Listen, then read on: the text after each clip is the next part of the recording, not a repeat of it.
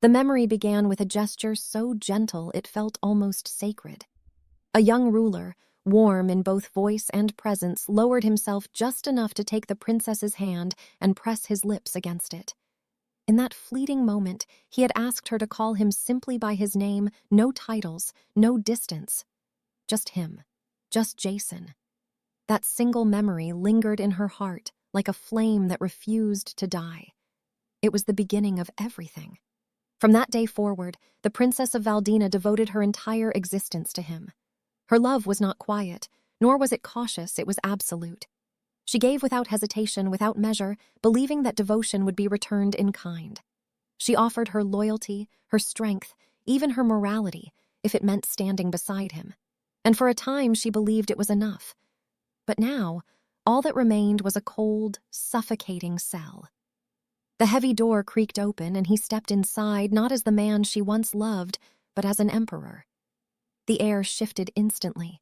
Authority replaced warmth, and the distance between them became suffocating. At her cry of recognition, a knight lashed out with fury, condemning her for daring to speak his name so freely. Yet Jason silenced the man with nothing more than a subtle gesture, as though her voice, even now, still held some faint right to exist.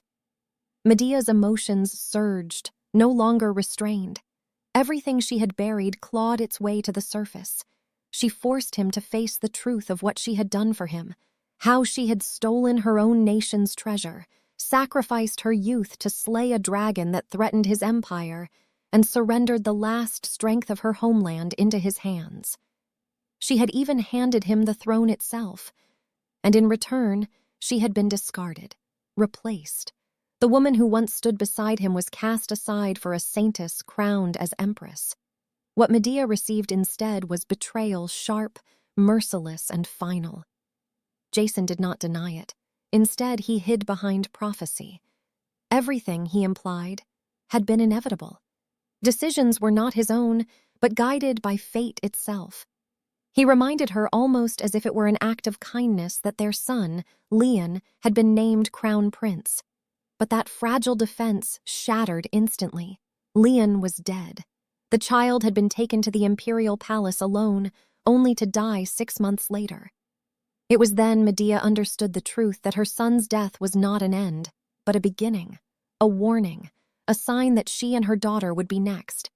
And Jason confirmed it without remorse. Another prophecy had surfaced, one that declared Medea and her daughter as harbingers of ruin for the empire. He spoke of it as justification, as if destiny itself demanded their deaths. Burning them at the stake would have been the rightful punishment, he claimed, but instead he had chosen mercy, an easier death, a final kindness born from what little affection remained. Yet even then, he found fault in her.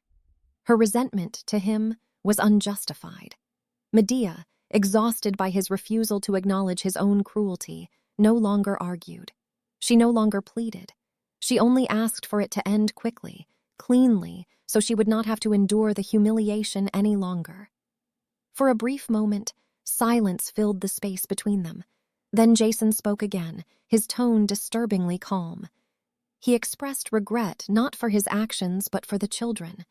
Their fate, he admitted, was unfortunate, but he reassured her in the same breath that she would not be alone in death. There was comfort, he implied, in that.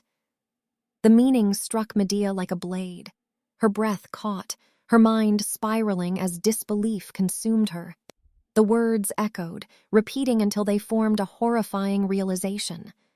Her daughter Leah, whom she had desperately tried to save. Before she could fully grasp it, another presence entered the cell. Verna. Relief surged for only a heartbeat before it twisted into dread. Medea had entrusted her with everything her daughter's life, her only remaining hope. Verna should have been far away by now, beyond the Empire's reach, crossing the border to safety. But she wasn't, and the truth came quickly. Verna had not run. She had chosen loyalty not to Medea, but to the Emperor. Betrayal, in her eyes, was unthinkable. Serving him was righteousness itself. Even now she spoke as though she had done the right thing, as though Medea would understand. Jason, watching it all unfold, added only that the children would understand as well. That was when something inside Medea broke completely. Her voice tore through the cell, no longer restrained by fear or sorrow. She condemned him not as a ruler, but as something far worse than any beast. Because even beasts, she cried out, would never harm their own offspring. Her grief was raw, unfiltered, consuming her entirely. But the knights silenced her again, their loyalty blind and absolute. Jason turned away, already finished with her. To him, this was nothing more than a concluded matter. He spoke of generosity as if allowing her to live this long was proof of it. Before leaving, he offered a final farewell, one that felt more like a closing remark than a goodbye. He would remember her contributions, he said, as though that alone could erase everything else. Then, with complete indifference, he walked out. Verna lingered behind, her expression unreadable. She spoke softly of the Emperor's kindness, praising him as though the scene that had just unfolded was an act of grace. Then she did something that shattered the last fragile piece of Medea's heart. She tossed a small red pouch onto the ground. Medea's hands trembled as she picked it up. The fabric was familiar, painfully so, and as she held it, the memory she had tried so desperately to protect came flooding back. Her daughter's voice, crying, begging not to be sent away. A child who trusted her mother completely. And now, all that remained of that child was this. The pouch slipped into Medea's grasp as grief consumed her entirely. No screams came now, no anger, no defiance, only the crushing weight of a mother who had lost everything.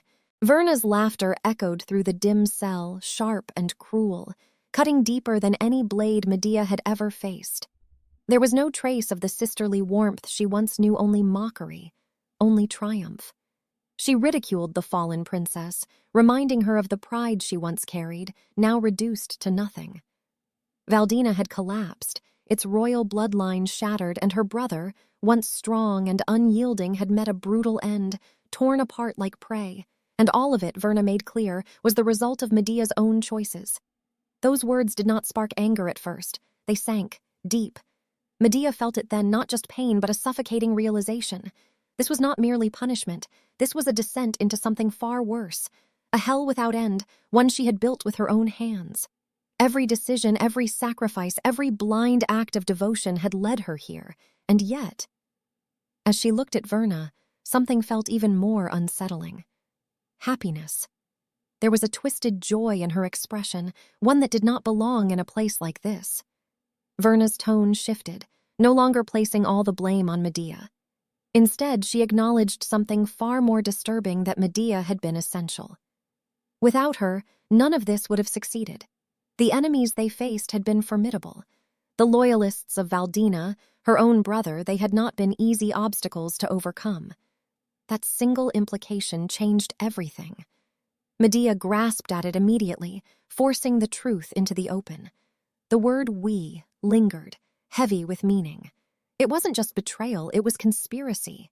Jason, Verna, her entire family, they had all been working together. The memory resurfaced with painful clarity the moment she had been persuaded to hand over the philosopher's stone, believing it was for Jason's sake. That had been the turning point, or so she thought. Verna shattered even that fragile assumption. It hadn't started there. It had never started there. From the very beginning, before Medea could even recognize it, her entire life had been controlled. Every step, every choice, every path she believed she had carved for herself had already been laid out by unseen hands. She had never been free, not once. She had been nothing more than a piece on a board, a pawn moved exactly where they needed her to be. And the rewards for this carefully orchestrated game were now clear. Verna's father would ascend as king of Valdina, ruling over the ashes Medea had unknowingly created. And Verna herself would rise even higher, becoming empress consort of the empire. Everything had been calculated. Everything had been taken. And Jason had been part of it all along. The weight of that truth settled heavily inside Medea. Not shock, because even that had begun to fade, but something colder, something emptier, together. That single realization echoed within her, hollow and endless. Verna, however, saw no reason for sorrow. She spoke as though this was a gift, as though Medea should find comfort in what awaited her. Death, she implied, would reunite her with the family she had longed for. But Medea no longer listened. Her lips pressed together, trembling not with fear but with a fury so deep it threatened to consume what little remained of her. She carved her hatred into memory, into soul, into something far beyond this lifetime. She would not forget. Not Verna, not her family, not a single one of them. That vow became the only thing holding her together. Verna noticed, and immediately the atmosphere shifted. There was urgency now, irritation. A command was given, sharp and impatient, directing the knights to act without delay. They moved swiftly, seizing Medea and forcing her down against the cold stone floor. Her struggles were meaningless against their strength. Still, she did not stop. Even as they pinned her down, even as their grip tightened, she forced the names out: Jason, Virna, Claudio, etching them into her final moments as if carving them into fate itself. Verna's voice rose again, demanding restraint, demanding control, ensuring Medea could not resist what was coming. Then the poison was forced into her. It burned. Her body convulsed, rejecting it, fighting it, but the damage had already begun. Blood rose to her throat as the venom spread, tearing through her from within. Yet even then, especially then, Medea refused to fall into silence. Her voice, though weakened, carried something far stronger than pain. Conviction. She acknowledged the truth of her own failure, that her sins, born from foolish devotion, could never be repaid. Not even with death. Not even across countless lifetimes. But that was not the end. It was a beginning. Her hatred, her regret, her unrelenting will, they would not fade with her life. She would return, again and again if necessary. She would tear them apart, piece by piece, no matter how long it took. Blood spilled from her lips as her body began to give in, but her resolve only grew sharper.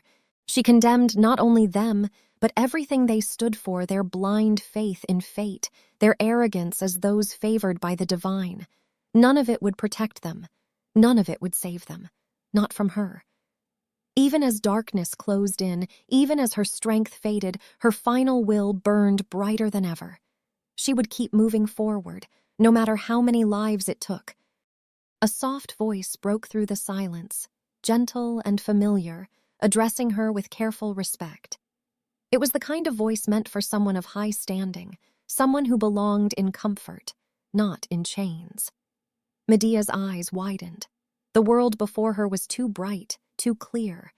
A maid stood nearby, admiring the tiara placed upon Medea's head, asking for her thoughts as if this were an ordinary morning. But Medea did not respond. She could not. Her gaze was locked onto the mirror in front of her, her reflection staring back at her like a stranger. There was no pain. That alone was enough to shake her. Her body felt light, untouched, as though it had never suffered. Just moments ago, she had been at the edge of death, her body broken, her breath fading. She remembered the weight of it, the weakness, the countless wounds that had covered her like scars of a lifetime spent in sacrifice. But now, there was nothing. Her hands were smooth, unmarked. The scars she had earned through blood and battle were gone without a trace. The exhaustion that had clung to her bones had vanished. This was no illusion born from suffering. It was far too vivid. A thought surfaced, terrifying and impossible all at once. This was not the afterlife. This was something else entirely, something that should not have been possible. The realization struck her like lightning. She might have returned. The name escaped her before she could stop it. Her brother. The one she had lost. The one whose death had carved regret deep into her soul. She demanded to know where he was, her voice carrying urgency that the maids could not understand. Confusion spread among them. They exchanged glances, unable to comprehend why she would ask such a thing. To them, nothing had happened. Everything was as it should be. Another maid stepped forward, attempting to reassure her, explaining that the king was alive and well. The words were simple, almost casual, but to Medea they shattered everything she thought she knew. Alive. Her brother was alive. She rose to her feet immediately, unable to stay still for another second. She had to see him. She had to confirm it with her own eyes. Nothing else would be enough. The maids tried to stop her, their voices filled with concern. They spoke of an injury, of a fall that might have confused her mind. One even suggested calling for the royal physician. But Medea dismissed it all. None of it mattered. There was only one truth she needed to confirm. She moved quickly through the corridors, her steps unsteady at first, as though her body was still adjusting to this unfamiliar state. The castle stretched before her, both familiar and distant, like a memory brought to life. Her pace quickened. Down the spiral staircase she went, deeper and deeper into the palace. The air grew colder, heavier, as she descended toward a place few were allowed to enter. A hidden chamber, reserved only for those of royal blood. She knew this place. She remembered it clearly, and when she reached the massive door at the very bottom, her hand trembled before she could even touch it. A memory forced its way back into her mind. Her brother's voice, filled with quiet sorrow, telling her that their homeland was no longer a place of safety. She had blamed herself, knowing that her choices had led them to ruin. If only she had not given away the philosopher's stone. If only she had chosen differently. But he had not blamed her. Even in the face of everything, he had only wanted her to live, to be happy. The memory tightened around her chest, threatening to pull her back into despair. But this time was different. Medea steadied herself, forcing a slow breath as she pushed the past aside. She reminded herself that this was not the same ending. Not yet. Then she opened the door. The chamber revealed itself in silence, untouched and unchanged. And there, exactly where it should be, was the object that had once decided everything. The philosopher's stone. It was still there. The sight of it brought tears to her eyes before she could stop them. Her legs gave out beneath her as the weight of realization crashed down on her. This was real. This was not a dream, not a punishment, not an illusion. This was a second chance. If the stone was here, then everything that had gone wrong had not yet happened. She could still change it. She could still save him. Her brother would not have to die. The thought consumed her, overwhelming and powerful, filling her with a desperate hope she had long believed was gone forever. But as she held on to that hope, another set of memories surfaced. Voices, familiar voices. Verna's concerned tone, speaking of Jason's suffering, painting a picture of a man in agony who could only be saved by the stone. Her uncle's persuasion, soft yet insistent, calling the stone nothing more than a temporary loan, something she could return once peace was restored. They had spoken of her brother's understanding, of a future where everyone would be happy. They had spoken of love, of care, of trust. And behind those words had been nothing but deception. More voices followed, overlapping, repeating the same sentiments in different forms. They claimed to care for her, to act in her best interest, to want what was best for her future. They urged her again and again to hand over the philosopher's stone.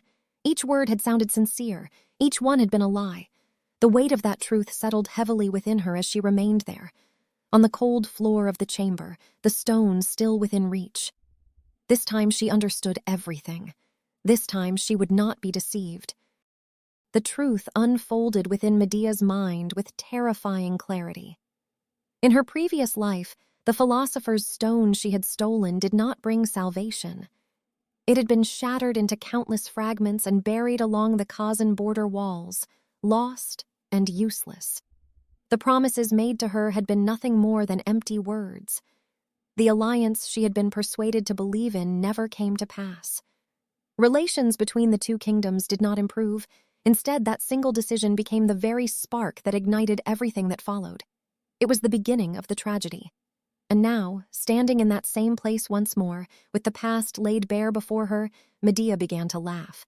The sound echoed unnaturally, sharp and unrestrained, as if something deep within her had finally broken free. There was no joy in it, only the madness of someone who had seen the end of her own story and been forced to relive its beginning. Slowly, she lowered herself to her knees. her hands pressed against the cold floor, grounding herself in the reality she had been given once again. This was not a dream, not a fleeting illusion. This was real. She bowed her head, offering herself not to any person but to something far older, to the ancestors of Valdina, to the unseen forces that watched over the land, to the gods and spirits who had granted her this impossible return. Her lips touched the floor where the philosopher's stone rested beneath. Gratitude filled her, heavy and sincere, not for what she had lost, but for what she had been given again. A final chance. When she rose, there was no hesitation left in her. The weakness that once defined her decisions had burned away completely. In its place stood something unyielding, something sharpened by regret and forged through suffering.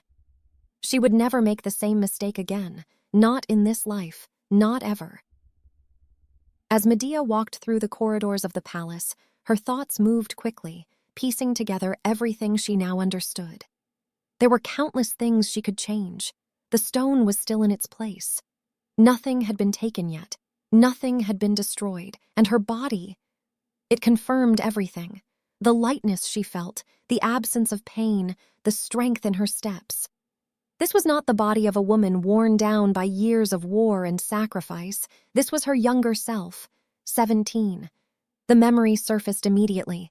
A tea party, a fall from her horse, the moment that had marked the beginning of another quiet loss.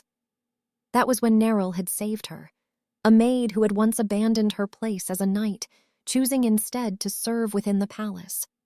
On that day, Neril had thrown herself forward without hesitation, taking the fall that should have ended Medea's life. But when Medea had awakened, Neril was gone. The explanation she had been given at the time returned to her now, each word sharper than before. Neril had left of her own will, claiming she would rather die than continue serving a royal with no future. She had spoken of the palace as a place not worth staying in, a place beneath her. At the time, Medea had accepted it. But now it made no sense. Neril was not the kind of person who would leave without a word. Not like that. Not after everything. The inconsistency lingered, growing heavier with each step. Then voices reached her. Maidservants speaking carelessly, unaware of who might be listening. They spoke of something happening within the palace at that very moment. One of the princess's maids was being harshly reprimanded, torn apart under the authority of the head maid. The reason given was simple, an excuse, the recent accident. As the conversation continued, more details surfaced. The maid in question was not ordinary. She had once been a knight, someone who had willingly given up that position to serve in the palace. Her strict nature had made her unpopular, especially with the head maid, who had been waiting for an opportunity to remove her. This was that opportunity. Even though she had saved the princess's life, even though everyone had witnessed it, none of it mattered. Authority would twist the truth as needed. No one would dare oppose it. The pieces fell into place instantly. Medea moved without hesitation, stepping directly into their path. The maids froze in shock, their voices cutting off the moment they saw her. Fear replaced their casual conversation as they stood before her, unable to react. Medea did not waste a single moment. Her question was direct, leaving no room for confusion. The maids hesitated, uncertain, their fear evident as they struggled to respond. But Medea already understood. Everything was clear now. What happened to Neril had not been coincidence. It had been arranged. Her uncle's influence, his reach, his control, it had extended even here, even to something as small as removing a single person who might have stood in the way. The realization hardened something inside her even further. She would not allow it to happen again. Her voice, when she spoke again, carried no uncertainty. It was steady, commanding, leaving no room for refusal. She gave a single order. And this time, she would see it with her own eyes. The two maids moved in silence, their earlier confidence gone, replaced by unease as they guided Medea through the palace. Each step felt heavier than the last, as if they too sensed that something was about to shift. When they reached the door, all three of them stopped. From inside, the sound of a voice rang out, sharp and merciless. Jenna's anger filled the room, her words laced with impatience and cruelty. She was demanding submission, insisting that all it would take was a single admission, a simple agreement to leave. No one would question it. No one would suspect anything. There would be no need for further suffering if only obedience was given. But beneath that demand was something darker. She made it clear that resistance would lead nowhere. Death was inevitable if the defiance continued. Silence answered her, and that silence only made her angrier. Her voice rose again, mocking, taunting, ridiculing the very loyalty she was trying to break. She painted the suffering as meaningless, blaming it on the choice of serving the wrong master. Each word struck harder than the last, and when words were no longer enough, the sound of the whip followed. Again and again. Outside the door, Medea did not move. She listened. Every word, every strike, every cruel implication settled into her with terrifying clarity.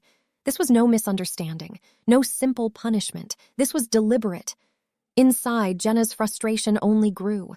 The refusal to yield, the refusal to even respond, was something she could not tolerate. She raised the whip once more, prepared to strike again, but it never landed. A hand stopped it. The room fell into stunned silence as Medea stepped forward, her presence alone enough to shatter the momentum of the scene. Jenna froze, shock overtaking her composure as she recognized who stood before her. Medea's grip tightened around the whip, taking it from her without hesitation. Neril, battered yet unbroken, lifted her gaze in disbelief. Even in that state, she still carried herself with quiet discipline, though confusion flickered across her expression at Medea's sudden appearance. Without a word of comfort, without a pause, Medea cast the whip aside. It struck the ground with force, snapping back just enough to lash across Jenna's face. The sound was sharp, unexpected, and for the first time, the one who had been delivering pain felt it herself. Jenna's outrage surfaced immediately, demanding to know what this meant, what Medea thought she was doing. But Medea's response came without hesitation. The authority in her voice cut through the room, turning the accusation back on Jenna. The question was simple, but it carried weight. Who had given her the right to take someone who belonged to the princess and punish her like this? Before Jenna could respond, another presence entered. The head maid. She stepped forward as though she had been waiting for this moment, her composure perfectly intact. Without fear, without apology, she claimed responsibility. The order had come from her. Medea turned her attention to her immediately. There was no confusion in her gaze, only a cold assessment. What she saw was exactly as she remembered. A woman who had risen not through merit, but through alignment with power. Someone who acted as the hands and feet of the Duke Regent, using her position to manipulate and control the inner palace. Someone who had worked tirelessly to isolate Medea, to brand her as reckless and unworthy. And now she stood here, justifying cruelty as duty. The headmaid spoke calmly, as if nothing improper had occurred. She urged Medea to rest, to avoid straining herself after her recent injury. She dismissed the situation as something beneath concern, ordering the other maids to escort Medea away, as though this matter was already settled. But Medea did not move. Instead, she brought the truth into the open. Her voice remained steady as she pointed out what had just happened. A maid under her authority had been punished in secret, without trial, without judgment, without any regard for fairness. It was not discipline. It was lawlessness. The head maid did not waver. She defended her actions without hesitation, claiming that Neril had failed in her duties and caused harm to the princess. According to her, the punishment was not excessive but lenient. Everything had been done in service to Valdina. Everything had been done as expected. She even went as far as to imply that Medea herself lacked understanding, that she still required guidance to properly grasp such matters. And once again, she attempted to end it. She ordered the maids to escort Medea away. But something had changed. Medea did not yield. Her gaze sharpened, her thoughts aligning with the clarity she had gained from the life she had already lived. The more she listened, the more the contradictions revealed themselves. So she pressed further. She questioned the very foundation of the headmaid's authority. Serving Valdina, she pointed out, meant serving the king above all else. Not the queen dowager, not the duke regent, not any other figure within the palace, regardless of their bloodline, only the king. That was where loyalty should lie. The question that followed was simple, and yet it carried enough weight to silence the room. The headmaid did not answer. For the first time, her composure faltered. The other maids noticed it immediately. Confusion spread among them, their voices hesitant but growing bolder as they questioned what should have been obvious. If loyalty belonged to the king, then why was there hesitation? Why was there no clear answer? Inside, the headmaid's thoughts raced. The situation had become dangerous. The Duke Regent's influence was vast, but so was his suspicion. There could be eyes everywhere, ears listening for the slightest misstep. A wrong answer here could carry consequences far beyond this room. And yet silence was just as dangerous. Before she could recover, before she could craft a response that would protect her position, the sound of impact rang out. Medea's hand struck the table. The force of it cut through the tension like a blade, pulling every gaze back to her.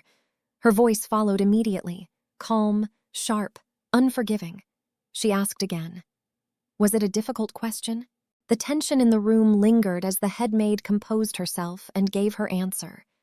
She claimed that the question had only caught her off guard because of its simplicity, then firmly declared that her loyalty belonged to His Majesty, King Pelias. Medea accepted the answer without hesitation. She affirmed that the statement was correct, then immediately pressed further. She pointed out the contradiction in the headmaid's actions, questioning why a maid personally left at her side by the king was being treated in such a manner. She brought attention to the accusation itself, asking whether Neril had truly caused her harm, or if that claim was nothing more than a fabrication. Then she forced the matter to its limit. She demanded that the headmaid stand by her own words, invoking the loyalty she had just declared.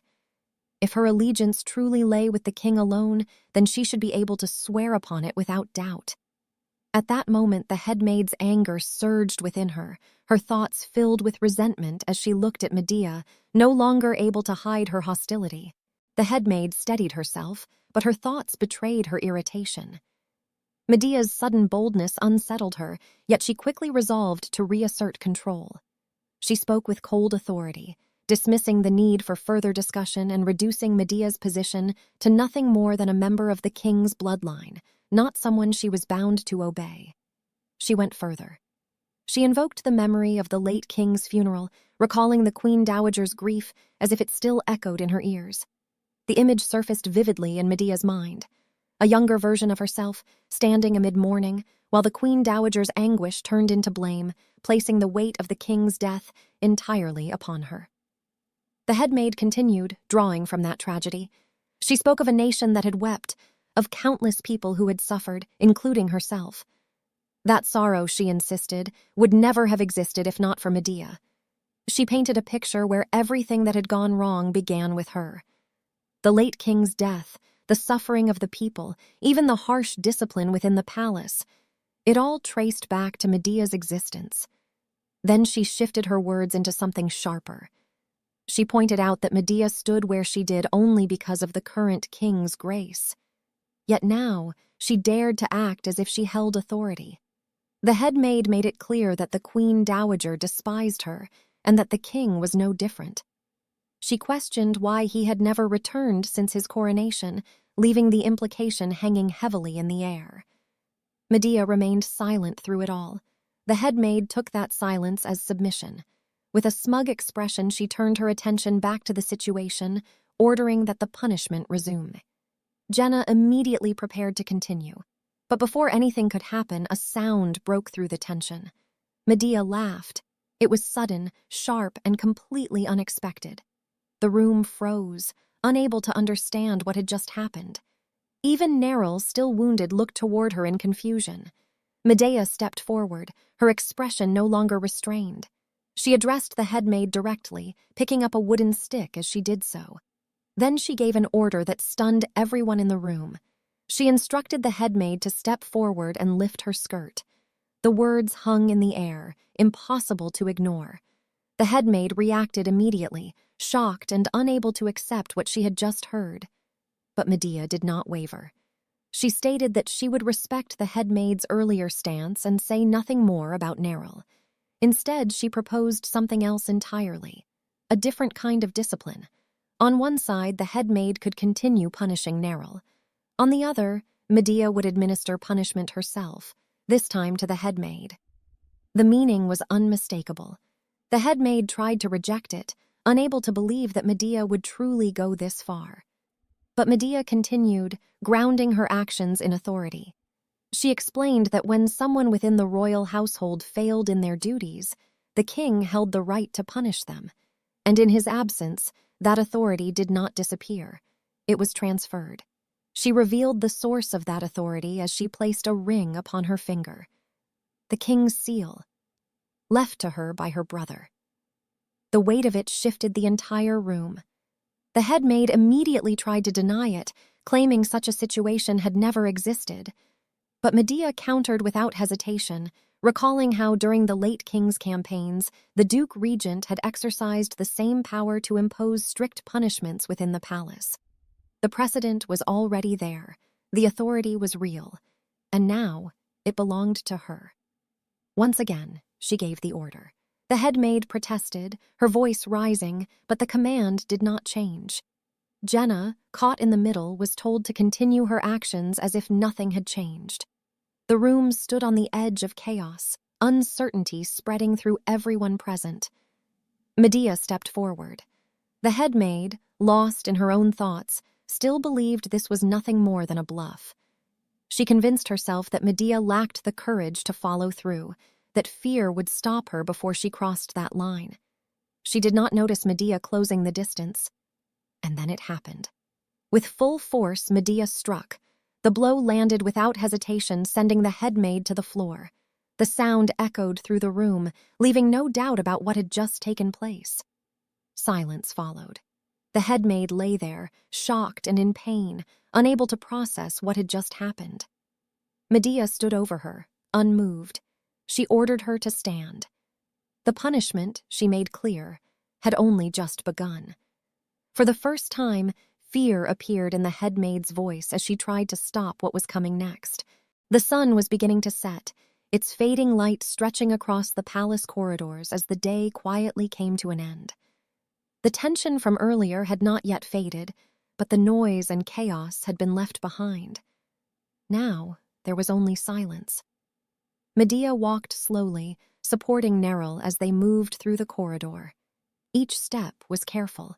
Neril's body, battered and weakened, leaned against her for support.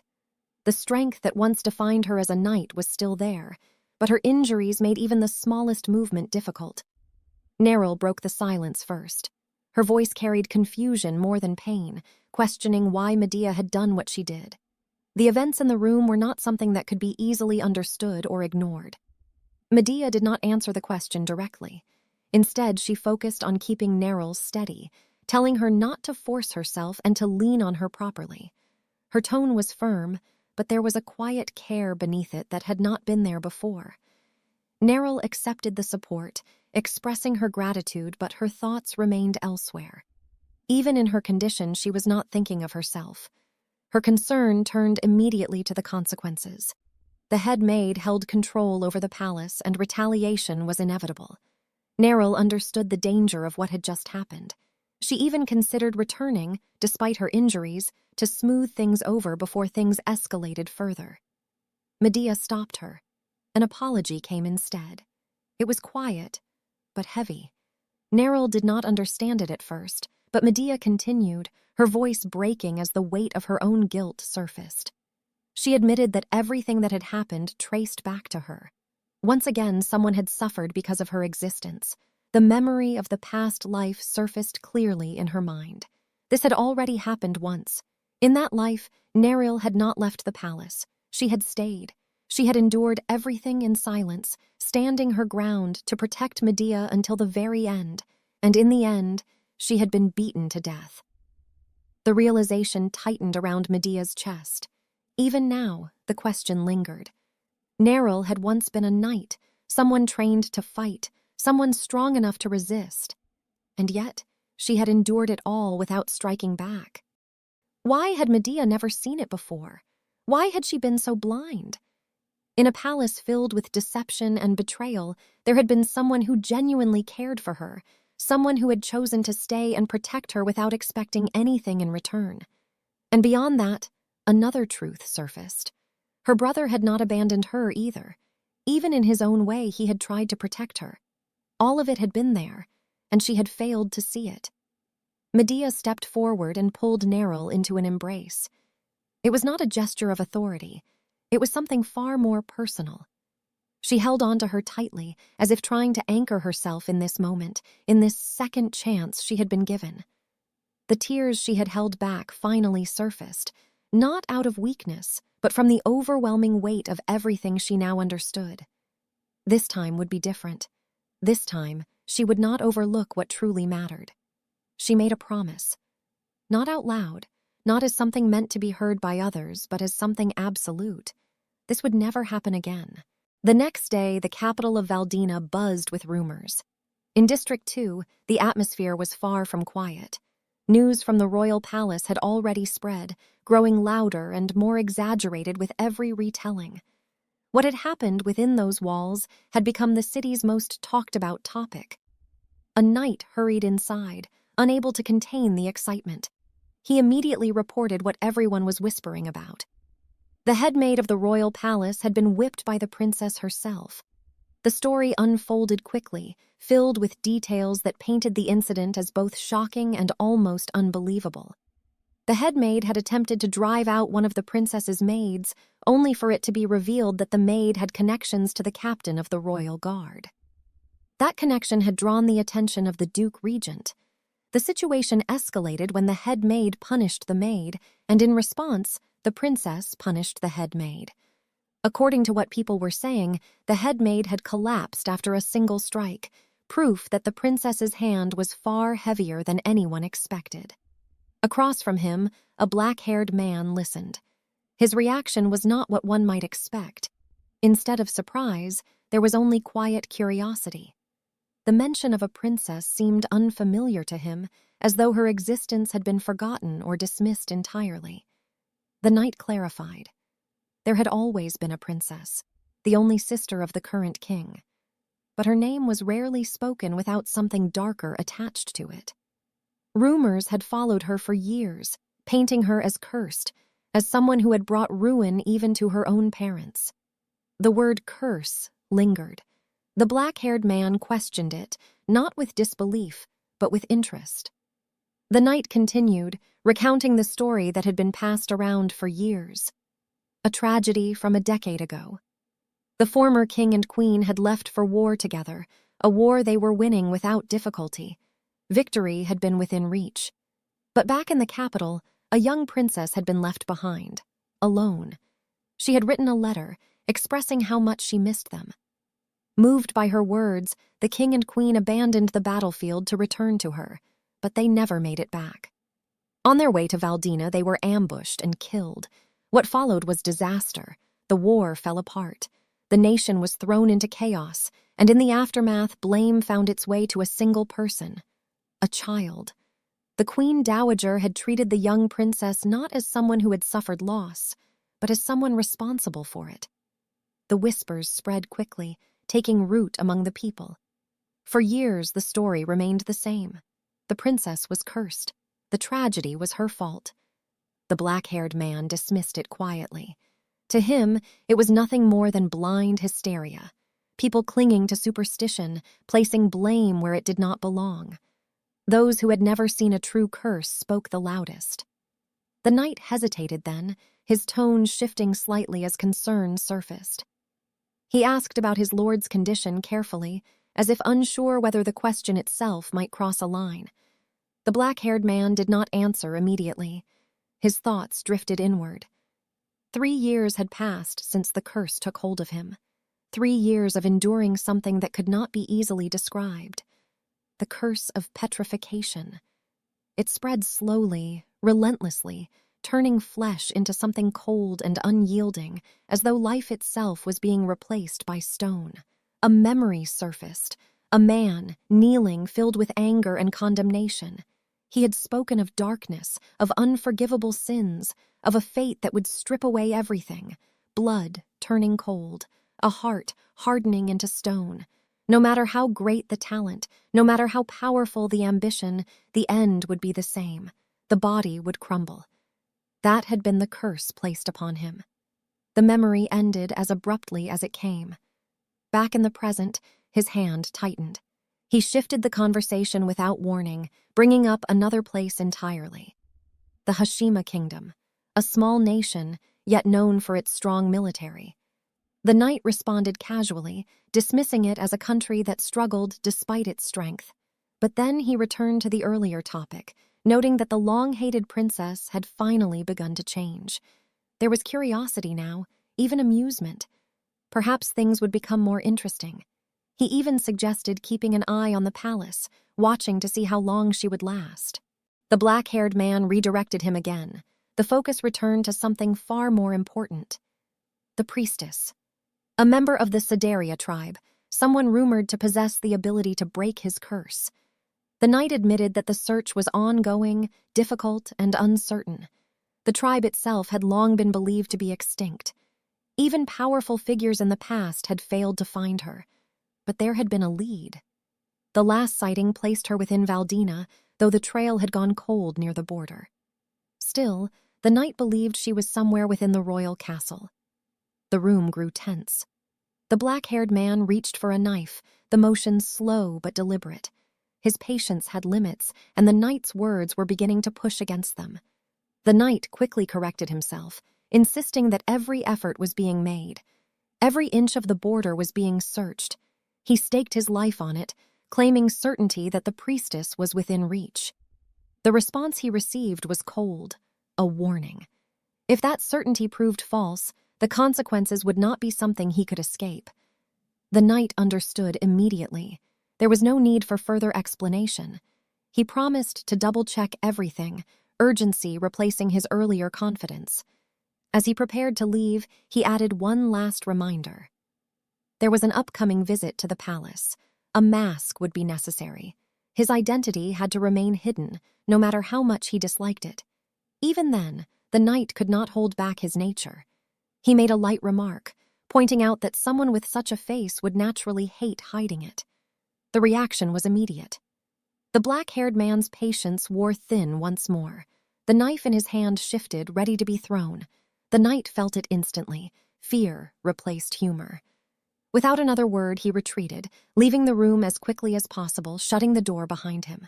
Inside the princess's palace, the atmosphere was quiet, almost fragile. Medea stepped into the room where Neril lay resting. The aftermath of the previous day still lingered, but here, there was a rare moment of stillness. She moved closer to the bed, her gaze settling on Neril's sleeping form. Her breathing was steady, her body finally at rest after everything she had endured. Medea observed her carefully. There were no broken bones. That alone brought a small sense of relief. With time, Neril would recover. She would be able to stand again, to move, to wield the sword she loved so much. That mattered, because in this vast and suffocating palace, Neril was not just a servant. She was the first person Medea had truly found, her only ally. That realization settled firmly within her. If nothing else, if for no other reason, Medea knew what she had to do. This palace, this place that had once been filled with manipulation and quiet cruelty, had to change. Completely. And the first step was already clear in her mind. Mariyu. Before she could act further, the sound of hurried footsteps broke through the silence. They were loud, unrestrained, carrying none of the discipline expected within the palace. The door burst open. Mariyu entered, her anger already spilling over. She demanded answers immediately, her voice filled with frustration as she questioned what she had done wrong. She insisted that she had only followed instructions, that she had gone to deliver a message as told. Medea turned her attention to her calmly, asking about the disturbance. Mariyu continued without restraint. She reminded Medea of the tea party, of the accident, of the ideals Medea had once spoken about. Fairness, justice, words that now seemed meaningless to her. She described how she had been struck without warning and how, upon returning, she discovered her room had been reassigned, replaced by Neril. Medea's response did not match the anger in front of her. Instead, she observed the injury on Mariu's face and told her to treat it. The concern sounded simple, almost detached. When Mariu hesitated, Medea even offered to apply the medicine herself, which only deepened the confusion. Mariu faltered. She had not expected this. Inside Medea's mind, the truth was already clear. Mariu had long enjoyed favor without earning it, protected only by her connection as the nanny's daughter. Her arrogance, her lack of discipline, her disregard for her position, Medea had overlooked it all in the past. She had convinced herself that Mariu was loyal, but that illusion had already been shattered once before. In another life, Mariu had betrayed her. She had traded Medea's life for her own gain. That memory remained sharp, yet here she stood, complaining over something as small as a room. Mariu's voice rose again, insisting that it had been her space, demanding an explanation for the decision made without her consent. Medea responded without hesitation. She questioned whether she truly needed permission to care for her own people. Mariu tried to backtrack, but it was too late. Medea's tone hardened. She pointed out the growing insolence, making it clear that Mariu's behavior had crossed a line. She dismissed her from duty, instructing her to rest, as if the conversation had already ended. But Mariu could not accept it. Inside, resentment boiled over. The balance she had grown used to was gone. The princess she once believed she could control was no longer the same. In her frustration, she clung to the past, to the belief that Medea was weak, someone beneath her despite her title. She reached out, attempting to stop Medea from leaving. And in that instant, everything changed. A sharp movement cut through the air. Mariu froze. A strand of her hair fell. Shock replaced anger as she realized what had just happened. The blade had come close enough to make its point without hesitation. The silence that followed did not last long. Mariu's anger returned, sharper than before, her voice rising as she demanded to know if Neril had lost her mind. The shock of what had just happened quickly turned into outrage, her pride unable to accept what she had just experienced. But she did not get the chance to act on it. Neril stepped forward without hesitation. Even in her injured state, her movements were precise, controlled. The blade in her hand moved swiftly, stopping just at Mariu's neck. The edge pressed close enough to make the threat undeniable. There was no tremor, no uncertainty in her stance. Her warning was clear. Any further attempt to touch the princess without permission would not go unanswered. The consequences would not be small. Mariu froze. Fear replaced anger almost instantly. The reality of the situation sank in as she felt the cold edge of the sword against her skin. Whatever confidence she had moments ago disappeared completely. She turned and fled, clutching her neck as if trying to protect herself from a danger that still lingered. The room fell quiet again. Medea looked toward Neril, noting what had just happened. Despite everything, despite her injuries, Neril had risen and acted without hesitation. She questioned her, pointing out that she should still be resting. But Neril dismissed it. To her, this was nothing. Medea observed her closely. Even injured, even restricted to using only one arm, there had been no opening, no weakness in her movements. Her strength was undeniable, her skill evident in the way she handled the situation. This was not someone ordinary. This was someone who could stand on equal footing with the strongest knights. That realization settled firmly in Medea's mind. Then she spoke. From that moment on, Neril would no longer remain in the background. She would serve directly at Medea's side, attending to her personally. Neril accepted without hesitation. Medea continued immediately, giving her next command. All the maids of the princess's palace were to be gathered. All the maids of the princess's palace stood gathered, their expressions mixed with curiosity and unease. The atmosphere was different from before, as if everyone could sense that something within the palace had begun to change. Medea stood before them, calm and composed, and announced the reason for calling them all together. She began reassigning their duties, directing specific maids to take charge of her dresses and personal grooming. The chosen maids reacted with surprise, exchanging glances as they tried to process what was happening. Quiet whispers followed, spreading quickly among them. The sudden change was seen as unexpected fortune, especially with the growing rumor that Mariyu had been cast aside. Before the murmurs could settle, another maid stepped forward, raising a concern. She reported something unusual that had happened while collecting the day's supplies.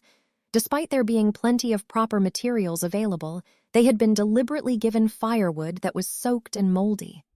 Another maid confirmed it, adding that the regular palace staff had been instructed to stay away from the princess's quarters entirely. The intent was clear. Medea recognized it immediately. She pointed out the timing without hesitation. After what had happened the day before, retaliation had already begun. The head maid was making her move. The maids began whispering again, their voices carrying both shock and curiosity. The rumors had already reached them. The story of the head maid being struck had spread, and now they were seeing the consequences unfold. Medea did not deny it. Instead, she addressed them directly. She made it clear that this palace belonged to her, and everyone standing before her were her people. It would not have mattered who had been in Neril's place. Her actions would have been the same. But she did not ignore the reality of the situation. The head maid's resentment ran deep, and it would not end easily. The days ahead would be difficult for all of them. She apologized. The words were simple, but they carried weight. Then, without hesitation, she opened a large chest. Inside, jewels gleamed under the light, drawing every eye in the room. The maids were momentarily stunned, their attention captured by the sudden display. Medea spoke again. She made her stance clear. She had no intention of backing down. If she gave in now, it would only encourage further abuse. It would send a message that their lives could be controlled and taken without consequence. That was something she would not allow. Even if her power was limited, she refused to stand by and watch them suffer the same way. One by one, she handed out the jewels. Not as a display of wealth, but as a form of support, a way to strengthen their resolve for what was to come. She told them to endure for now. At the right time, she would involve her uncle and shift the balance. Until then, she asked for their patience, framing herself not as a ruler above them, but as someone flawed, someone aware of her own past mistakes. The response was immediate. The maids rejected the idea of resentment. They had seen her actions, heard her words, and understood her intentions. Instead of fear, something else began to form. Loyalty. They declared their willingness to stand by her no matter what the head maid might do. Medea accepted it, quietly. And with that, the foundation of her palace began to change. When the others had left, only Medea and Neril remained in the room. The silence returned, but this time it carried something deliberate. Neril was the first to speak. She pointed out the nature of the maids who had just left, recognizing them for what they were. They were not loyal servants, but the kind who carried information beyond the palace walls, spreading whatever they heard. Giving them such valuable jewels in her eyes had been excessive, especially for people like them. Medea did not deny it. Instead, she revealed that it had been intentional. She explained that removing them was necessary, and this was the method she had chosen. Neril questioned her further, pointing out the obvious outcome. The maids would not keep what they had been given. They would sell the jewels the moment they had the chance. Medea confirmed it calmly. That was exactly what she wanted. Each piece she had given away had originally come from her uncle. They were large, eye-catching stones, meant to appear valuable, but lacking refinement. Gifts presented under the guise of affection, yet designed to shape her image. Through them, she had been painted as extravagant, wasteful, a princess undeserving of respect. That image had never been accidental. It had been created, and now she would use it. Medea explained that rumors would begin to spread soon. The question was not whether they would, but how far her uncle would go to suppress them. By letting those jewels leave the palace, she was setting something into motion. The cost was small compared to what she intended to uncover. Days passed, And just as she expected, the rumors began. The market filled with jewels once known to belong to the princess. Their sudden appearance raised questions immediately. Alongside them came whispers, spreading from one place to another, growing with each retelling. It became known that the ones selling the jewels were the princess's own maids. That alone was enough to stir curiosity. Why would a princess give away her valuables so easily? Why would her own servants be the ones profiting from them? The questions did not stop there. As the rumors spread, another truth followed closely behind. The treatment within the palace did not improve. The headmaid's actions continued, just as harsh as before. Though she maintained discretion, the growing attention made it harder to hide what was happening. And the maids who had benefited from the jewels did not remain silent. Their voices carried further now, sharper than before, spreading details that might have once been ignored. Their words, fueled by both gain and resentment, added more weight to the growing whispers. The image of the royal palace began to shift.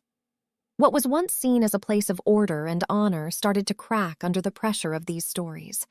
The idea of insubordination took hold, spreading alongside the rumors. And at the center of it all was a single narrative that refused to disappear. The headmaid was tormenting the princess, exactly as Medea had intended. The retaliation against the princess had intensified. The headmaid's methods were harsh and calculated, no different from the cruel tactics used elsewhere. Food had been tampered with, bedding treated to attract insects, and discomfort had been made constant and unavoidable. At the same time, the rumors spreading through the capital had grown more extreme, turning into exaggerated stories that bordered on horror. It was no longer simple gossip. It had become something much larger. The knight added that someone had even been planted inside the princess's palace. The black-haired man listened, noting that there might still be something useful hidden within all of it. The knight continued, describing the princess as someone barely holding on. He mentioned that she had begun giving away the jewels she received from the Duke Regent, distributing them to her maids.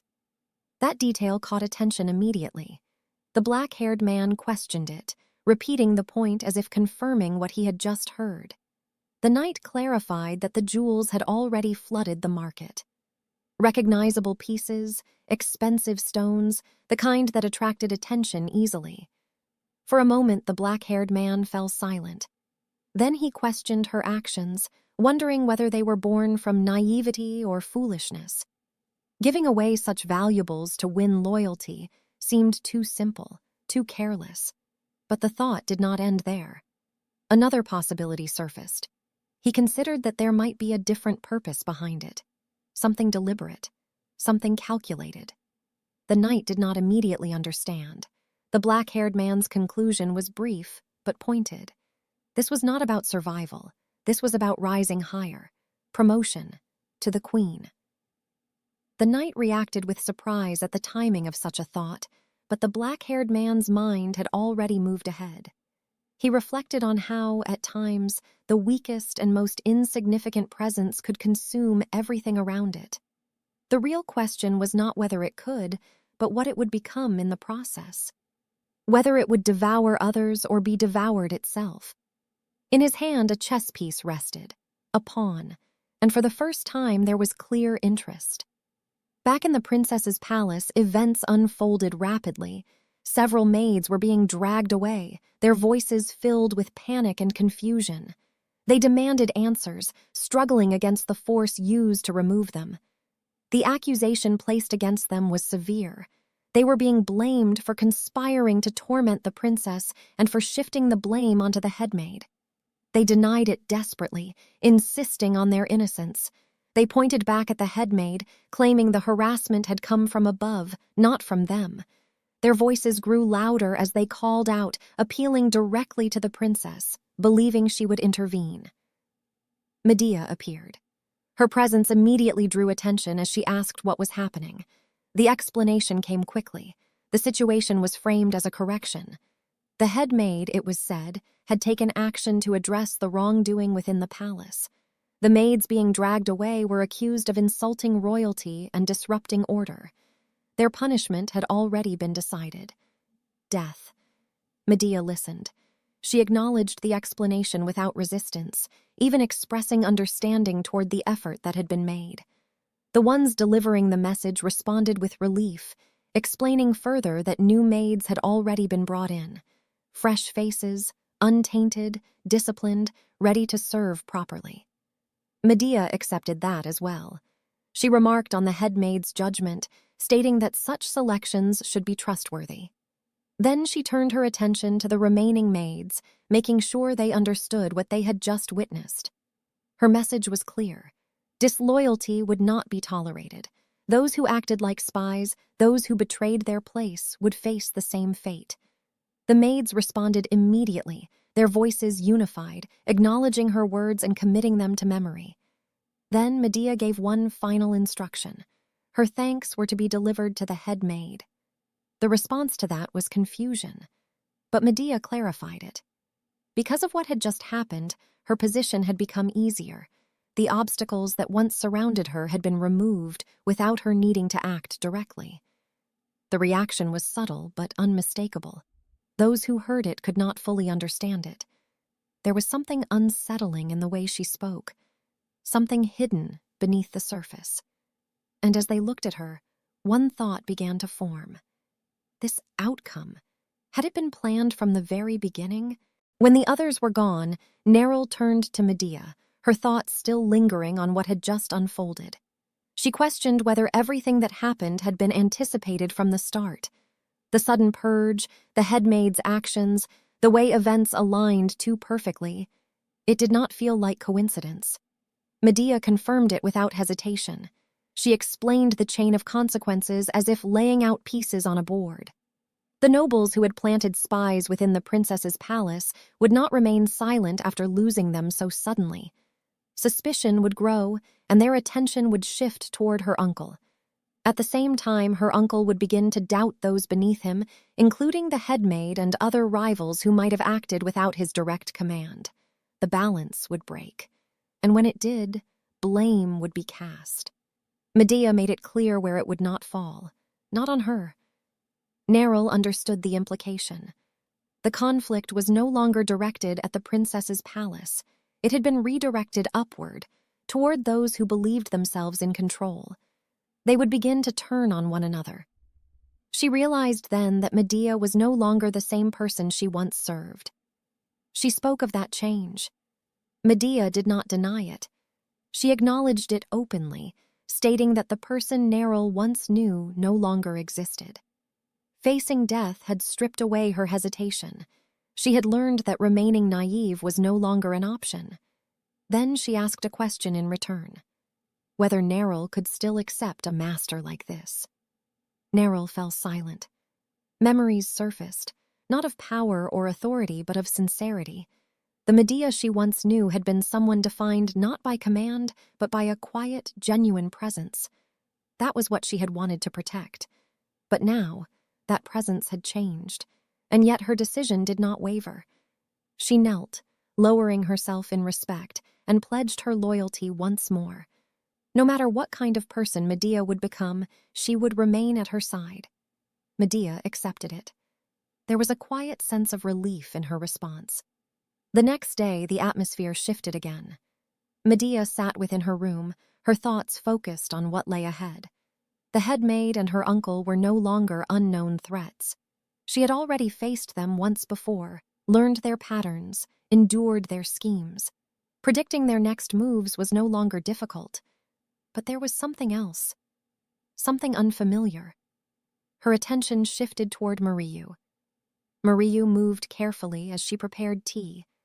Her actions controlled but lacking the confidence she once had. Then, suddenly, the cup slipped from her hands and shattered against the floor. She reacted immediately, apologizing and attempting to recover the situation, offering to prepare another cup. Medea observed her closely. This was different. In the past, this moment had never existed. This behavior, this reaction, it was something new. Mariu had managed to avoid being caught in the earlier purge, hiding when it mattered most. Now, she stood here unharmed, trying to regain favor. Her actions made sense. Fear had driven her here. Mariyu continued, explaining the tea she had prepared. It was something she knew Medea preferred. Something she had taken care to make exactly as before. She even described the effort she had gone through, gathering the ingredients herself, enduring discomfort to do so. The cup was offered again. Medea hesitated. For a brief moment she was caught off guard, the familiarity of the situation clashing with everything she now knew.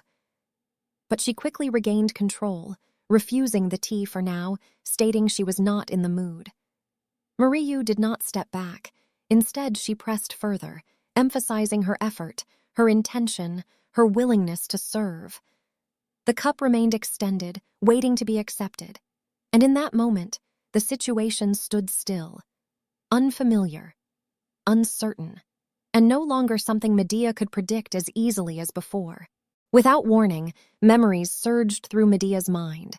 The present blurred as fragments of her past life forced their way in. The moment she had been held down, the poison forced into her mouth returned with painful clarity. The voices echoed again. A command urging someone to pour it in without delay, another voice dismissing what had happened to the children. Then the memory of her daughter calling out to her. The weight of it broke through. Medea reacted immediately. Her refusal came out sharp and filled with anger as she struck Mariyu's hand away. The teacup fell and shattered on the floor, the liquid spilling across the ground. Her voice followed, harsh and unyielding, questioning how many times she needed to repeat herself. Mariyu tried to explain but failed to finish.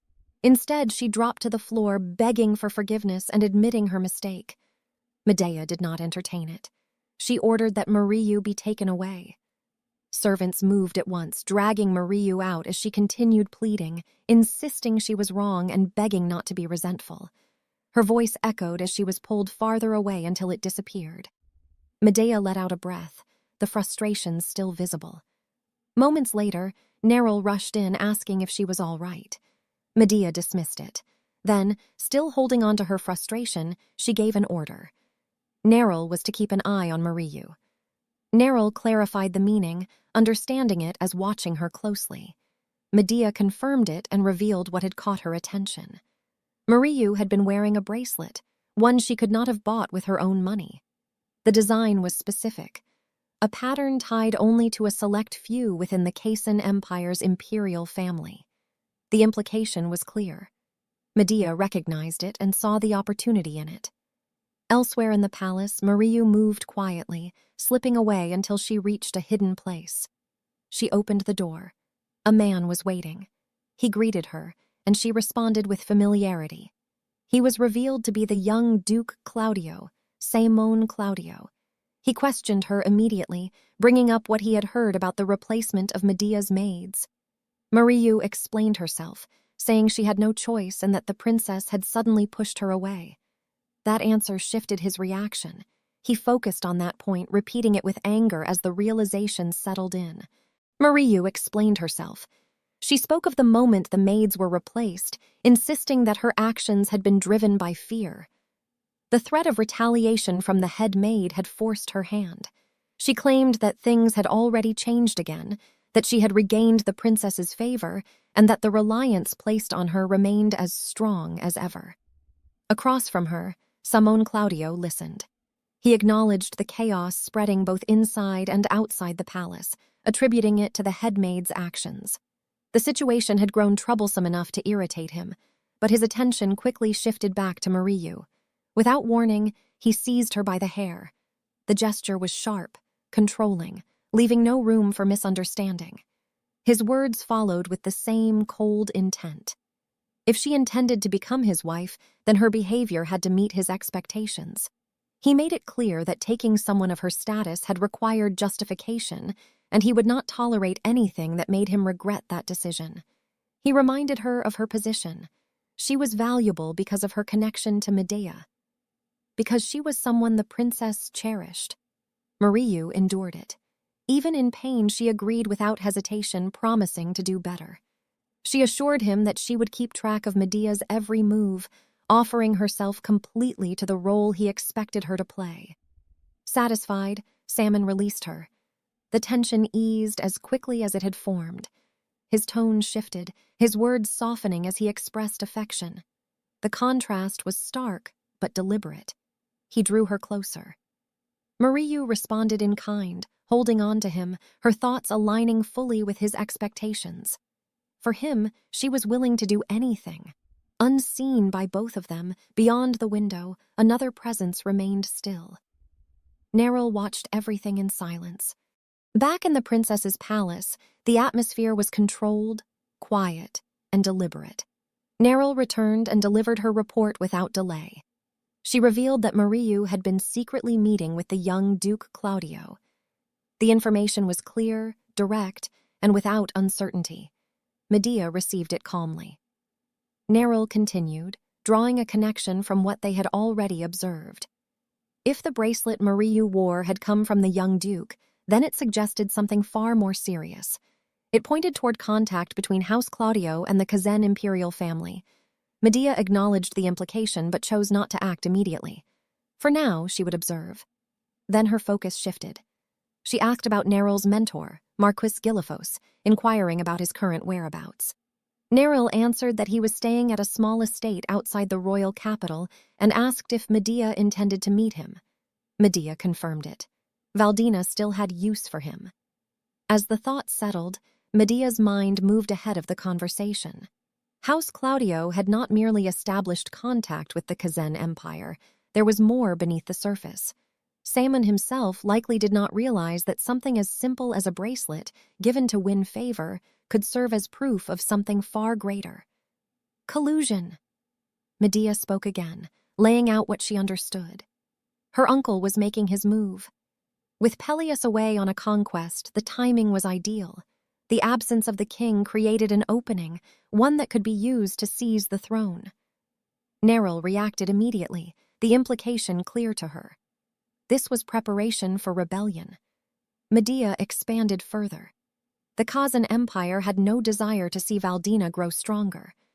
Peleus had entered the conquest war to escape their influence, but in doing so, he had placed himself in a vulnerable position.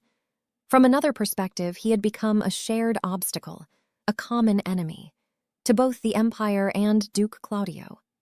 The pattern was familiar. In her mind, memories from her previous life surfaced. A harsh winter had once fallen upon Valdina, devastating the land. The Kazan Empire had offered aid, promising food to sustain the people. But at the last moment, that promise had been withdrawn under false pretenses. The result had been chaos. The people, desperate and starving, had turned their anger toward their own king. Blame spread quickly, and soon after, rebellion followed. But it had not been natural. It had been orchestrated. A false uprising, one led by forces planted by Claudio himself. Neril questioned the boldness of such actions, unable to ignore the risk. Even a powerful empire should hesitate before laying hands on another nation's king. Medea answered with certainty. That was precisely why it had to be stopped before it could begin. She identified the piece they needed. A marquise, once the captain of the royal guard, a man known as a savior of the nation. Someone whose presence could shift the balance. She gave the order. A secret meeting with Marquis Gilifos was to be arranged. Neril accepted without hesitation, ready to carry it out. And as everything began to move into place, Medea held on to one final thought. This time, nothing would unfold the way it once had. In this life, they would never make it past that wall alive. The following day, the atmosphere in the princess's palace shifted once more. A guest had arrived. Medea's aunt greeted her formally, her tone filled with concern as she approached. Medea responded in kind, acknowledging the time that had passed since their last meeting. But the formality did not last. Her aunt stepped closer, taking Medea's hand, asking not to be addressed so coldly.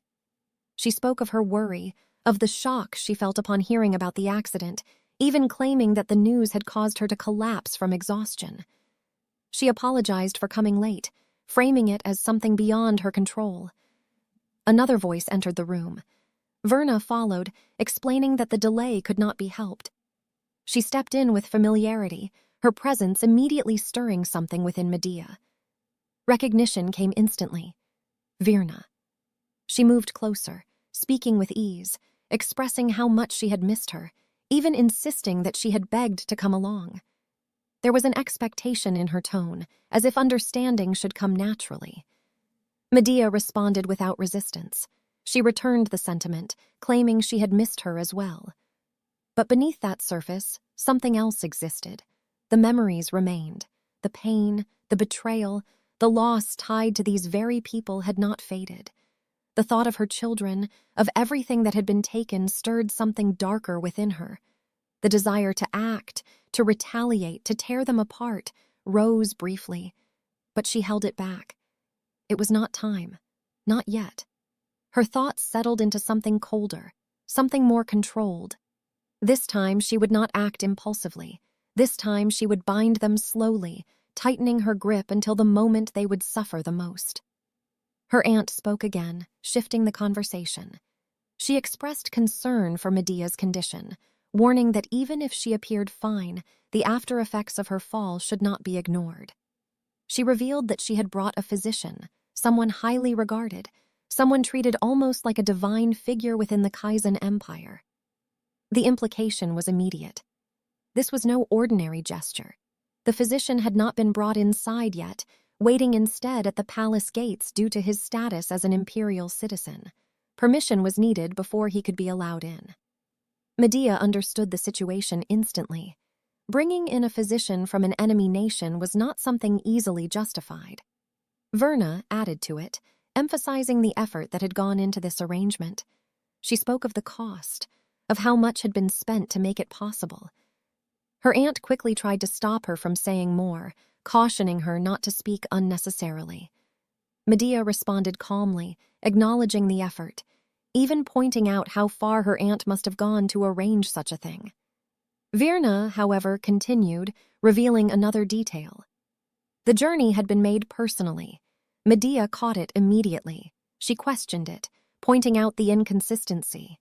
Traveling to the Kazan Empire while a war was ongoing and doing so with such speed was not something that could be easily approved. The involvement of the chancellor alone made it suspicious. Her aunt reacted sharply, cutting Verna off before she could say anything further. Then she returned to Medea, trying to smooth over the situation. She clarified that the physician was not brought directly in that manner, but was instead the personal doctor of an upcoming Kazan delegation, someone already on the way, someone whose presence could be justified. She reassured her, holding onto her hand once more. But Medea pulled away. The gesture was firm, deliberate. She acknowledged the explanation but refused the offer. The palace physicians had already declared her condition stable. There was no need for further attention, no need to accept what had been arranged. Her aunt's composure wavered.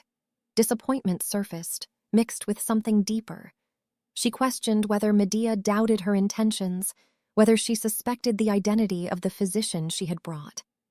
Her tone shifted, becoming emotional, almost wounded. She spoke of how she viewed Medea, as if she were her own daughter, questioning why she was being kept at a distance.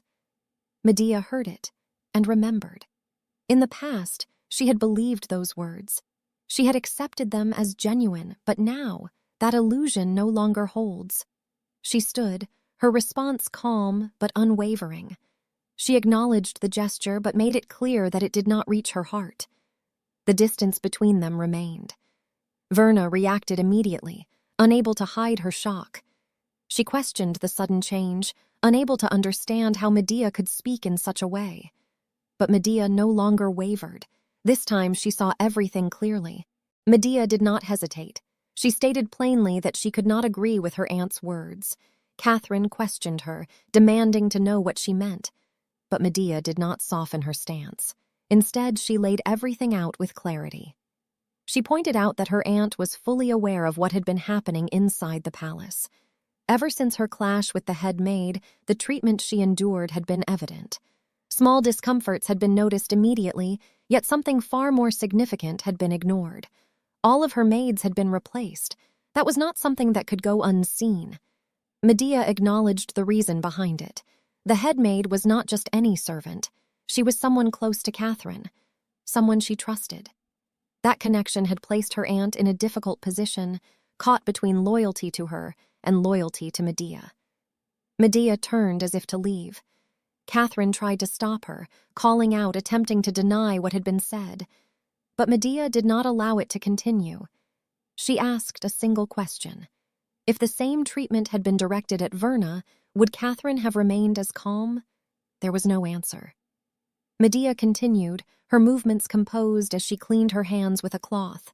Her words followed, steady and final. Catherine might consider her as a daughter, but that feeling would never be mutual. That distance could not be closed, and that truth, more than anything, was disappointing. She looked back at them one last time and gave a clear instruction. They were to leave. She had no desire to see either of them any longer that day. The handkerchief slipped from her hand and fell to the floor. Without another word, Medea walked out of the room. She did not look back. Behind her, Catherine called out again, trying to stop her, but it was too late. The distance had already been set. The moment the door closed, her expression changed. Anger surfaced. She turned her frustration toward Verna, blaming her for speaking carelessly and worsening the situation.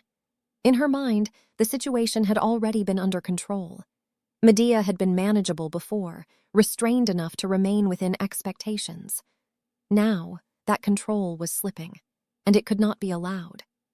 Her thoughts sharpened, focusing on what needed to be done next. The failure in her eyes lay partly with the headmaid. If things had been handled with more restraint, this shift might not have happened. A decision followed. The headmaid would be punished. Not just for discipline, but as an example, because losing control now was not an option. Inside Medea's room, the air was quiet, but not untouched. Mariu moved carefully, her actions deliberate as she carried out something hidden beneath the surface. She whispered to herself, urging haste as she reached into her coat and pulled out a handkerchief she had kept concealed. The moment she held it, disgust crossed her thoughts. The object felt repulsive to her, as if it carried something foul, something she could barely tolerate touching. Even so, she did not stop. Her mind ran through the plan.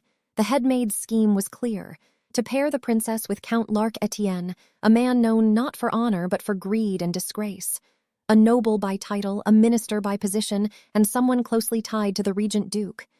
Yet behind that status was a reputation that inspired nothing but revulsion. Mariu understood exactly what this meant. By hiding that man's handkerchief inside Medea's private chamber, within her wardrobe, the outcome would be inevitable. Rumors would spread. Scandal would ignite. The princess's name would be dragged through it, tied to a man no one respected. It would not just damage her reputation, it would destroy her future. A scandal involving someone like Etienne would make any marriage impossible, regardless of her status. The humiliation alone would be enough to isolate her completely. Mariu held on to that thought. To her, it felt justified. She reminded herself that things had not always been like this. There had been a time when she stood close to the princess, when she held a place that mattered. But that position had been taken, replaced by Neril. Now, she was nothing more than someone pushed aside. Her resentment deepened. The memory of the headmaid's words surfaced again, guiding her resolve. There had been a promise. If she played her part well, she would be lifted from her current status, adopted into a noble family, given a new life, a new name, a new position, a path upward, and beyond that something more personal. Once she became a noble, she could stand beside Simone without hesitation, without shame. That future was within reach. She moved forward with the plan. The handkerchief was placed inside Medea's drawer, hidden where it would later be discovered. The act was done quickly and carefully, leaving no trace of hesitation. As she finished, she justified it once more. This was not betrayal in her eyes. She believed it had started with Medea. She believed she had simply been abandoned first. Unseen by her, beyond the room, another presence remained still. The following day, Neril returned with the results of her surveillance. She reported everything she had witnessed the previous night. Mariu had met with the headmaid, and afterward she had secretly entered Medea's bedchamber. There, she had hidden something inside the wardrobe. Medea listened in silence as preparations continued around her. Then Neril presented the evidence. She handed over the item that had been concealed in the wardrobe. It was a handkerchief. Medea examined it carefully. The name attached to it was enough to reveal its purpose: Count Etienne. The moment she recognized it, the situation became clear. The headmaid was running out of options. This scheme was not the action of someone in control, but of someone becoming increasingly desperate. Neril's reaction was immediate. The anger she felt was impossible to hide. She viewed the plot as unforgivable and offered a simple solution. If given the order, she was confident she could make the problem disappear entirely. Medea answered calmly.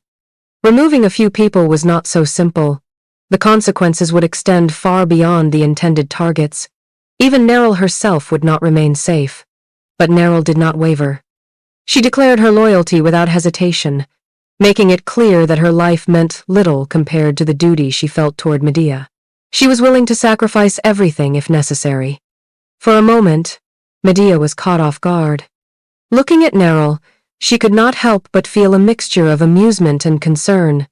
There was something incredibly straightforward about her. So sincere, so earnest, that it felt as though she might rush into danger the moment she was given the chance. Medea stepped closer and placed a hand on her shoulder. She urged her to calm down. This was not the time. Then she shifted the conversation. Earlier, Neril had spoken confidently about her ability to hide things. Medea brought that statement back up, and Neril confirmed it without hesitation. That answer was all Medea needed. Rather than simply destroying the trap that had been laid for her, she intended to use it. She moved toward her wardrobe and retrieved something from within. Neril immediately recognized it. The item was a bracelet. Medea explained where it had come from. One of the new maids had brought it to her, claiming Mariu had stolen it. When she attempted to return it, she realized something was unusual. The bracelet was far too valuable for Mariu to have acquired on her own. Yet Mariu had proudly spoken of it as a token of love. That detail mattered. The bracelet clearly belonged to someone else. And if it was going to be returned, Medea saw no reason to do so plainly. A better opportunity had presented itself. She instructed Neril to wrap the bracelet in Count Etienne's handkerchief and place both items inside Mariu's luggage. Neril understood immediately. The order was accepted without question. With the pieces prepared and the plan set into motion, Medea gave the signal to move forward. It was time to go. As preparations were completed, Medea turned her attention to the journey ahead. She confirmed that someone would be guiding them to the Marquis's mansion. Neril assured her that everything had already been arranged. The person waiting with the carriage was an old classmate of hers. Medea showed interest at once. If he was Neril's classmate, then he must also have been one of Marquis Gilliphos's disciples. Neril confirmed it. She described him as somewhat cocky, but undeniably talented. Despite his personality, she was confident that Medea would find him agreeable. Outside, the carriage was already waiting. The moment they arrived, the young man greeted them with casual ease. Instead of showing the usual reverence expected before royalty, he joked about seeing a princess use a side entrance. According to him, the knights only used that route when sneaking out. Medea quietly observed him. So this was the disciple Neril had spoken about. Confident, bold, and not particularly concerned with formalities. The young man continued speaking, remarking that he had almost expected Neril to emerge from some newly dug tunnel. He added that waiting a little longer was hardly a problem for someone as insignificant as himself. Neril immediately reprimanded him. She reminded him that the princess was standing right there and demanded that he show proper respect. The warning had little effect. He merely smiled. That reaction only made Neril more irritated, and she was ready to continue scolding him. But Medea stopped the matter before it could escalate. Inwardly, she found the situation almost amusing. Compared to the hostility, criticism, and contempt she had endured in her previous life, this level of insolence felt harmless. Almost charming. She calmly told Neril that it was fine. Then she greeted the young man herself and politely entrusted her safety to him for the journey to the mansion. The casual confidence vanished for a brief moment as he responded, clearly not expecting such a reaction. Without dwelling on it further, Medea stepped into the carriage. The destination had already been decided.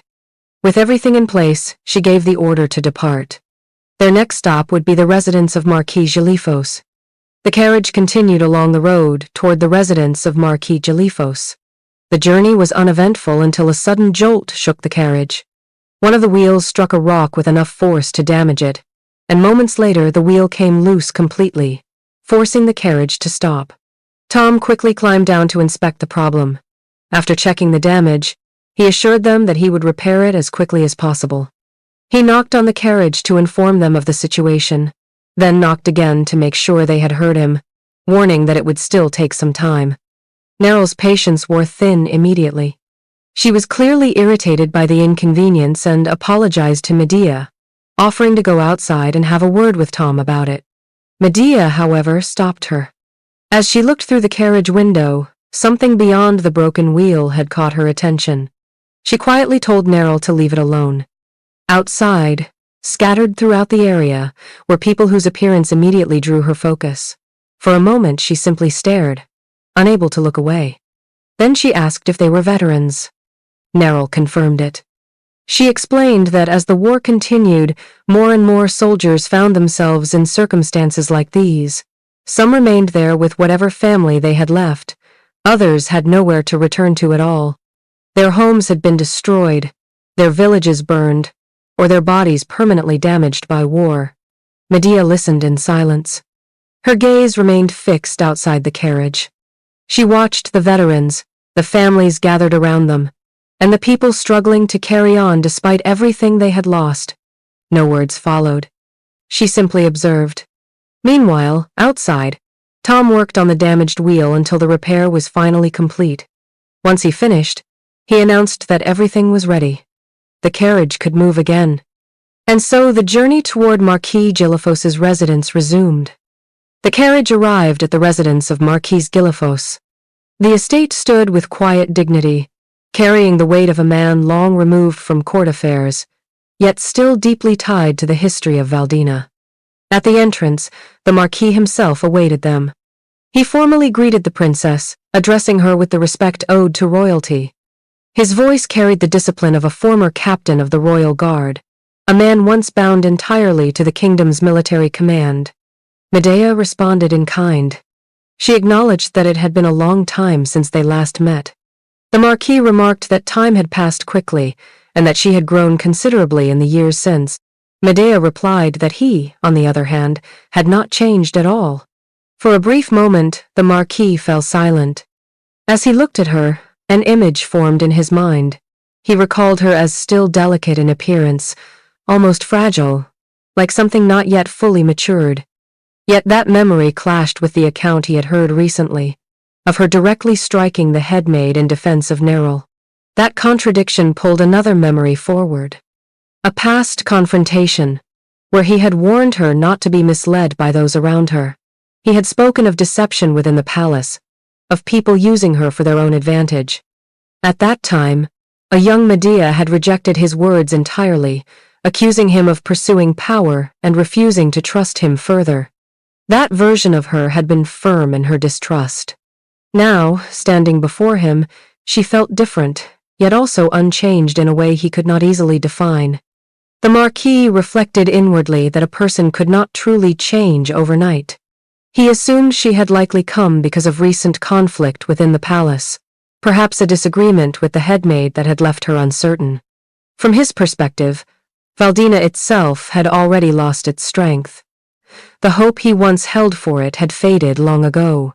Returning to the center of political power was something he had no intention of doing again. With that thought settled, he spoke plainly. He stated that pleasantries were sufficient. Since the princess had made the journey to see him, he would be honest in return. He had left state affairs behind and did not intend to return. He offered his apology for being unable to assist her. Medea listened without interruption. When he finished, she acknowledged his position. She stated clearly that she understood his intentions. But that was not the purpose of her visit. She then presented a scroll. Opening it, she revealed its contents without hesitation. It was her entire personal fortune. She explained her request simply. She wanted him to use it to oversee the construction of housing for veterans within the capital. The Marquis reacted first with visible confusion. He questioned what he had just heard, repeating the idea of housing within the capital, as if trying to confirm whether he had understood correctly. Medea did not hesitate. She asked why he was surprised. She reminded him that he himself had once taken action to make her aware of the existence of those people. The implication was clear. She had not been ignorant of them because she lacked awareness, but because her attention had been deliberately restricted. The Marquis responded with his own assumption.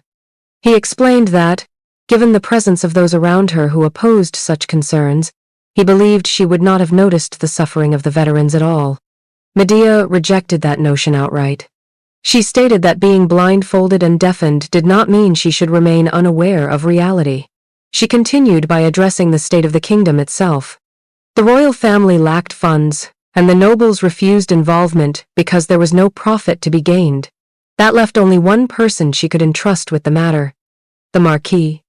His expression shifted as the conversation deepened. He pointed out the contradiction in her decision.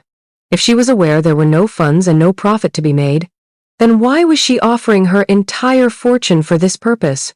Medea answered without hesitation. She declared that she was a princess of Valdina, and that she was simply fulfilling what such a position demanded of her. That answer left the Marquis silent. He froze, unable to respond. Within that silence, Medea's thoughts drifted elsewhere. She recalled her previous life, where prolonged hunger and hardship had slowly accumulated resentment among veterans. That resentment had not disappeared. It had grown over time until it turned toward the very nation they once fought for. Those who had once been heroes eventually became rebels, not out of ambition, but out of survival. That outcome was something she intended to prevent. She spoke again, acknowledging that she could have brought this matter to Chancellor Saseo. However, she pointed out that Saseo did not understand soldiers the way the Marquis did. That distinction mattered. She expressed her trust directly. She trusted his sincerity toward the people. The Marquis did not respond immediately. Instead, he set down his cup. The movement was quiet, but deliberate. And with that simple action, silence filled the room, stretching between them as the weight of her words settled in.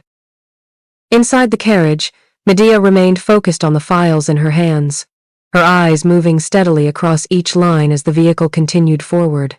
Neril watched her for a moment before speaking, her voice carrying concern as she asked whether Her Highness would truly be all right. Medea responded briefly, already beginning to set the documents aside as if preparing to conceal them from view, affirming that she was fine. But Neril did not seem convinced. She pointed out that, strictly speaking, the responsibility for the veterans belonged to the royal family. For Medea to use her personal funds instead of state resources was not a small matter. Medea countered immediately, questioning whether Neril was worried she would end up penniless. Neril answered without hesitation. If that were to happen, she stated plainly, she would support her. That response shifted the tone inside the carriage. Medea let out a quiet laugh, imagining a future where Valdina became stable while she herself went bankrupt, and Neril was the one taking care of her. She admitted that, in its own strange way, it did not sound entirely unpleasant.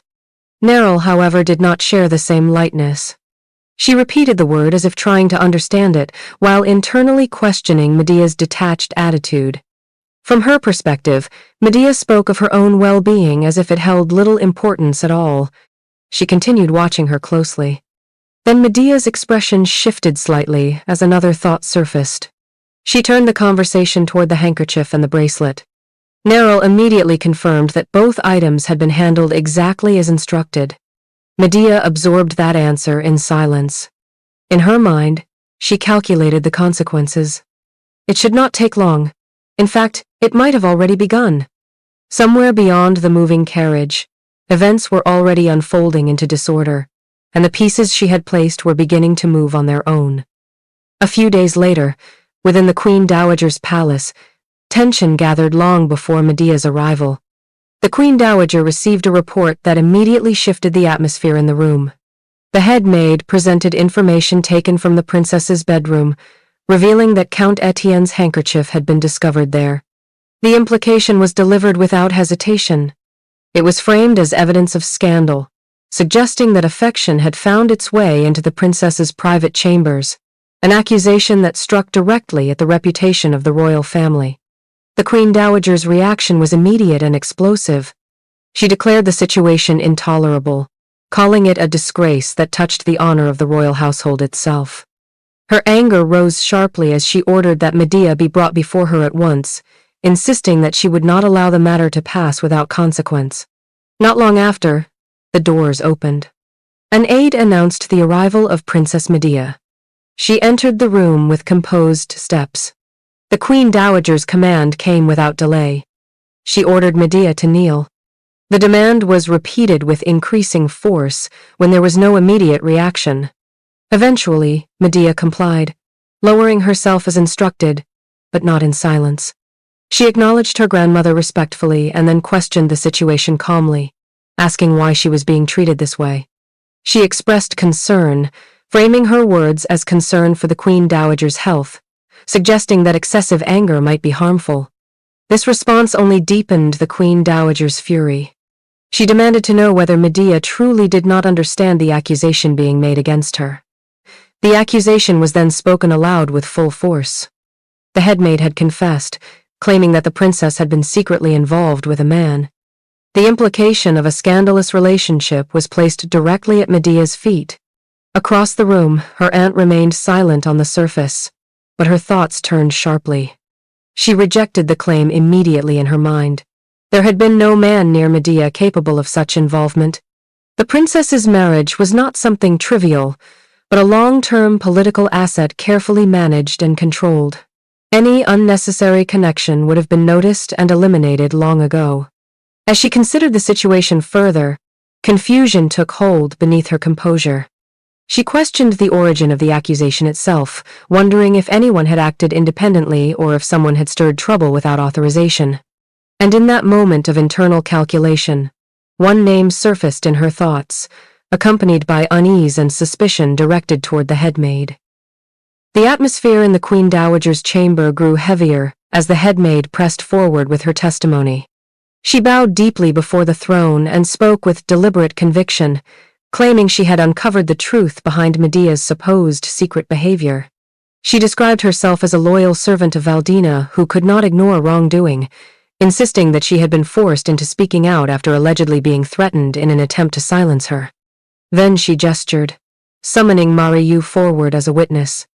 Mariu stepped into view and delivered her statement with visible distress. She identified herself as a maid of Princess Medea and claimed that she had been ordered to accompany the princess during visits to a lover. She added that whenever she attempted to object, she was cast aside. Her voice broke as she apologized to the princess in tears, presenting herself as someone burdened by guilt yet compelled to speak the truth. The Queen Dowager's patience broke at that moment. Her anger erupted as she questioned how the situation could possibly grow even more absurd, calling out Medea's name in frustration. But beneath the surface of Mariu's performance, her thoughts ran differently. She observed the Queen Dowager's rage and recognized its intensity, even noting the danger of the situation if it escalated further. She considered possible punishment, even imagining confinement, yet still justified her actions internally by shifting blame toward Medea for having distanced her first. Medea finally responded. She remained composed, stating that if she had committed a crime, she would accept punishment without resistance. However, she questioned the credibility of the accusations. She pointed out that the headmaid had recently been punished for violating royal law, and that Mariu had already been dismissed for repeated misconduct and lack of discipline. She calmly asked whether, under these circumstances, anyone could truly confirm the truth of their statements. The headmaid reacted immediately, raising her voice in disbelief at the denial despite what she called clear evidence. She then physically pulled Mariu forward, reinforcing her claim by forcing her to speak again. Mariu repeated her accusation, insisting that the handkerchief was proof of Medea's involvement with a lover and framing it as a treasured token. At that point, the Queen Dowager cut through the exchange.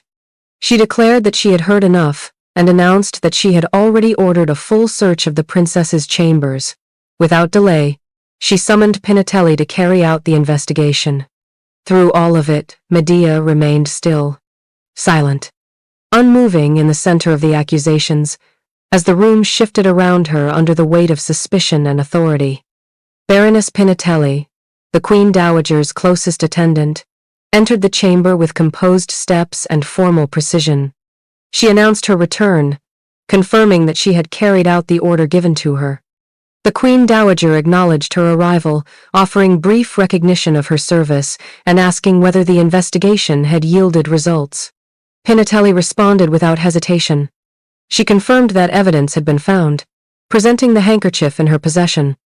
She identified it as belonging to Count Etienne Larc, a minister of the royal household. At that moment, the atmosphere in the room shifted. The headmaid and Mariu, who had earlier appeared confident, reacted with quiet satisfaction, their expressions suggesting they believed the situation had finally turned in their favor. But Pinatelli continued speaking. She delivered a critical clarification. The location where the item had been discovered was not the princess's chambers. The Queen Dowager immediately questioned this, her tone sharpening as the implication became unclear. Pinatelli then revealed the full detail. The handkerchief had been found in the maid's quarters.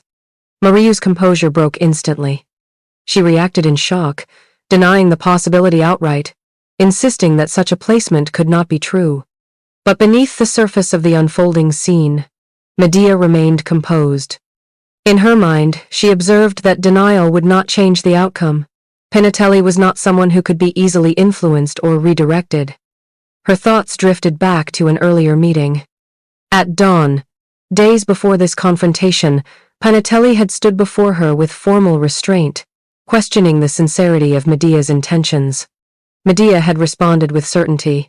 She confirmed she knew of Pinatelli's past, specifically the unjust execution of her father, a former minister of the royal household. That crime had been falsely attributed, and the true instigator had been the regent duke himself.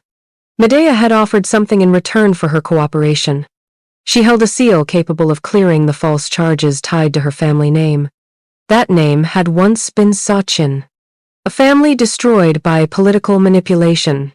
It was that truth, and that promise of restoration, that had bound Pinatelli's loyalty beyond influence. Back in the present, Pinatelli remained unwavering. The truth she presented stood fixed in the chamber, dismantling the narrative that had been carefully constructed. Medea simply smiled as the pieces aligned exactly as she had anticipated. Returning to the present moment, the Queen Dowager's chamber remained locked in tension as Baroness Pinatelli continued her report. She directly challenged Mariu, questioning whether she denied ownership of the bracelet now being presented as evidence. At that instant, Mariu's composure shattered. The bracelet had been placed before her, and her shock was immediate and unguarded. She reacted loudly, demanding to know why it was there and how it had entered the investigation. Pinatelli maintained control of the exchange. She confirmed that the bracelet indeed belonged to Mariu.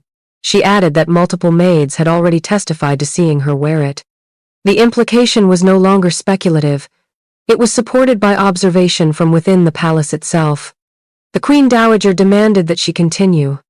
Pinatelli proceeded, explaining that the bracelet had been discovered wrapped inside the same handkerchief previously linked to Count Etienne. From that detail, she suggested that the item had likely been gifted, forming a direct connection between Mariu and the minister. Mariu's panic escalated. She denied the claim immediately, insisting that the bracelet had not been given by the minister himself. Pinatelli pressed further, demanding clarity. She asked who had given it, pointing out that the insignia embedded in the design was not something accessible to ordinary individuals. It indicated a high-ranking noble origin, narrowing the possibilities significantly. Under pressure, Mariu hesitated. In her thoughts, fear surfaced sharply. She realized that if the truth of her connection to Salmon's family were exposed, especially with the presence of the Duchess in the room, her life would be at risk. The situation was no longer about scandal alone. It had become a matter of survival. Pinatelli raised her voice again, demanding she speak the truth without evasion. Mariu faltered, unable to form a clear answer. At that moment, Medea finally intervened. She calmly observed that the true emotional connection tied to the minister appeared to belong to someone else entirely. Then she directly addressed Mariu, questioning whether that interpretation was correct. Mariu turned toward her in shock. Her thoughts spiraled as she tried to understand Medea's composure. The calmness unsettled her more than the accusations themselves, raising the suspicion that everything might have been known from the very beginning. Medea then turned to the Queen Dowager. She addressed her with measured respect, suggesting that if there was indeed affection between Mariu and Count Etienne, it must run deeply enough to justify recognition. Then she delivered the final proposal. She asked the Queen Dowager to grant Mariu permission to marry Count Etienne as her husband. The hall of the Queen Dowager's palace fell into a tense silence as Mariu collapsed to her knees, her voice breaking as she pleaded for forgiveness before Princess Medea. The accusation had cornered her completely, and her confession spilled out in panic, admitting that the plot involving Count Etienne's handkerchief had been orchestrated under the headmaid's instruction, tied to promises of noble adoption and manipulation. The headmaid immediately lashed out in denial, insisting that Mariu was simply fabricating lies out of desperation and claiming she had been falsely accused. Mariu, trembling and overwhelmed, repeated her apology and insisted she had been blinded and misled. Baroness Pinatelli, holding the recovered bracelet and handkerchief as evidence, dismissed both accounts with sharp authority, stating that they had clearly lost their judgment for daring to scheme against a member of the Valdina bloodline. The Queen Dowager, already consumed by rage at the scandal unraveling before her, declared the matter intolerable. Her voice carried final judgment as she ordered that both Mariu and the headmaid be taken away, their punishment to be severe, with their hands crippled and their bodies lashed until death for their conspiracy against royalty. As guards moved in to drag them out, the headmaid screamed that it was all a setup and that she had been framed, desperately calling out for Duchess Catherine's support. However, Catherine averted her gaze and offered no intervention, leaving the headmaid's plea unanswered as she was taken away in despair. After the chaos of the trial subsided, the Queen Dowager remained seated in silence for a long moment, her gaze fixed sharply on Princess Medea. The tension in the room lingered like a heavy weight as she finally addressed the princess, her voice cutting through the quiet as she questioned whether Medea believed herself innocent simply because of the exposed scandal. She recalled earlier reports of reckless conduct, the careless use of the king's seal, and the growing disrespect among palace servants, then demanded that the seal be surrendered immediately, declaring she had seen enough of what she called foolish behavior. Medea remained kneeling without a single reply, her silence deepening the strain in the room. The Queen Dowager's voice rose again, harsher and more urgent, ordering her to obey at once. Duchess Catherine stepped in carefully, attempting to ease the situation by urging calm and defending Medea as someone still young and inexperienced in palace politics, suggesting that her actions were not born of malice. The Queen Dowager rejected the defense outright, comparing Medea unfavorably even to Verna, claiming the princess showed far less maturity and patience than others of her generation. Her frustration built further as she questioned how much longer she would be expected to tolerate Medea's behavior, branding her presence in the palace as exhausting and unacceptable. Catherine then pressed Medea to apologize, suggesting that a simple expression of regret and a promise not to repeat her actions would allow the situation to be resolved. Still, Medea remained silent, refusing to respond. The Queen Dowager's anger finally erupted. She accused Medea of deliberate silence as an act of defiance, of using her position and temperament to harm those around her, and even went as far as linking her behavior to the death of her own son, expressing long-buried resentment and grief. At that moment, Medea finally spoke, calm and steady. She stated that the king's seal had been personally entrusted to her by His Majesty himself, and emphasized that regardless of their family ties, no one had the authority to overturn the king's command. She questioned how she could disobey the will of Valdina's ruler. Her words caused both the Queen Dowager and Baroness Pinatelli to fall into brief shock. Medea then lowered herself fully, bowing deeply as she requested understanding not as a defiant figure, but as a member of the royal family acknowledging her elder's position while still standing by the authority she had been given. Baroness Pinatelli remained silent, carefully observing the exchange. The Queen Dowager, after a moment of restrained silence, conceded that Medea was correct about the limits of her authority. However, she refused to yield in spirit, instead imposing a punishment. She ordered Medea to kneel in the chapel and offer prayers of repentance until divine revelation itself declared her forgiven. At the front of the chapel, Princess Medea remained in silent prayer, kneeling before the statue of the goddess without movement or rest. Her posture did not change even as time passed, her presence becoming part of the chapel itself as hours stretched onward in unbroken stillness. Outside the chapel, murmurs slowly spread among passers-by who noticed her condition. The discussion among observers revealed that she had already remained in that position for half a day. Others spoke in lowered voices about the severity of the Queen Dowager's punishment, describing it as merciless, ordered with the condition that Medea remain in repentance until divine forgiveness itself was granted. Some questioned the meaning of such an expectation, pointing out that even high priests rarely claimed to receive such revelations in an entire lifetime. Others concluded quietly that the decree left no real intention of forgiveness unless the Queen Dowager's anger subsided. As night fell, Medea still had not moved. Her continued silence and endurance became more pronounced under the dim chapel lighting. It was then that Neril appeared, attempting to approach her. However, the Queen Dowager's aides intercepted her path, preventing any contact, and Neril was stopped short of reaching the chapel's front. Medea, despite noticing the situation, remained focused on her prayer before the goddess, refusing to break her position. Far from the chapel, inside the royal palace, Chancellor Ciceo Emile Luge stood by a window, watching the same situation unfold from a distance. A long sigh escaped him as he observed Medea still kneeling after so many hours. In his thoughts, he registered that it had already been 3 days. His attention was interrupted by a knock. Upon opening the meeting, he was met by a man with black hair who immediately commented on the choice of location, suggesting that the change of venue was far too obvious in intent. Ciceo dismissed the remark, stating that it was merely coincidence. The black-haired man then shifted the topic to rumors spreading through the imperial palace, noting that the princess had remained in penance for 3 full days. He questioned whether Ciceo was concerned. Ciceo denied any concern, and insisted again that the situation was coincidental.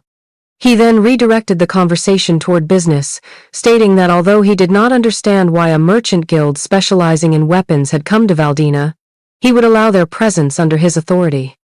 The black-haired man responded with a brief, amused tone, implying that such an offer would not be made without expectation of something in return. He asked directly what Ciceo desired. At that moment, Ciceo's expression grew serious, and the atmosphere between them tightened as the negotiation began to shift toward its true purpose. Chancellor Ciceo carefully adjusted the documents in his hands as he reviewed their contents, his reaction shifting into visible satisfaction. A quiet sound of excitement escaped him as he processed what he was reading. In his thoughts, he recognized that the agreement represented a massive influx of funds, enough to stabilize the royal finances for a considerable time. The documents in his possession reflected an exchange that had been accepted on the condition of receiving a substantial sum of money. At the same time, Cesare stood by the window, observing Princess Medea from a distance. His gaze remained fixed on her figure as she continued her prolonged punishment. In his internal reflection, he compared her to something fragile and unremarkable, questioning what reason she could possibly have to endure such a situation. He considered whether she might be attempting to provoke a reaction from the Queen Dowager, similar to strategies he himself had once used in the past to manipulate authority through resistance and pressure. His thoughts drifted briefly to earlier memories of himself deliberately provoking an emperor. Understanding that increased pressure often deepened attention and pity rather than suppression. His attention was then drawn to movement nearby. A nobleman had attempted to approach Medea but was stopped by the Queen Dowager's aides before reaching her. Cesare's focus sharpened as he observed the interruption. The nobleman, identified as Count Larc Etienne, insisted on passing through, speaking with increasing frustration as he demanded only a brief moment. The aides blocked his path firmly, repeating that no one was permitted to approach under the Queen Dowager's orders. Etienne responded by asserting his identity as the Minister of the Royal Interior, expecting recognition of his authority. Despite the restriction, he stepped forward and physically collided with one of the aides while continuing to insist that he only wished to see the princess up close for a moment. The aide immediately rebuked him, shocked at his lack of restraint and reminding him that he was acting against direct royal command.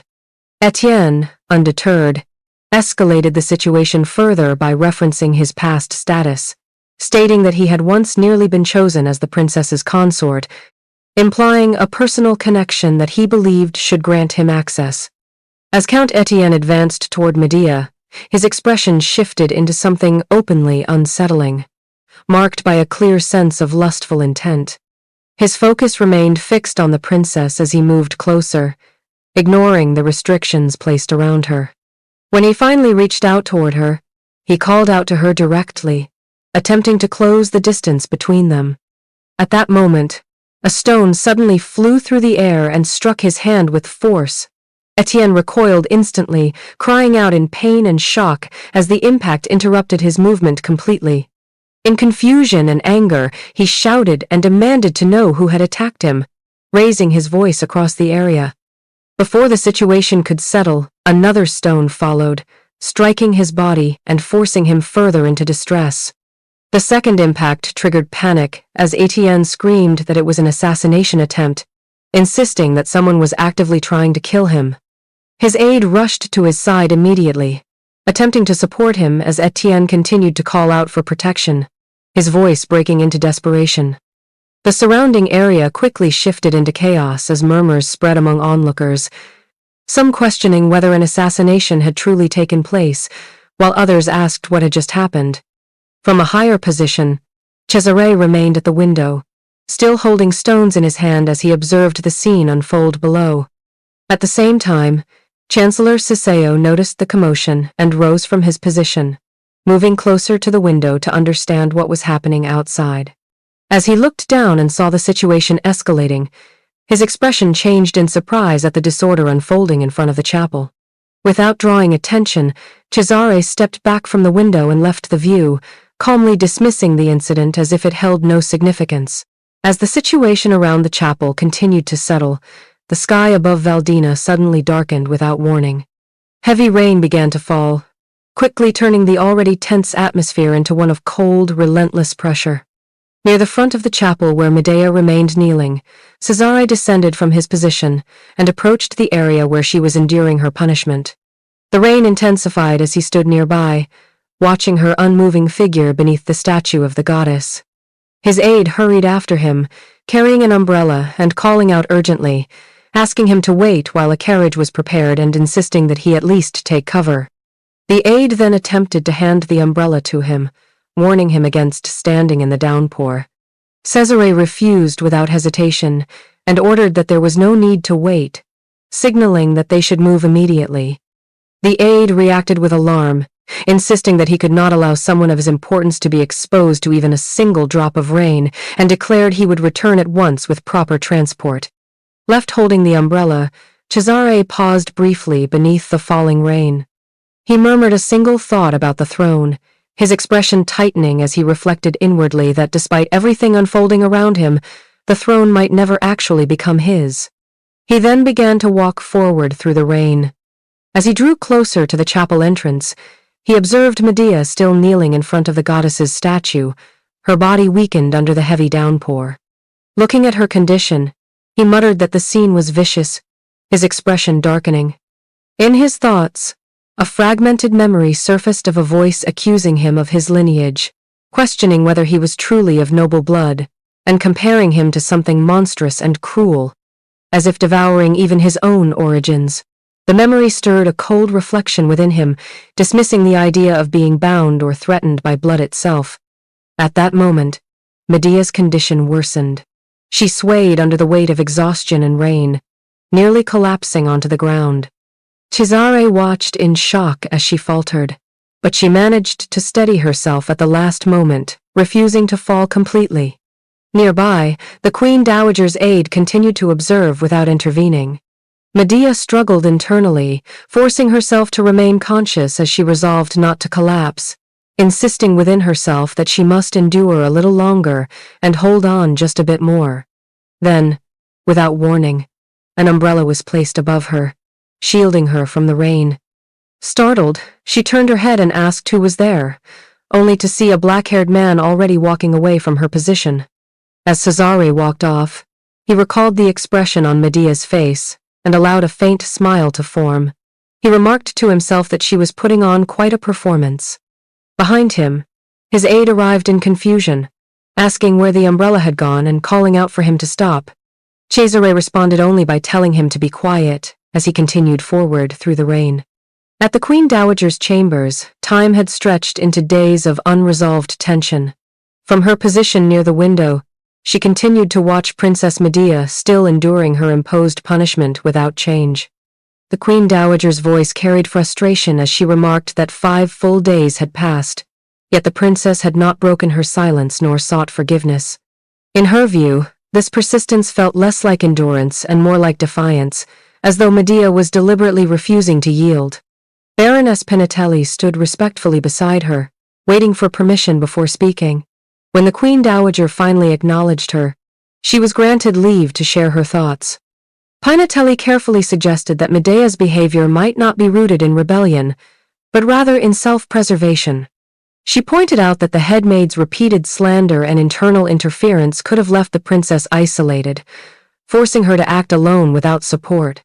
The Queen Dowager responded sharply, dismissing the idea that a princess should ever be reduced to being bullied by her own servants, her tone carrying both irritation and disbelief.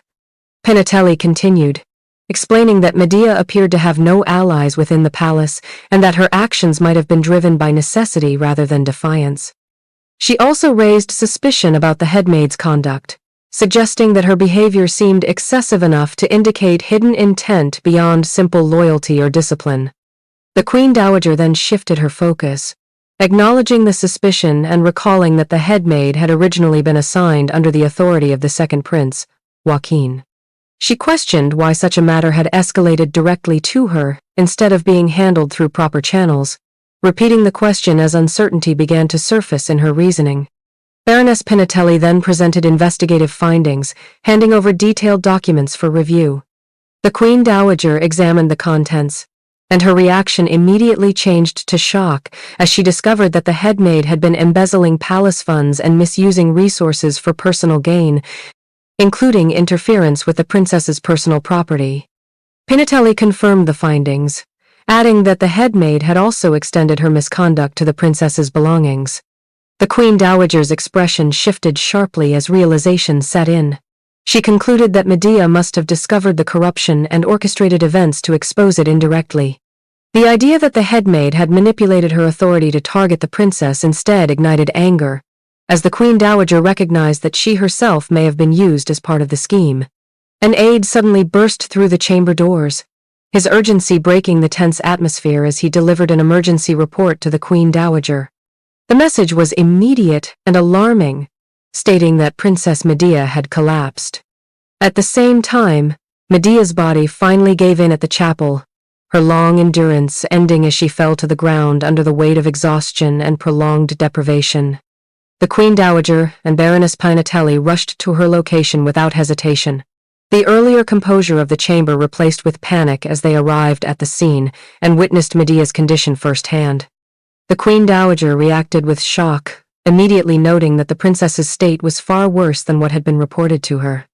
Her voice rose sharply as she accused those present of negligence, demanding to know how they could have allowed the situation to deteriorate so severely while simply standing by. One of the aides attempted to explain, stating that they had been following direct orders not to give the princess even a single drop of water. The Queen Dowager immediately rebuked the explanation, cutting it off with anger and insisting that they should have used common sense instead of blindly obeying instructions. condemning their actions as thoughtless and excessive. The aides fell silent, exchanging uneasy glances but offering no further defense. The Queen Dowager's anger escalated further as she demanded immediate action, ordering them to stop standing idle and to assist the princess without delay. As she held Medea in her arms, a sudden emotional shift overtook her. The sight of the collapsed princess triggered a painful memory of losing her own son, Medea's father, causing fear and shock to surface beneath her anger. Overcome with urgency, she called for the royal physician at once, her voice breaking into command as she ordered that help be summoned immediately.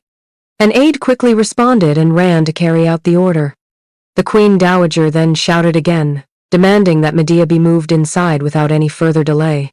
Inside Princess Medea's chamber, the atmosphere remained tense and unsettled as the Queen Dowager stood by her bedside, her impatience growing with each passing moment. She questioned the delay of the royal physician, demanding to know how much time had elapsed since he was summoned. Baroness Pinatelli responded carefully, explaining that a maid from the princess's palace had already been sent again to check on the physician and assuring her that he should be arriving shortly. The Queen Dowager's attention then shifted to the condition of the room itself. She observed the surroundings with visible displeasure, noting how cold and barren the chamber felt for a member of the royal family. A maid quickly apologized and hastened to correct it, rushing to light a fire in response to the criticism. The Queen Dowager immediately remarked that even the palace staff appeared poorly trained, her dissatisfaction deepening. Baroness Pinatelli added that the original servants had been dismissed by the headmaid under the claim that they were troublesome, implying that the internal structure of the princess's household had been deliberately altered.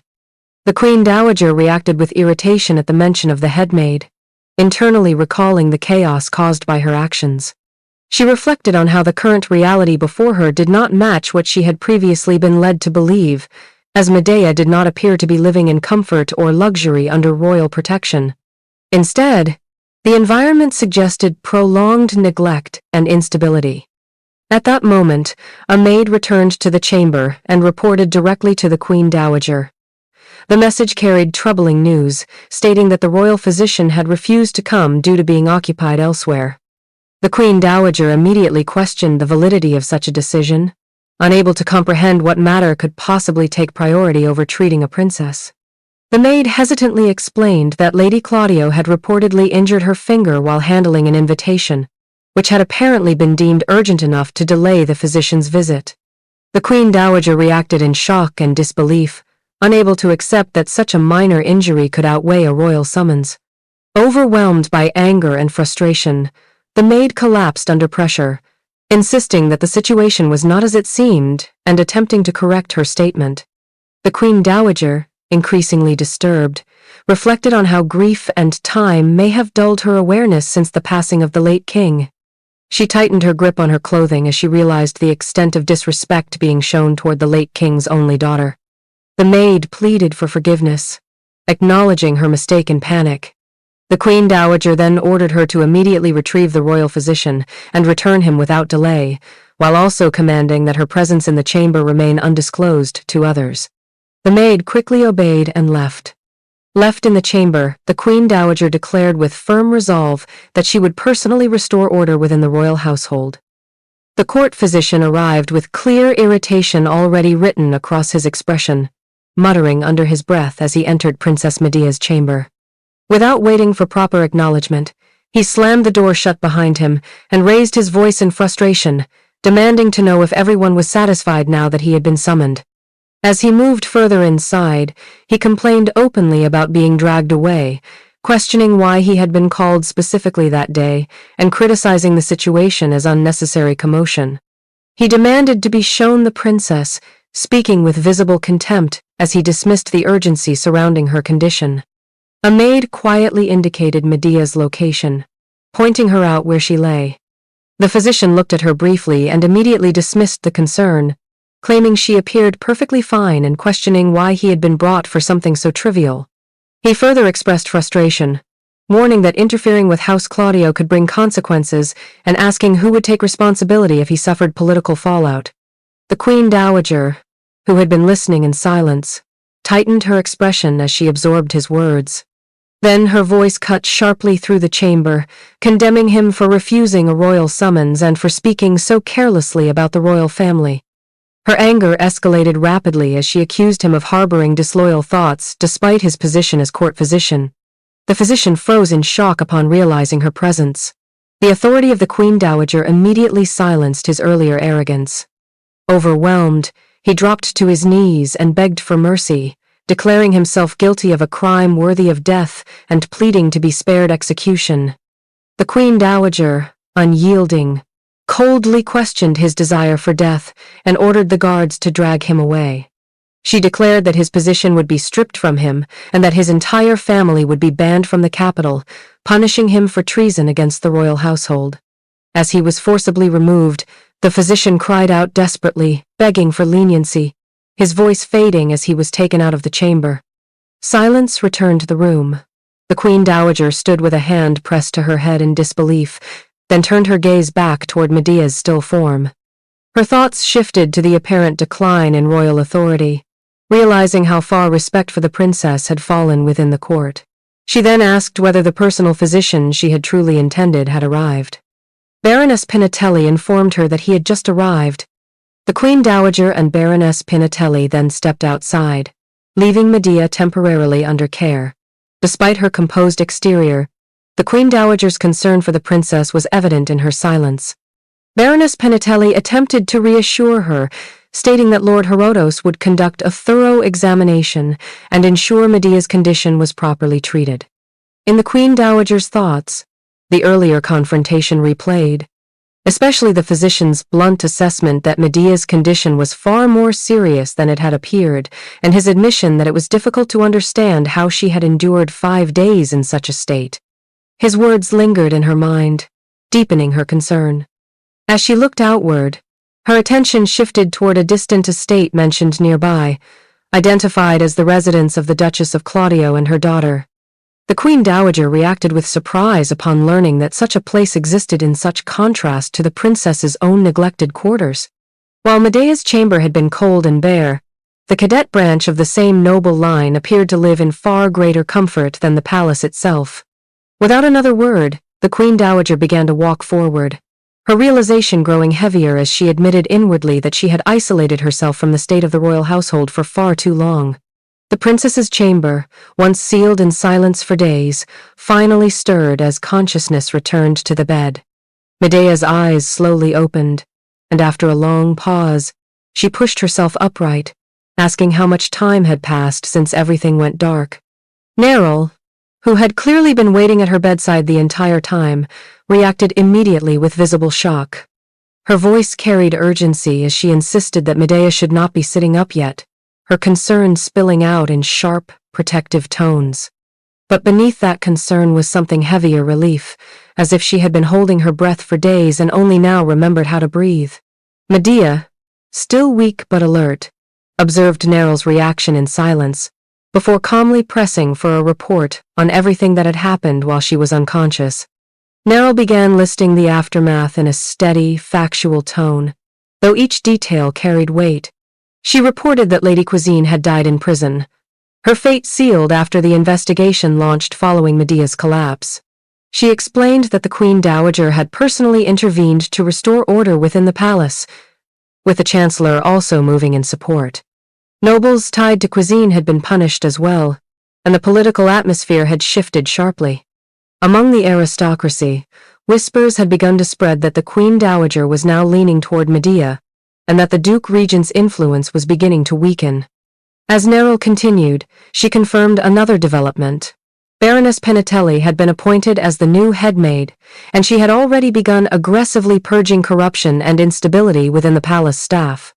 While listening, Medea remained composed, processing every outcome without visible surprise.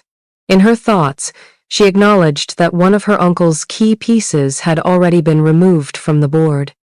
The next target had already formed in her mind, Count Etienne, the other hand that held influence within the court. Then, with a faint smile breaking through her exhausted expression, Medea shifted the direction of the conversation. In a quiet, controlled voice, she asked Neril where Mariu was now. The dungeon was cold and unmoving, its silence broken only by the faint sound of chains. Mariu sat restrained in the darkness, her body tense with fear and exhaustion, waiting for a fate she could not predict. When footsteps finally echoed through the corridor, Medea appeared without ceremony. She spoke her name calmly, almost detached, as if this was not a reunion but the continuation of something already decided long ago. Mariu froze for a moment in disbelief before recognition struck her. Shock turned instantly into desperation. She lifted her head, calling out to Medea with a trembling voice that quickly broke into frantic pleading. Her words spilled out in panic, repeating apologies and promises, insisting she had been wrong, begging for mercy, insisting she would never betray her again. But Medea did not soften. Instead, she recalled in cold clarity how Mariu had once stood before the Queen Dowager and spoken against her. That memory stood between them like a wall. Medea's tone made it clear she did not trust the words being spoken now, pointing out that survival often turned promises into temporary things easily discarded once danger passed. Mariu's desperation deepened. She swore obedience without hesitation, insisting she would do anything if only she was not abandoned. Her voice cracked as she clung to that final chance. Medea tested that declaration immediately. She asked her to swear it again, and Mariu, trembling, confirmed it without hesitation. Only then did Medea reveal what form that obedience would take. From within her hand, she produced a small bottle and instructed Mariu to drink it. The explanation followed in an even, clinical tone, a poison that would first paralyze the limbs, and if untreated, would eventually stop the heart. The effect on Mariu was immediate. Shock replaced her pleading expression, her voice faltering as she looked at the bottle in disbelief, unable to understand what she was being asked to accept. Medea, however, did not withdraw the command. She reminded her that she had sworn obedience to anything she was told. She questioned whether that oath was already a lie. Cornered by her own words, Mariu's resistance collapsed. Tears streamed down her face as she accepted the bottle with shaking hands. In Medea's silence, her thoughts were clear and unshaken. Mariu's connection to Count Saemon Claudio was not irrelevant, it was leverage, a thread that could be used to tighten control over House Claudio itself. Mariu was no longer just a maid. She had become a piece on a larger board. With that thought unspoken aloud, Mariu finally uncorked the bottle and drank the poison. The following day, the atmosphere inside the princess's chambers carried a strange quietness, as though the palace itself had adjusted to something newly unsettled. Mariu stood close to Medea with visibly unsteady hands, carefully placing a necklace around her neck. The movement lacked its usual confidence, replaced instead by tension and lingering fear. Once the clasp was secured, Mariu hesitantly asked if what she had done was sufficient. Medea, composed and deliberate, assessed her reflection and calmly affirmed that it was enough. She noted that appearing more humble would serve her purpose better, reinforcing that every detail of presentation mattered in the current state of the court. Without changing her tone, she immediately questioned whether Mariu had taken the antidote as instructed. Mariu confirmed that she had. Medea's response remained controlled and procedural. She instructed Mariu not to miss the timing for future doses and ordered her to return regularly to receive the medicine, framing it as an ongoing requirement rather than a one-time event. Before any further exchange could occur, Baroness Pinatelli entered and formally announced that it was time to leave, stating that the Queen Dowager was already waiting. Medea acknowledged the summons without hesitation. A faint smile appeared as she prepared herself, her tone light but composed as she agreed to proceed. With that, she moved forward, signaling the continuation of whatever awaited her beyond the chamber. In the Queen Dowager's residence, the atmosphere carried the polished stillness of a formal tea gathering, though beneath it lay a tension that never fully relaxed.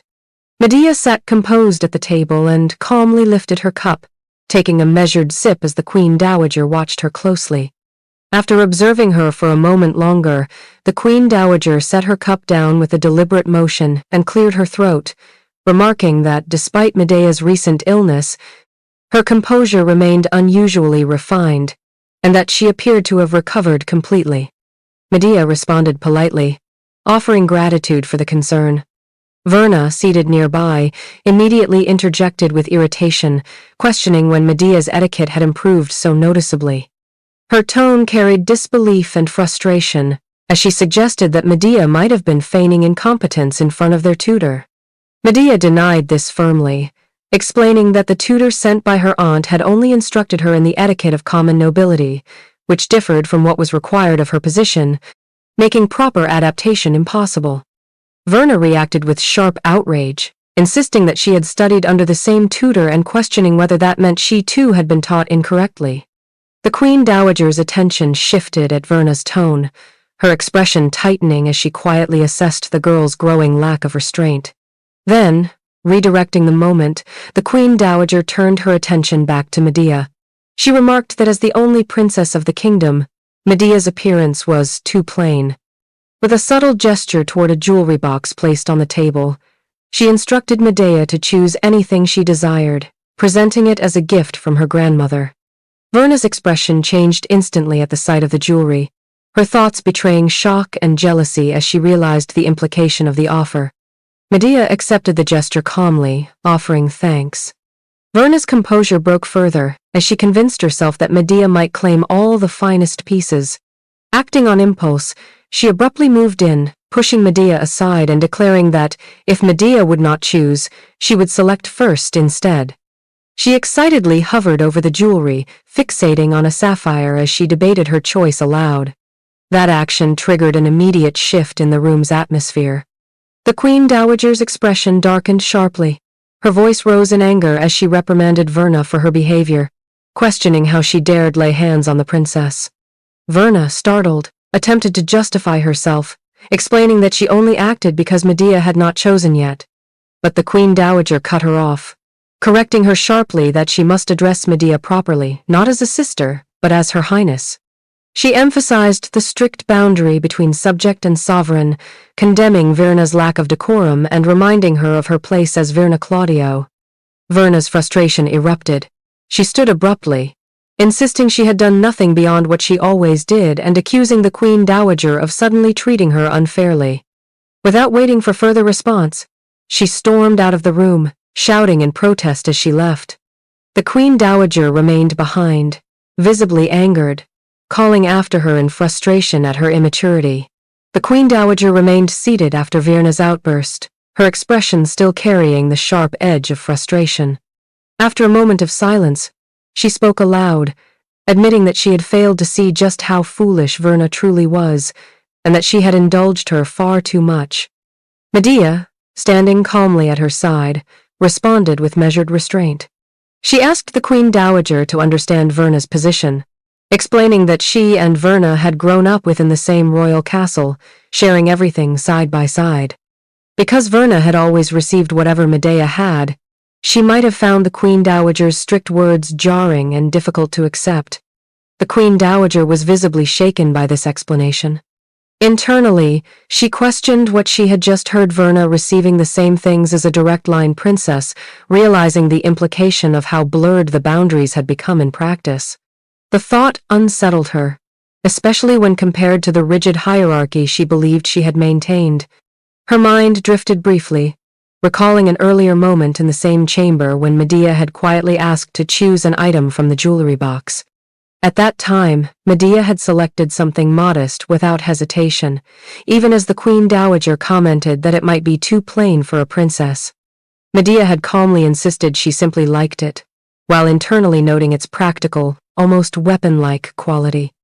That memory left the Queen Dowager momentarily speechless. She reflected that Medea was not behaving like someone indulging in luxury at all, but rather the opposite, almost excessively restrained. It made her question where the rumors of extravagance had even originated. Returning to the present, she finally allowed Medea's choice without objection, stating that if it pleased her, then it would be so.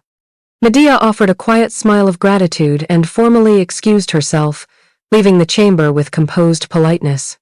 Once she was gone, the Queen Dowager's expression hardened again as her thoughts turned inward.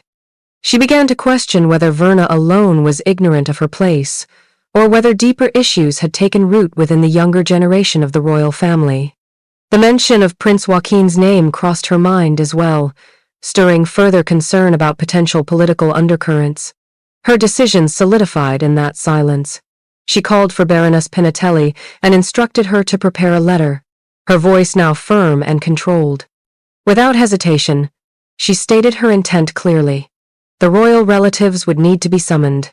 In the Duke Regent's quarters, the atmosphere was tense and unsettled as Prince Joaquin stood over his desk, striking it with visible frustration.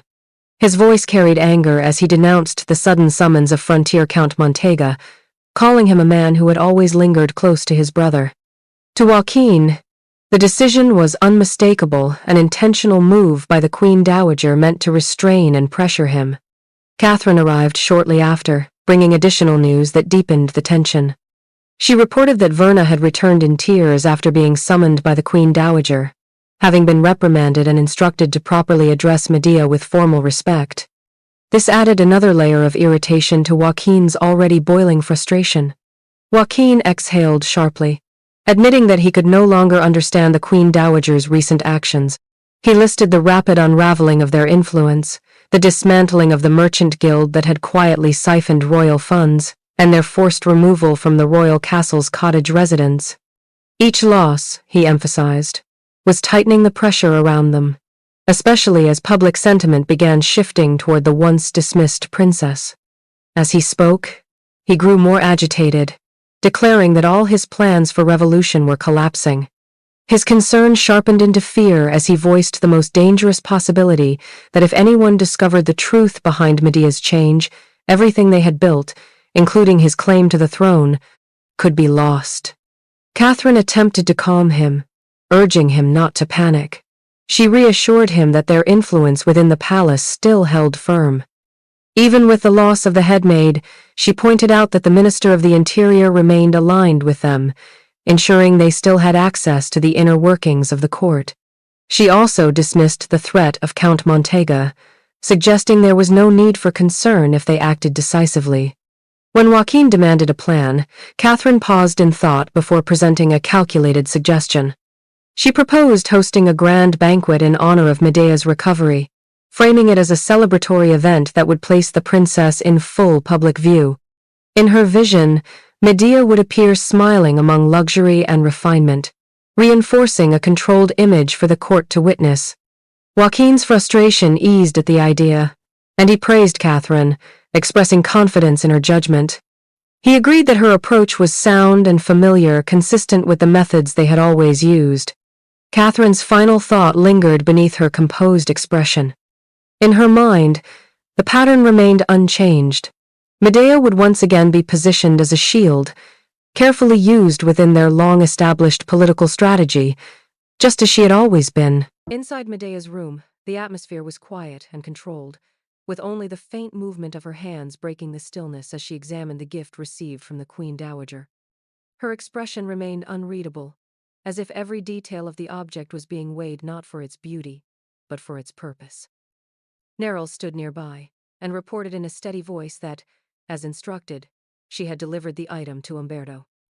Medea responded without looking up, acknowledging the success of the task while noting that, under the current heightened vigilance, Neril's contact appeared more capable than initially expected.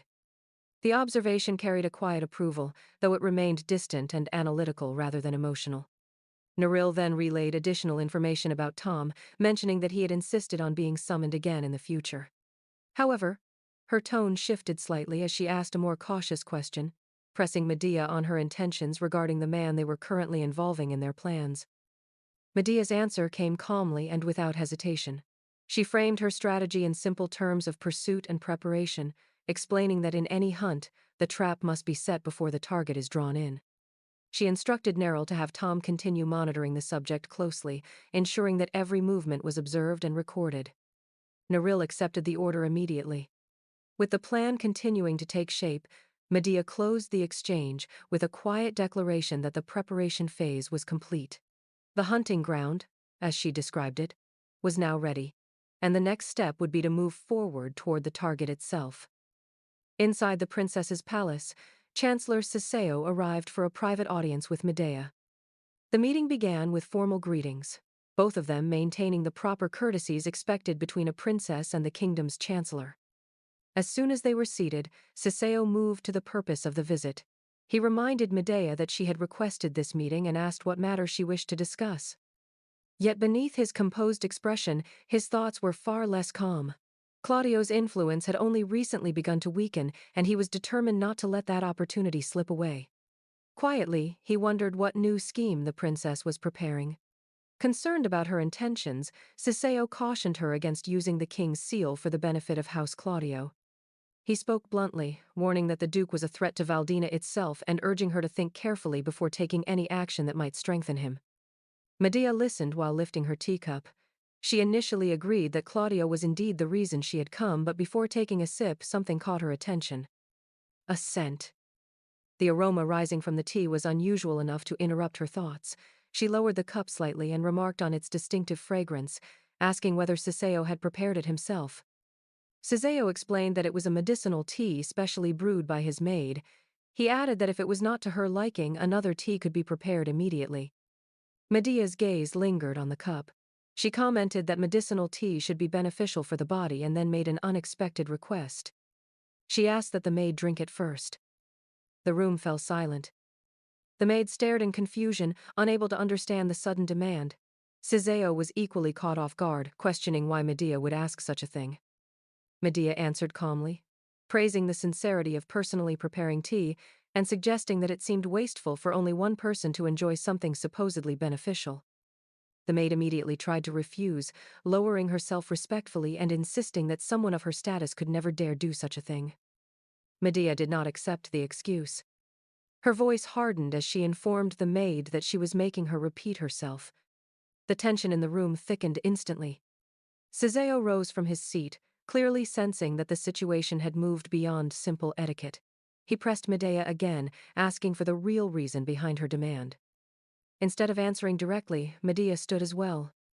Her expression had completely changed. The politeness that had filled the room moments earlier vanished, replaced by a cold seriousness. She gave the order again. "Drink it." The maid visibly trembled under the command, fear spreading across her face. Siseo watched the scene unfold, increasingly alarmed. Then Medea finally revealed the suspicion she had been holding from the moment she smelled the tea. Her words struck the room like a blade. She questioned whether the reason the maid could not drink it was because it contained a poison capable of driving a person mad. The accusation hung heavily in the air, leaving both Siseo and the maid frozen in shock. The room fell into stunned silence. Siseo's eyes immediately turned toward the maid, disbelief written across his face. Moments earlier, the accusation had seemed impossible, yet the fear spreading across the maid's expression told a different story. Medea remained standing, her gaze unwavering.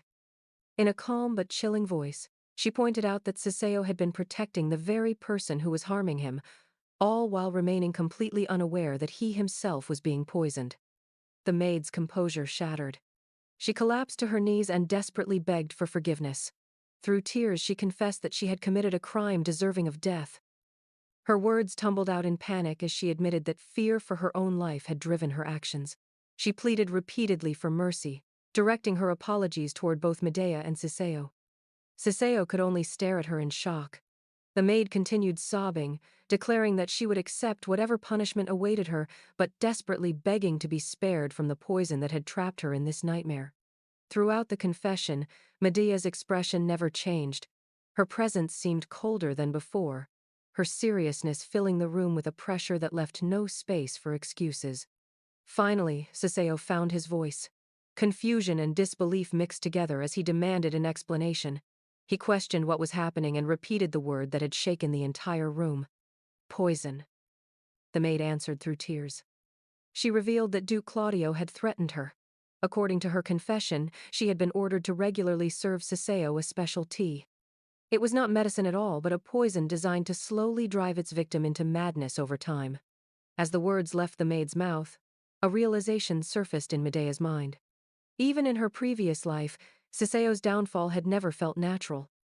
A man once known for his brilliance had suddenly withdrawn from public life, gradually losing himself to insanity before ultimately taking his own life. At the time, the truth had remained hidden. Now the pieces were finally fitting together. Without hesitation, Medea reached for the bell and rang it.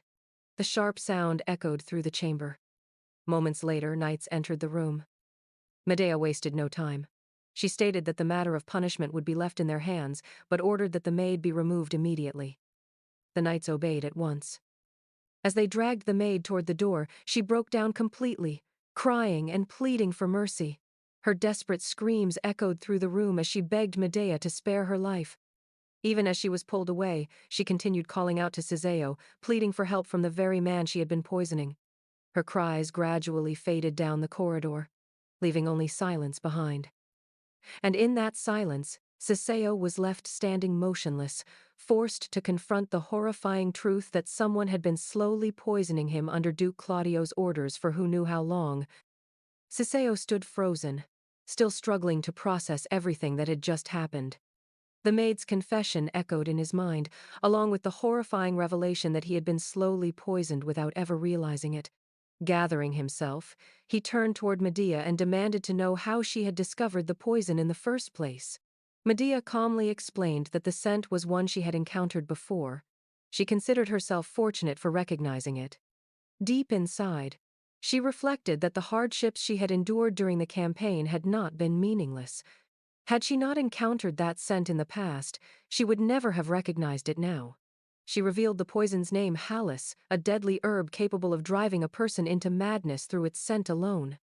Because of its dangerous nature, she advised Siseo to carry antidotes with him from now on. For a moment, Siseo was left speechless. The situation was far beyond anything he had expected. Then another question surfaced in his mind. For years, Medea had stood on House Claudio's side. She had protected them and trusted them, yet now she had exposed one of their schemes herself.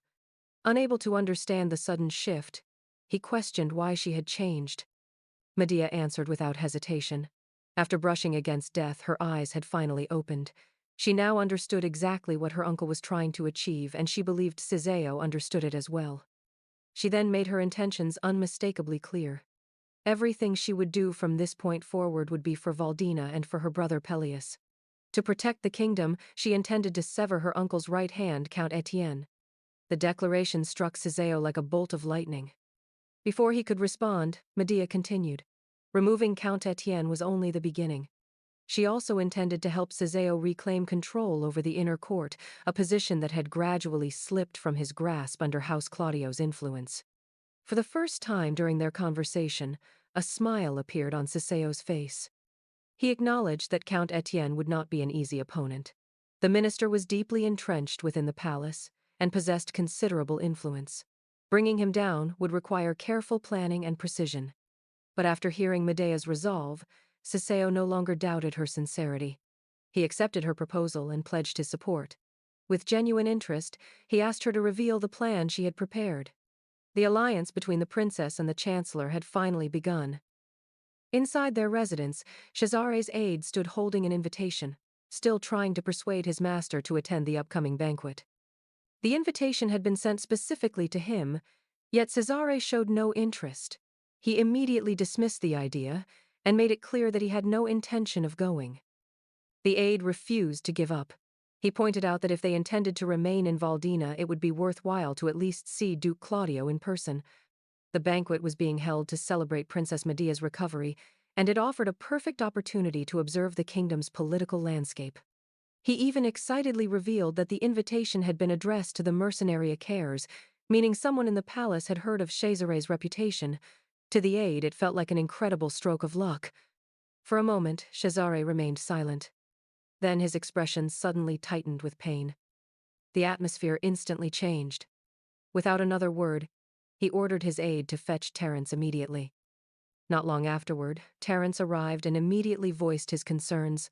The seizures had been occurring more frequently, and each episode was becoming harder to suppress with his power. Frustration filled his voice as he explained the seriousness of the situation, wondering if Cesare was even paying attention. Cesare casually assured him that he was listening. Terence sighed heavily. It had already been 3 years since the curse first manifested. Cesare's body was reaching its limit. Once again, he urged him to come to the magic tower. Even if his master could not completely remove the curse, they might at least be able to slow its progression. Cesare listened quietly before giving his answer. The idea of simply waiting for death while his condition gradually worsened was something he refused to accept. Terence fell silent, startled by the bluntness of the response. A faint smile appeared on Cesare's face, as he reminded Terence that he already knew the kind of person he was. He was not someone who would quietly sit and wait for fate to claim him. Terence stared at him, unable to deny it. In his mind, memories surfaced one after another. Throughout his life, Cesare had always worn that same fearless expression while crushing every obstacle in his path. He had seized countless titles through sheer determination and strength. He had become the first prince of Kazan, the youngest commander-in-chief in the empire's history, the Duke of Romagna, and even the feared captain of the mercenary group Pashad. Every achievement had been won through relentless struggle. Yet despite all those victories, the curse continued to threaten his life. Breaking the silence, Terence questioned whether the priestess they were searching for could truly remove the curse. If she failed, what then? Cesare answered without hesitation. As long as there was even the slightest possibility, he would never let it slip away. He admitted that he had only survived this long by clinging to the smallest thread of hope. Deep down, he reflected on the path that had brought him here. Disguising himself as a mercenary working for an arms merchant, making risky deals with an old academy classmate, constantly throwing himself into uncertain situations. His entire life had been one gamble after another. There had never been a single moment that was truly safe. And because of that, Cesare had no desire for a peaceful death. If there was even the faintest chance to fight against fate, he intended to seize it with his own hands. Outside the capital of Valdina, far from the grandeur of the royal palace, lay the city's slums, where countless unfortunate families struggled to survive each day. Disguised and accompanied only by Neril, Medea quietly walked through the narrow streets. The foul smell hanging in the air immediately made Neril uneasy. Concerned for the princess, she suggested that they turn back before going any farther. Medea calmly refused. Neril then recalled the purpose of their visit. The person Medea was searching for was said to be a veteran. Medea confirmed that was true, but clarified that she was actually looking for the veteran's family. Neril couldn't help but wonder why they had never moved into the veterans' village established under Marquis Gilifos's orders. She questioned whether they still harbored resentment toward the royal family. Medea quietly admitted that she wasn't certain. Inwardly, however, she already knew far more than she revealed.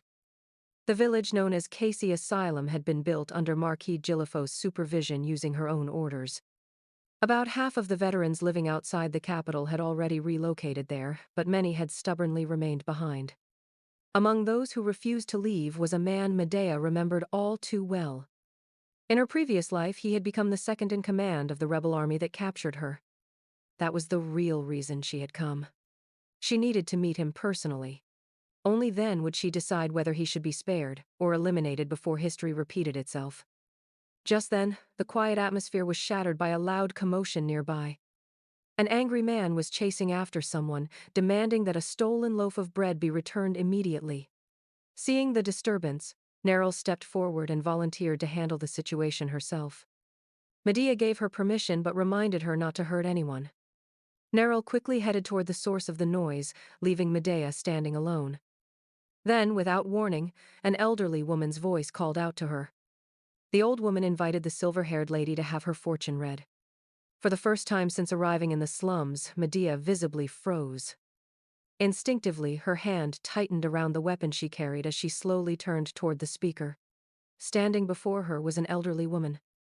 The woman introduced herself as the oldest shaman in the kingdom and confidently offered to read Medea's future. Medea calmly declined, explaining that there was no need because she already knew what awaited her. The old woman, however, simply smiled. She told Medea that this was precisely why she should hear her fortune. Then she uttered words that made the air around them seem to stand still. She remarked that this life was supposed to be different from the last one, wasn't it? Medea stared at the old woman in complete shock. Slowly, she turned to face her with a serious expression, unable to hide the tension in her eyes. The old woman simply let out a cheerful laugh. Rather than pressing the issue, she remarked that Medea had made a wise choice. Then, raising 2 crystal balls in her hands, the old shaman's expression gradually became more solemn as she gazed into them. She revealed that this life would not be easy either. According to her reading, mayhem still stood in Medea's path, clouding the holy map and seeking to steal her light. But despite the darkness ahead, she spoke of a giant shooting star that would eventually cut through the chaos standing before her. Medea remained unmoved. She firmly insisted that whatever that shooting star was, she had no need for it. She would overcome everything on her own. The old woman gently shook her head. She warned that it would not be so simple. She could see sticky things clinging to Medea, burdens that would not be easily cast aside. After a long pause, the old woman smiled once more. Reaching out, she took Medea's hand and asked whether she had ever heard of the Tears of Dawn. The unfamiliar name immediately caught Medea's attention. The old shaman explained that the Tears of Dawn was a mysterious medicine, blessed with the power of the goddess. It possessed the ability to erase anything in the world: illness, memories, and even fate itself. She continued with an even stranger prophecy. The Tears of Dawn, she claimed, would one day save the falling star. Then she looked directly at Medea and declared that the heavens cherished her deeply, so deeply that they had filled the starlight itself and pushed back the 12 constellations to turn back time. The old woman urged Medea to remember one more thing. Once within her body had flowed the blood of the wisest man on the continent, as well as the blood of the one chosen to deliver the goddess's will. Under the vast sky, Medea alone possessed the ability to find the Tears of Dawn. Before she could say anything further, the old woman's body suddenly gave way to a violent coughing fit, forcing her to stop. Concern replaced the seriousness on Medea's face. She urged the elderly woman to seek a physician before her condition worsened.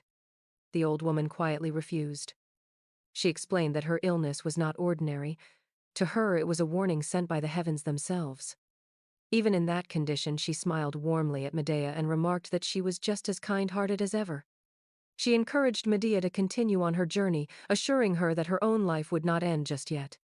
With a quiet, conflicted expression, Medea turned and began walking away.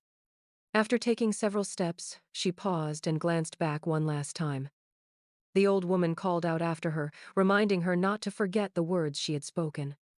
Medea resumed walking through the slums, but her thoughts were no longer focused on her original mission. She found herself silently questioning everything she had just heard. The Tears of Dawn, and the giant falling star. The mysterious prophecy lingered in her mind as she continued down the road. As Cesare and his companions made their way through the winding streets of the slums, they followed a single lead that had brought them to Valdina. Their destination was clear, but Cesare wanted confirmation before going any farther. His aide assured him they were in the right place. According to an informant, an elderly woman living in these slums had been heard speaking an ancient continental language. More importantly, she carried an emblem that closely resembled the sacred mark of the long-extinct Sideria tribe. Terence, however, urged caution. He warned Cesare not to place too much hope in the rumor. The Sideria tribe had disappeared long ago, and there was no guarantee the information was accurate. Besides, the maze of narrow alleyways was even larger than expected, making it unlikely they could search every corner before nightfall. Before anyone could continue, an elderly voice suddenly called out to them. The old woman remarked that they were late. She had almost believed she would depart for the afterlife before they arrived. The aide instinctively stepped forward to ask who she was, but Cesare brushed past him without hesitation. Fixing his gaze on the woman, he asked only one question. Was she the shaman of Sideria? The old woman answered with nothing more than a gentle laugh. As her eyes settled on Cesare, her expression slowly changed. She called him the Black Star, and revealed that something wicked had become entwined with his fate. The primordial darkness clinging to him would never release its host until the very last breath had been drawn. Without another word, Cesare dropped to one knee before her. He admitted that he had been searching for the former leader of the Sideria tribe all this time. If she truly knew how to remove the curse consuming him, he promised to help her people in return. The old woman calmly replied that the affairs of her tribe were beyond his ability to solve. However, she did know the method to break the curse. Only one thing could erase the primordial impurity binding him: the Tears of Dawn. At those words, hope returned to Cesare's eyes for the first time in a long while. His aide immediately asked what the Tears of Dawn actually were. The old woman began recounting an ancient legend. She explained that the tears of dawn were the sorrow the goddess had left behind upon the earth. When the goddess first descended into the world, the land had been consumed entirely by chaos and darkness. Moved by pity for the suffering lives below, the goddess wept, and those divine tears washed away the darkness that had covered the world. Without hesitation, Cesare asked where he could find them. The old woman looked at him with quiet regret. She revealed that the tears of dawn did not exist within his orbit. Terence immediately questioned what she meant.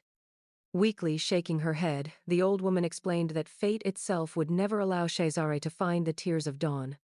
Before she could continue, a violent coughing fit overtook her once again. Her body trembled as she struggled to breathe. Seeing her condition worsen, Cesare immediately urged her to stop speaking and conserve her strength so they could treat her first. But the old woman reached out. With the little strength she had left, she desperately told him not to forget one final truth. The Venus of Valdina could save him. It was the only. Her voice suddenly broke. A sharp gasp escaped her lips. Cesare caught her in shock as her strength vanished from her body. Calling out to her, he tried to keep her conscious. The old woman opened her eyes one last time. With her fading breath, she murmured that the stars had finally gathered once again. She quietly pleaded that this time, things would be different. Before anyone could respond, her body went limp, collapsing in Cesare's arms.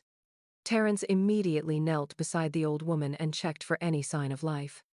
After feeling for her pulse, he quietly confirmed what everyone had already begun to fear. She was dead. A heavy silence settled over the alley.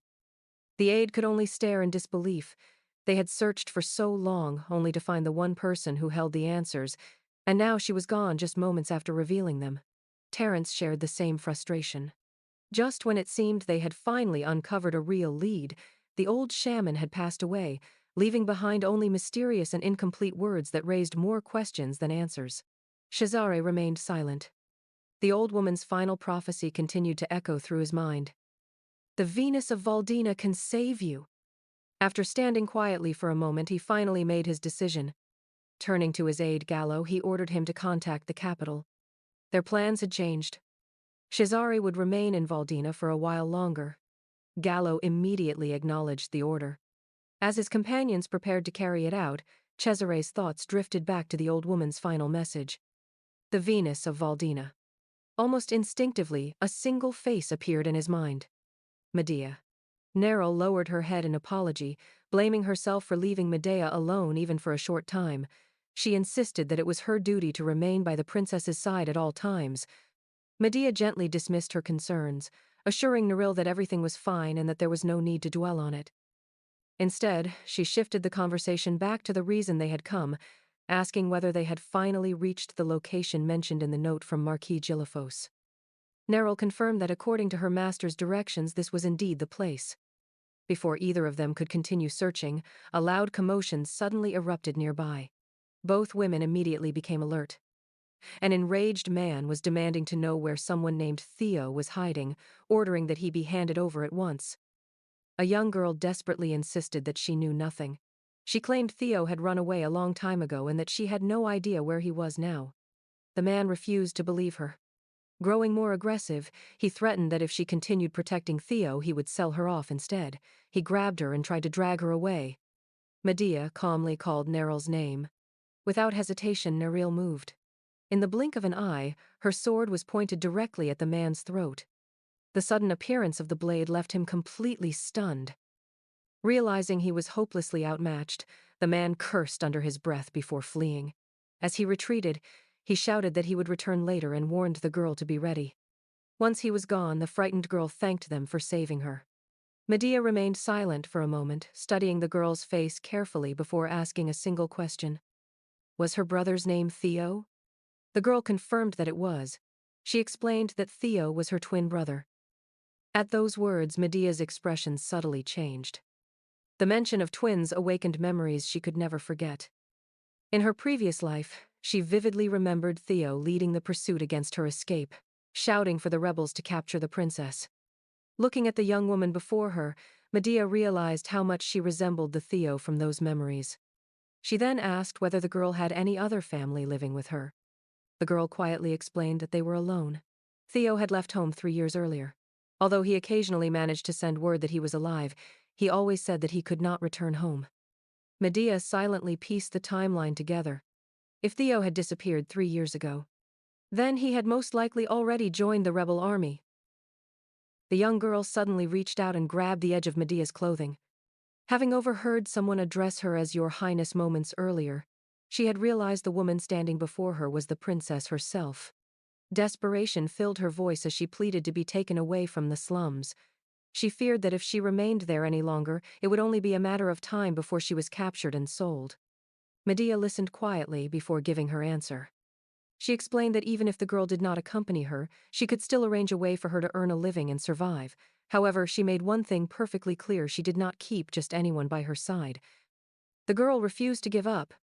She admitted that someone of her status might not seem trustworthy, but she insisted she had done every kind of work imaginable just to survive. Because of that, she was willing to do anything, even unpleasant jobs or secret tasks that others would refuse. Medea studied her in silence before offering a warning. Serving her would not be an easy path. There might come a day when the girl regretted choosing her as a master. But the girl answered without hesitation. Whatever happened would be her own choice. For a brief moment, Medea remained silent, weighing those words. Then she made her decision. She extended her hand toward the girl and accepted her. The girl's face brightened with relief as she reached out and took Medea's hand, promising to follow her. As the two prepared to leave together with Neril, neither of them realized that they were already being watched. Outside, several suspicious men lurked in the shadows, silently waiting for the right moment to make their move. As Medea, Neril, and the young girl made their way toward the carriage waiting for them at the edge of the forest, they believed they were finally leaving the slums behind. But before they could reach it, several armed men emerged from the surroundings and blocked their path. Neril immediately noticed them, her expression shifting with confusion as she assessed the unexpected situation. One of the men mockingly questioned where they thought they were going. Another reminded them that they still had unfinished business. The frightened girl immediately recognized the men and revealed that they were human traffickers.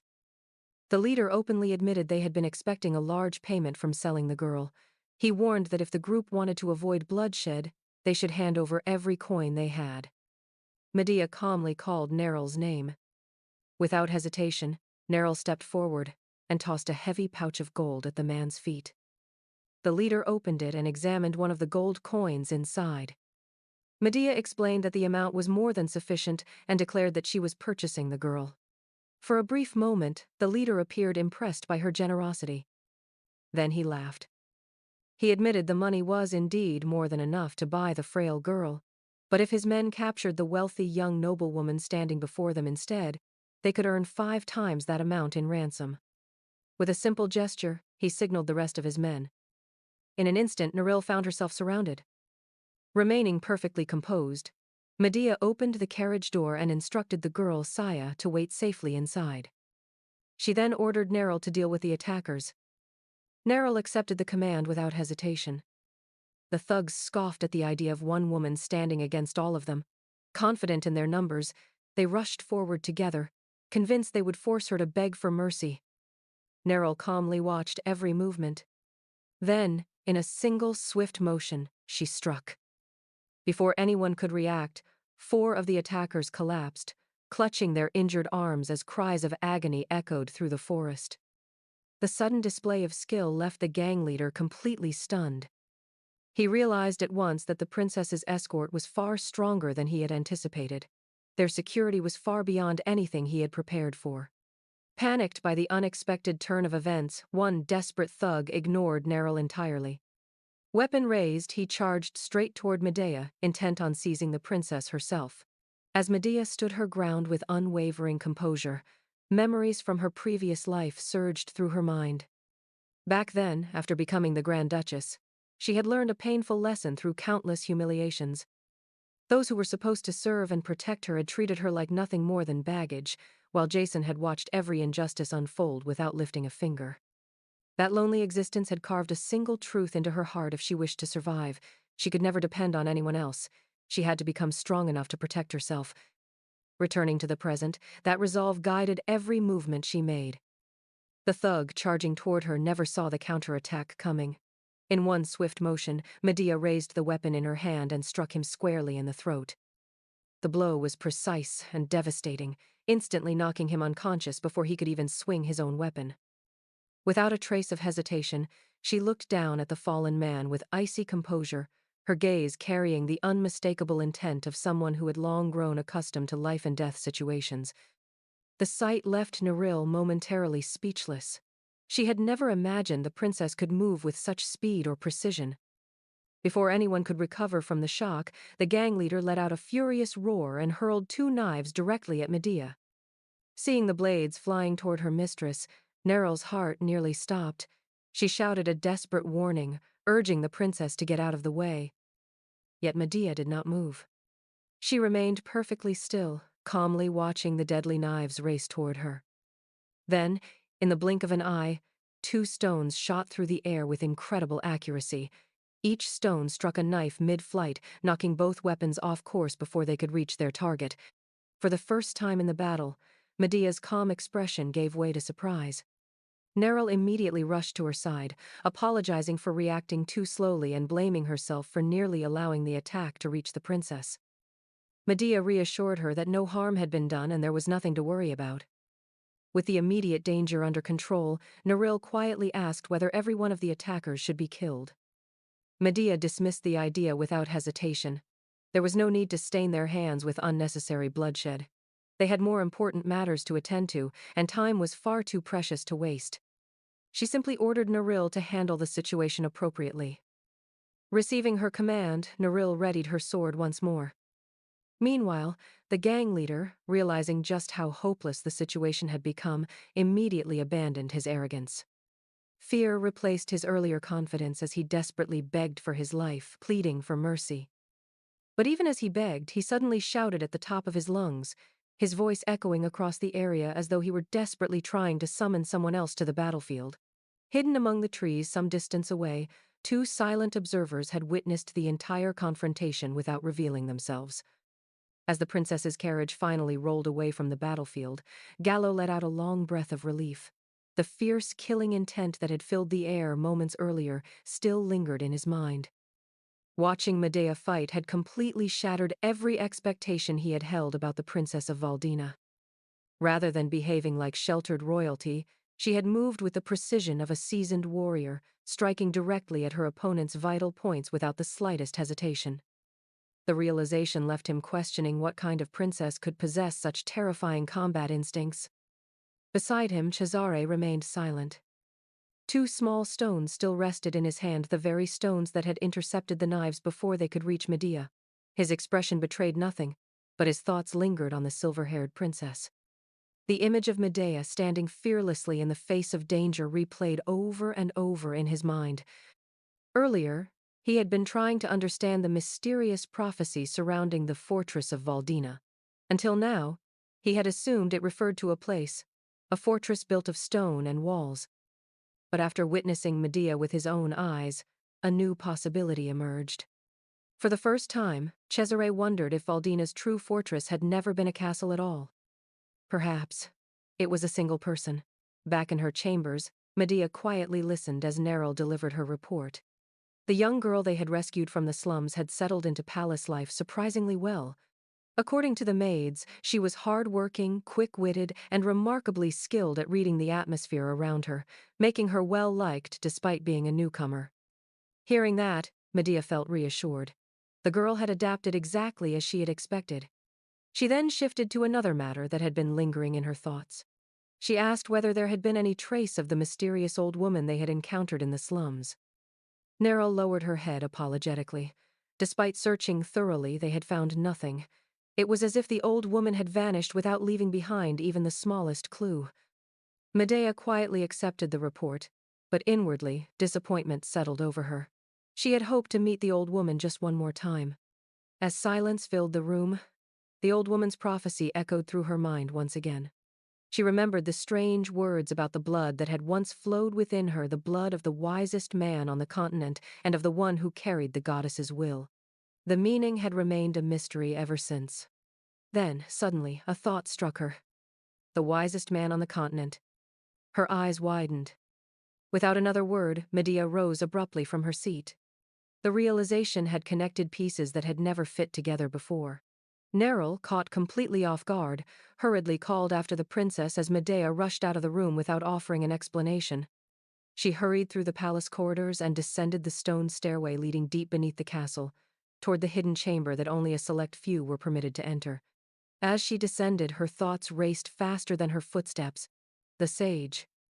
The greatest sage on the continent. Valdina itself had been protected for generations by the legendary sage's stone. If the old woman's words were true, then there was only one possible explanation. The true master of the sage's stone had been Valdina's ancestor all along. That was why the sacred relic had continued protecting the kingdom for centuries.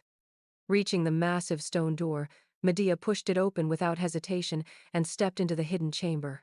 At its center stood the sage's stone, radiating the same mysterious presence it always had. Slowly, she approached it. Then, reaching out with both hands, she grasped the ancient relic.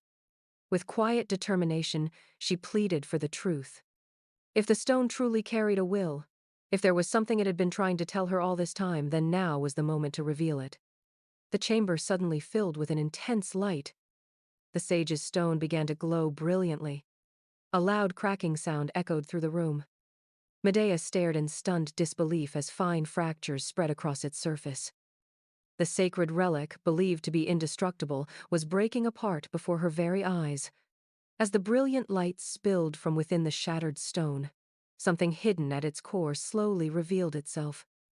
Medea's breath caught in her throat. An impossible realization washed over her. The object concealed inside the sage's stone was unlike anything she had expected. It could only be one thing. The legendary relic spoken of in the prophecy. The Tears of Dawn. Several days later, District 1 of Valdina bustled with activity as nobles and distinguished guests gathered for a grand public event. The streets were lively, and the atmosphere carried the elegance expected of the kingdom's highest-ranking district. After the performance concluded, Medea was approached by her aunt, Duchess Catherine, who greeted her with a warm smile. Catherine eagerly asked for Medea's thoughts on the opera, explaining that she knew it had always been one of the princess's favorites.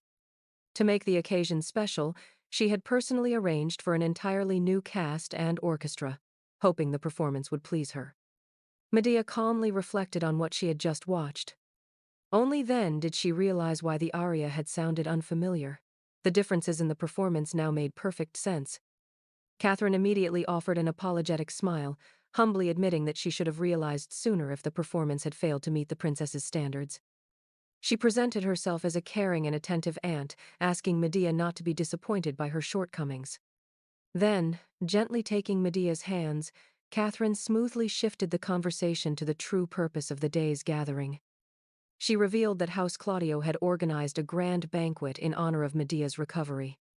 The celebration, she explained, had been carefully prepared as a gesture of goodwill, expressing confidence that the princess would enjoy the evening's festivities far more than the opera itself. Hearing those words, Medea quietly repeated a single thought to herself. A banquet?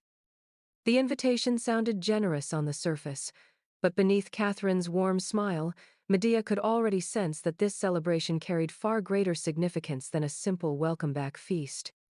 It was the next move in a much larger game, and she knew she would have to step onto the banquet floor fully prepared. As soon as they entered the grand hall of the castle, Medea was welcomed into a lavish chamber overflowing with dazzling jewelry, luxurious gowns, elegant shoes, and priceless accessories. Every corner of the room had been carefully prepared to display House Claudio's wealth, creating the perfect stage for what was presented as a heartfelt celebration of the princess's recovery. With graceful confidence, Duchess Catherine personally guided Medea through the display, explaining that everything had been arranged especially for her. She emphasized that the recent hardships Medea had endured had deeply concerned the family, and this collection of gifts was meant as a token of their affection. Her words painted the image of a caring aunt who wished only to comfort the kingdom's princess. Standing nearby, Verna could barely conceal her disbelief. The sheer value of the gifts left her stunned, and jealousy quickly took root in her heart. She could not understand why someone she believed undeserving was suddenly being showered with treasures that even she herself coveted.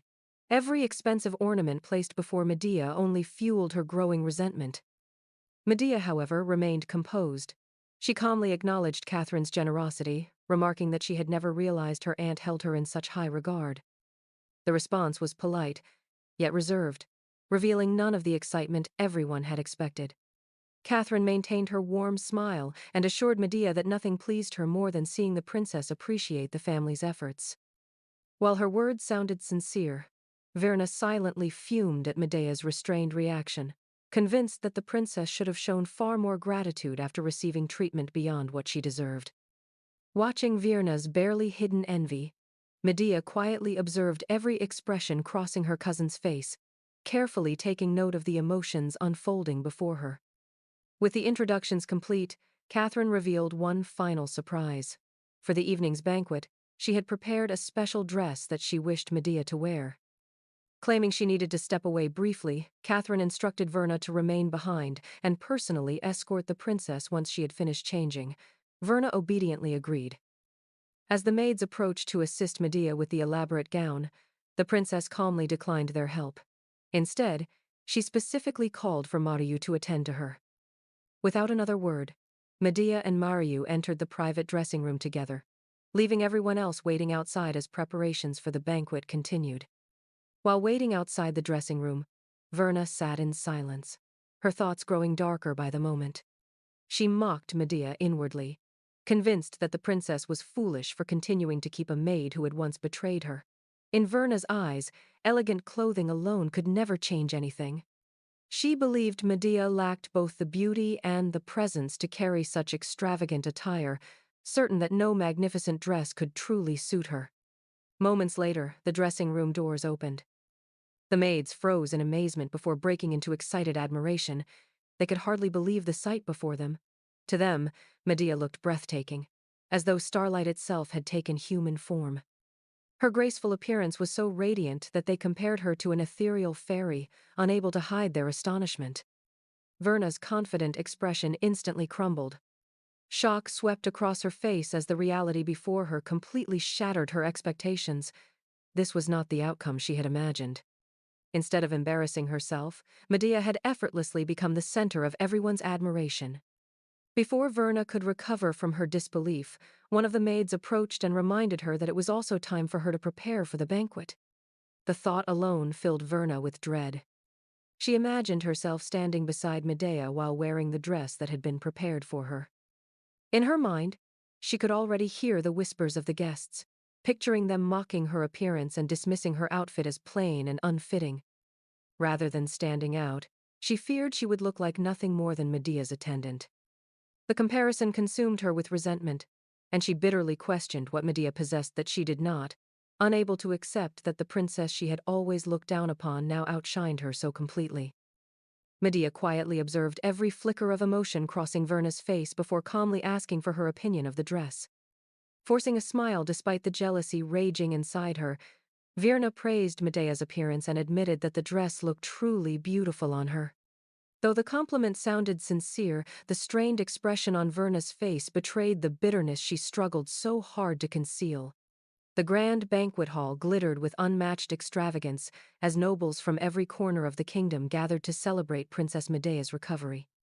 Crystal chandeliers bathed the room in warm light, while tables overflowed with luxurious delicacies and sparkling champagne. The celebration was lavish enough to leave many of the guests in awe. As conversations spread through the hall, several nobles admired the spectacle, marveling at the lavish display before them. Others, however, viewed the celebration with growing unease. Word had spread that the banquet had supposedly been requested by the princess herself, and many quietly questioned whether such extravagance was appropriate while the kingdom remained at war and countless citizens outside the palace walls struggled with hunger and poverty. To them, the celebration seemed painfully disconnected from the suffering of the people. Standing among the royal relatives, Frontier Count Montega openly questioned whether the princess truly understood the state of the kingdom. Joaquin quickly stepped forward to defend the situation, portraying Medea as an immature young princess who had little reason to restrain herself now that she possessed the king's seal. He suggested that satisfying her expensive tastes was simply the easiest way to keep her content.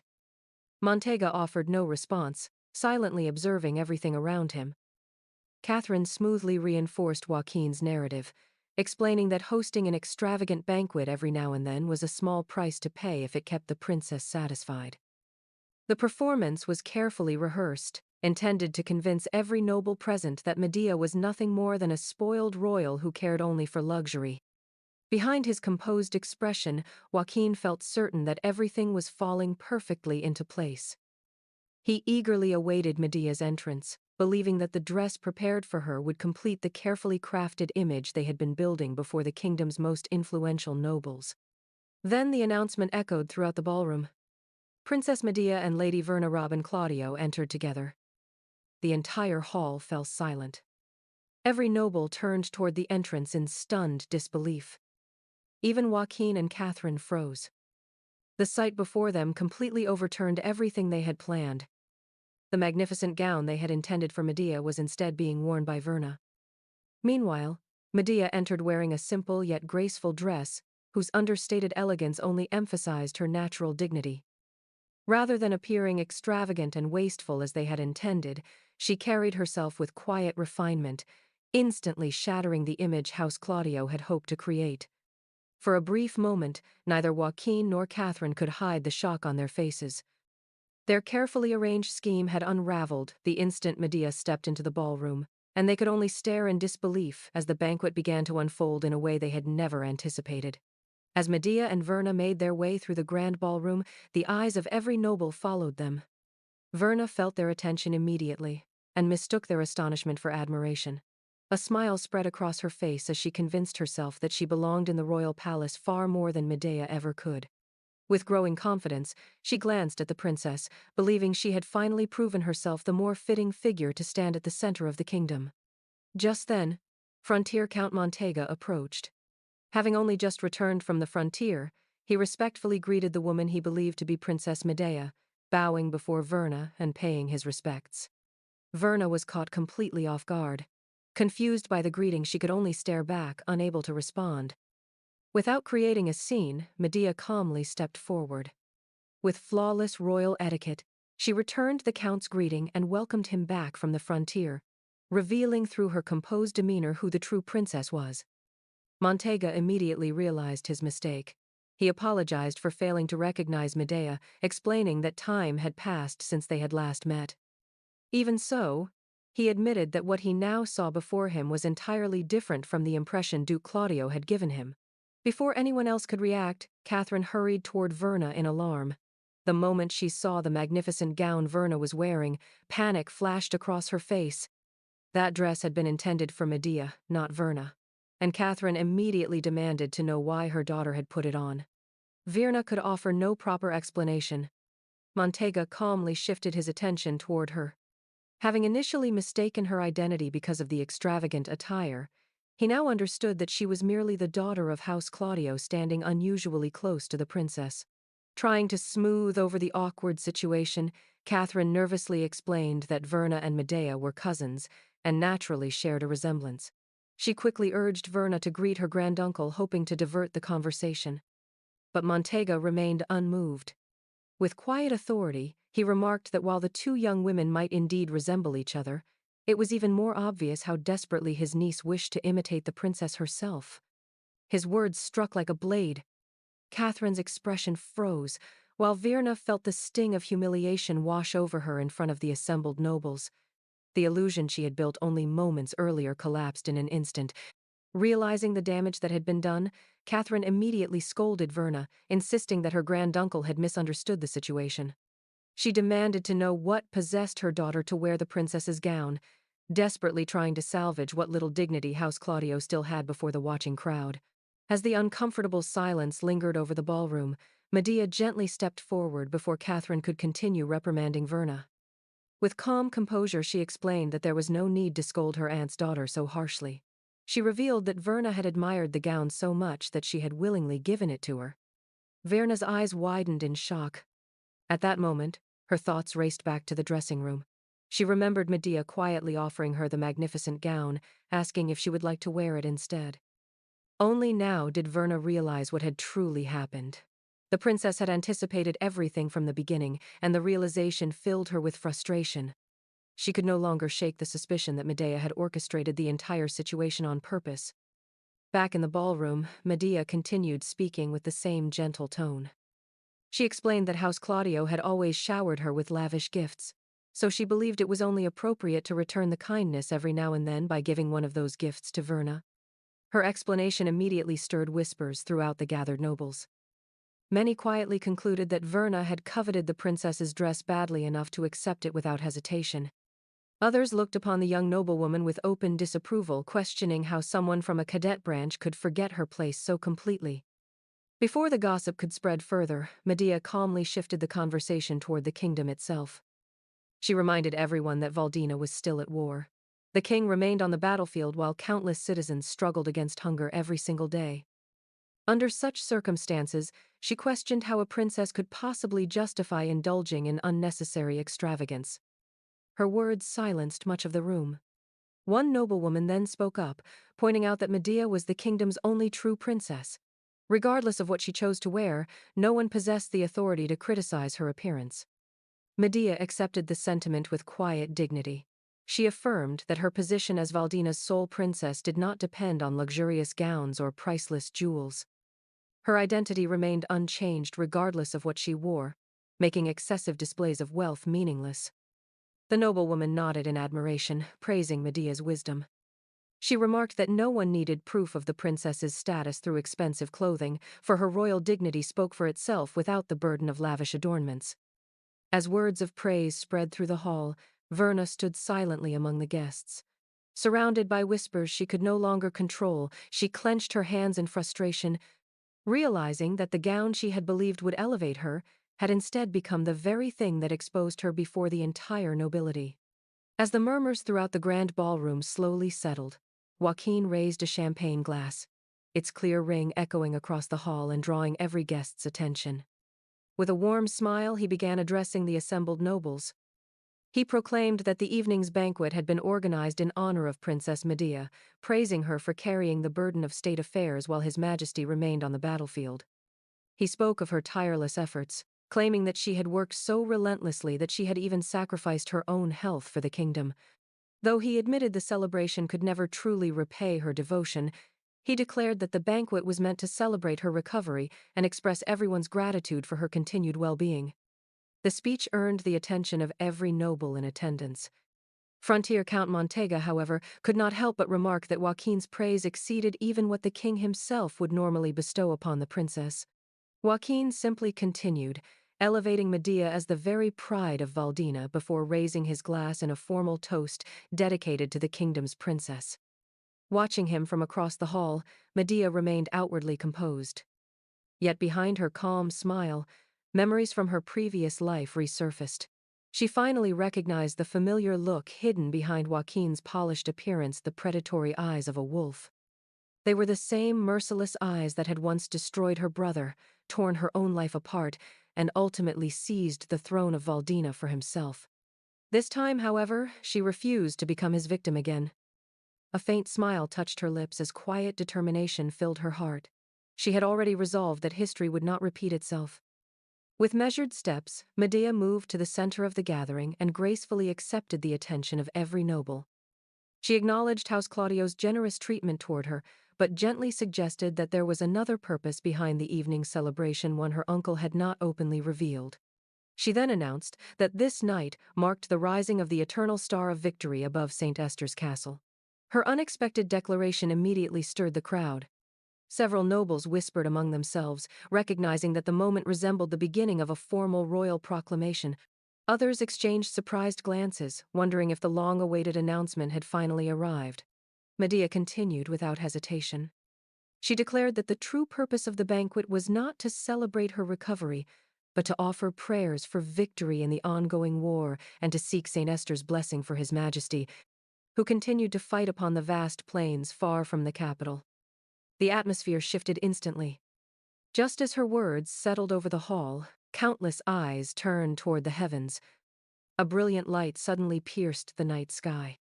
Gasps echoed throughout the ballroom as the radiant phenomenon illuminated the darkness. The nobles stared upward in amazement, recognizing the sacred sign known throughout the kingdom as the Spear of Saint Esther. Excitement spread through the gathering as voices rose one after another. Many believed they were witnessing a divine revelation.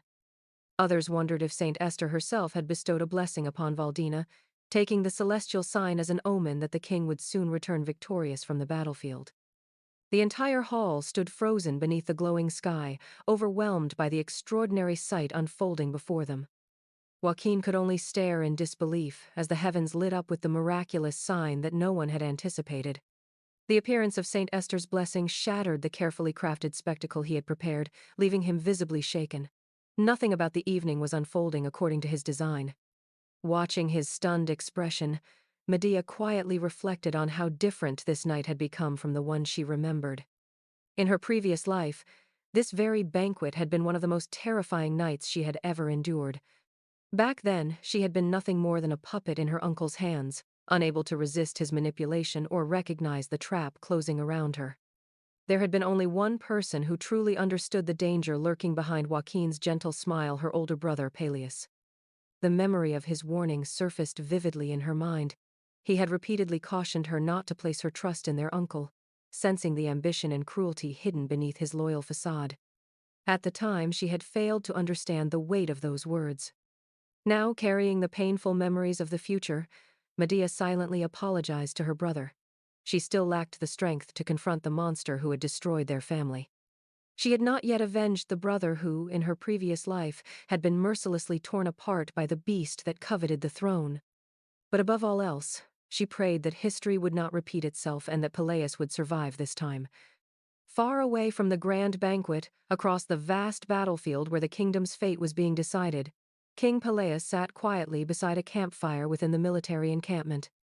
While his soldiers rested around him, his thoughts drifted far from the war. Resting in his hands was a small locket containing a portrait of his beloved younger sister, a keepsake he had carried with him throughout the campaign.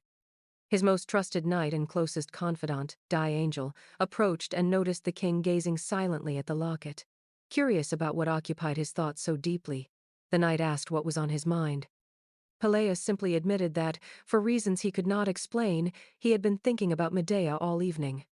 Something about that night filled him with an overwhelming sense of nostalgia, as though an invisible bond between the siblings had stirred across the great distance separating the battlefield from the royal palace. Even surrounded by war, his heart remained with the little sister he hoped to protect. As the night grew deeper, the celebration continued in full splendor. Music echoed throughout the grand hall while nobles mingled beneath glittering chandeliers. At the center of the gathering, the Queen Dowager, Count Montega, and Princess Medea shared a warm conversation, their increasingly cordial relationship becoming more apparent to everyone in attendance. Even so, whispers and gossip continued to spread among the guests, as every noble watched the shifting balance of power within the royal family. Standing apart from the crowd, Verna could barely conceal the humiliation burning inside her. Ever since Medea had effortlessly turned the banquet against her, resentment had consumed her thoughts. She refused to accept becoming the object of ridicule and silently vowed that she would make Medea pay for disgracing her before the entire aristocracy. Her eyes eventually settled on a glass of wine. Without hesitation, she secretly slipped a drug into the drink before summoning her personal attendant, Sheila. She ordered the maid to deliver the tainted wine to Princess Medea. Sheila immediately realized how dangerous such an act would be during a royal banquet and cautiously tried to warn her mistress to reconsider. The warning only enraged Verna. She lashed out by kicking the frightened maid, reminding her that a servant had no right to question her master's orders. Overcome with fear and pain, Sheila had no choice but to obey. She accepted the poisoned glass and quietly made her way toward the princess. Before Verna could watch her plan unfold, someone called out to her. It was Saemon. The young duke had already noticed her suspicious behavior and confronted her before matters escalated further. He warned her not to act recklessly, reminding her that too many eyes were already fixed on House Claudio after the events of the evening. Any careless move could expose them all. Verna, however, refused to let go of her anger. She bitterly complained that Medea had humiliated her before the entire nobility and insisted that the princess needed to be crushed before her influence grew any stronger. She even spoke of the strange rumors surrounding Medea's sudden change after nearly dying from her fall, believing they needed to destroy her before she became impossible to stop. Simone dismissed her impatience. He assured her that both he and their father already had plans in motion and that Medea would be dealt with when the timing was right. There was no need for reckless actions that might ruin everything they had carefully prepared. After ordering Verna to abandon her foolish scheme, he walked away, leaving her behind. Although outwardly silenced, Verna's resentment only deepened. Convinced that Medea posed no real threat despite the evening's events, she arrogantly brushed aside Simone's warning and believed the princess was still powerless against her. Meanwhile, Sheila quietly approached Medea, the drugged glass of wine trembling ever so slightly in her hands as she carried out the order she had been too afraid to refuse. The trap had already begun moving toward its unsuspecting target. As the banquet continued, another important guest finally approached Princess Medea. It was Count Etienne. The minister greeted her with exaggerated warmth, pretending that nothing had happened between them. Medea responded with the same polished courtesy, remarking that it had been quite some time since they last met, and casually observing that the minister seemed to have grown even larger. Etienne laughed loudly, accepting the remark as though it were harmless flattery. As Medea reached for her wine, however, she suddenly paused. Something about the drink caught her attention. She remained silent for a brief moment, carefully studying the glass without revealing what she had noticed. Unaware of her suspicion, Count Etienne continued speaking cheerfully. He remarked that grand banquets like this had become increasingly rare and suggested that everyone should enjoy themselves while the opportunity lasted.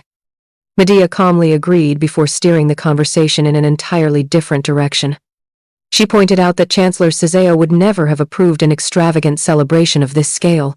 Then she asked the question that instantly robbed the minister of his confidence. On whose authority had the banquet been organized? Her words struck him speechless. Medea reminded him that she had never authorized such an event with the royal seal, making it clear that someone had acted without legitimate approval. Realizing the conversation had become dangerous, Count Etienne immediately suggested they continue their discussion somewhere private. The two quietly withdrew from the bustling banquet and entered a secluded chamber away from the curious eyes of the nobility. Once inside, the minister invited Medea to sit before making himself comfortable on a sofa. Wearing a relaxed smile, he attempted to dismiss her concerns. He implied that Chancellor Ceseo had likely filled her head with unnecessary suspicions and insisted that the affairs of the inner palace were far too complicated for her to concern herself with. According to him, those matters were under his control and she would be better off leaving them entirely in his hands. Medea sat across from him in complete silence. Instead of drinking, she deliberately placed her untouched glass of wine on the table between them before asking if that was truly his answer. The minister's smile gradually changed. He observed that the princess had become unusually bold lately before questioning who, in such a vast royal palace, was truly standing behind her. He reminded her that the person controlling the entire inner royal court possessed immense power and warned that provoking such an individual would only bring disaster upon herself. His warning soon turned into a thinly veiled threat. He advised Medea to stop stirring unnecessary trouble and simply continue living as she always had. Then, as his gaze lingered on her with unmistakable lust, he hinted that if she continued defying those in power, something unfortunate might happen to her beautiful face. The atmosphere inside the private room grew heavy. The minister had abandoned diplomacy, revealing the arrogance and menace that had long been hidden beneath his courteous smile. Yet despite his intimidation, Medea's expression remained perfectly calm, showing no sign that his threats had shaken her in the slightest. A faint smile appeared on Medea's face, yet there was nothing warm about it. Every word she spoke was carefully chosen, each one aimed precisely where it would hurt the most. She casually remarked that Count Etienne's warning reminded her of someone else had made cuisine. According to Medea, cuisine had once delivered almost the exact same threat. She then reflected on the woman's sudden downfall, commenting that it was remarkable how someone who had seemed so untouchable had met such a miserable end almost overnight. The comparison immediately offended the minister. With wounded pride, Count Etienne made it clear that he refused to be placed on the same level as the disgraced headmaid. Medea appeared to accept his reaction, but instead of changing the subject, she pressed even deeper. She recalled that before Cuisine died, the former headmaid had left behind some very curious words. Cuisine had spoken of a maggot lurking within the palace, someone even filthier and more disgusting than she had ever been. She claimed that only after this maggot was removed could the royal palace truly function as it should. Medea continued, recounting the dying confession with a calm smile. According to Cuisine's final words, this so-called maggot possessed an unbearably hideous face, had failed even as a man, leaving his bloodline cut off, and spent his days tormenting young women simply to soothe his own wounded pride. Although Medea never spoke his name, every description pointed directly at Count Etienne. The minister's expression stiffened as fury boiled beneath his composed exterior. Feigning ignorance, Medea politely asked whether he was feeling unwell, observing that his face had suddenly turned remarkably red. Forcing a laugh, Count Etienne blamed the warmth of the room for his flushed complexion, yet inside his thoughts burned with rage. He bitterly regretted allowing Cuisine to die before silencing her forever, cursing himself for not eliminating her when he still had the chance. Once he regained his composure, the minister smoothly turned the conversation around. Pretending complete ignorance, he asked whether Medea had any idea whom Cuisine might have been describing. Medea responded with effortless innocence, claiming she had no idea herself.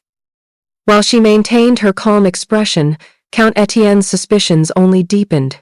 He could not tell whether the princess truly knew nothing, or whether every word she had spoken had been a deliberate attack. The uncertainty unsettled him far more than any direct accusation could have. Medea then calmly entrusted the matter to him, asking the minister to investigate the mysterious maggot on her behalf. As a princess, she explained, the dying words continued to trouble her, and she wished to know the truth. With no choice but to maintain his mask, Count Etienne respectfully accepted the request and assured her that he would personally look into it. Medea thanked him with another composed smile, telling him that she would be counting on him. The conversation ended politely on the surface, yet beneath every courteous exchange, the two had been locked in a silent battle of wits. Medea had struck directly at the minister's deepest insecurity without ever openly accusing him, while Count Etienne unable to determine just how much the princess truly knew about his secrets. Left alone inside the private chamber, Count Etienne could no longer maintain the composed mask he had worn before Medea. His hands trembled with rage as he replayed every word of their conversation. The insult echoed relentlessly in his mind. To him, being compared to the palace's maggot was an unforgivable humiliation. His anger finally erupted. With a furious shout, he slammed his fist onto the table so hard that it shook beneath the impact. In the next instant, his eyes fell upon the untouched glass of wine Medea had deliberately left behind. Without a second thought, he snatched it from the table and emptied it in a single gulp, caring only about cooling the fury burning inside him. The wine did nothing to calm him. Disgusted by its temperature, he violently hurled the empty glass onto the floor. It shattered into countless pieces as the room echoed with the sound of breaking crystal. Still fuming, the minister barked at his attendant, angrily complaining that the wine had already gone lukewarm. He demanded a fresh glass at once and ordered the terrified aide to hurry. The attendant immediately rushed out of the room, eager to escape the minister's explosive temper. Meanwhile, Medea calmly walked through the palace corridors, making her way back toward the grand ballroom as though nothing unusual had happened. Before she reached the hall, someone politely called out to her. It was Gallo, a representative of Facade's arms merchants. He respectfully greeted the princess and paid homage to the valiant princess of Valdina. Medea welcomed him courteously, acknowledging his arrival in the kingdom with her usual calm dignity. Gallo then praised the miraculous appearance of Saint Esther's spear that had illuminated the heavens earlier that evening. He admired the blessing, remarking that it had been a magnificent sign and a perfect omen for the banquet. Before the conversation could continue, another man quietly spoke. Standing beside Gallo was the mercenary commander known as Awakens, though in truth, he was Cesare in disguise. Unlike Gallo, Cesare openly questioned the miracle. He wondered aloud whether the appearance of Saint Esther's blessing had truly been a coincidence at all. To him, the timing had been almost impossibly perfect.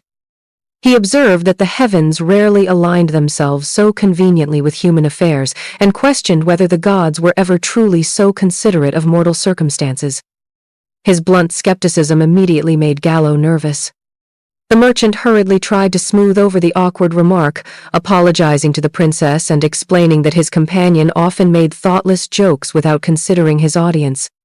He then formally introduced the man beside him as Awakens, the mercenary commander employed by Facade. Throughout the exchange, Medea remained perfectly composed. She neither agreed nor challenged Cesare's observation.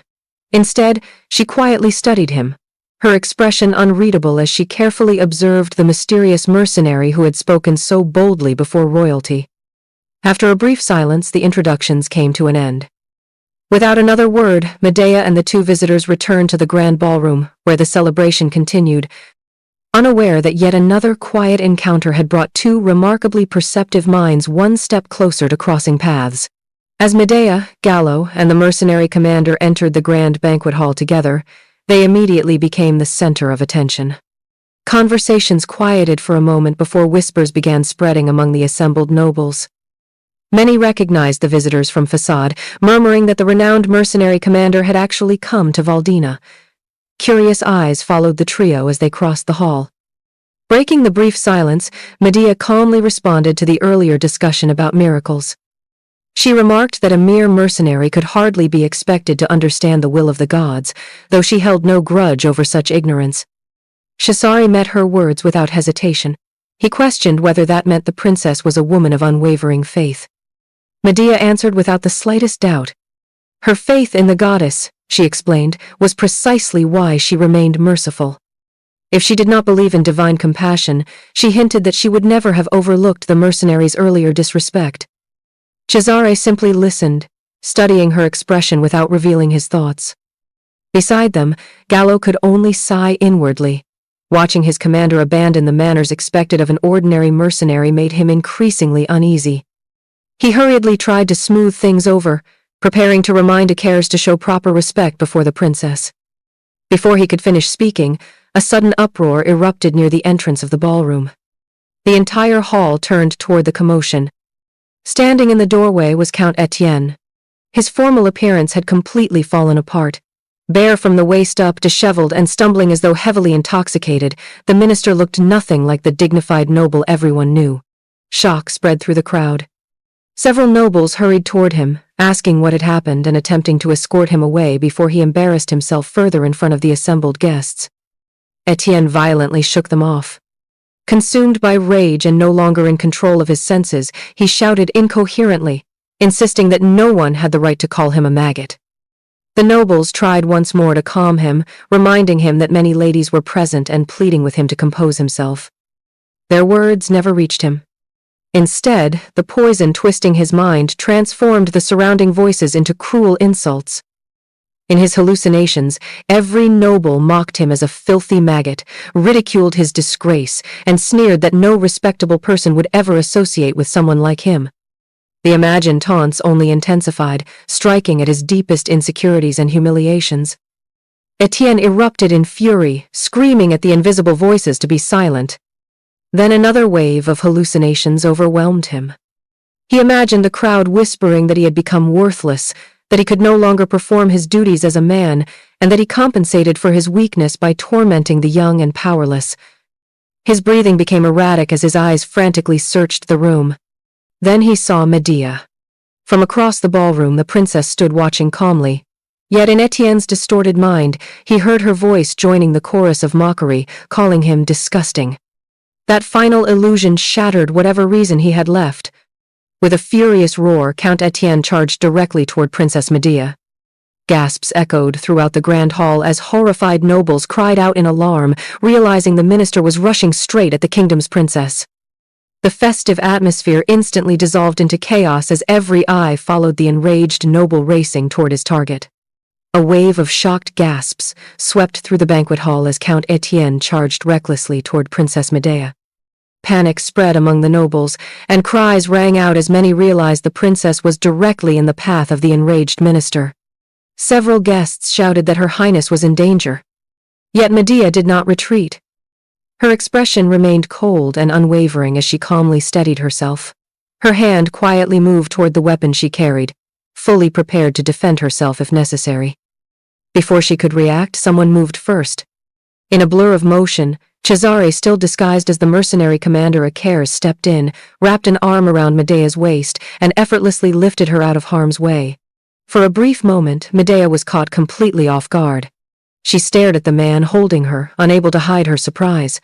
Her thoughts raced as she recognized the mercenary who had intervened so suddenly.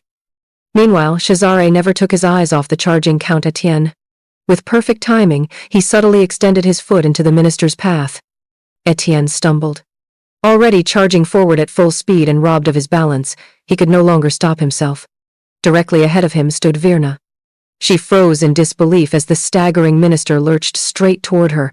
Before she could move aside, the two collided violently, sending both of them crashing onto the floor. The entire ballroom fell silent.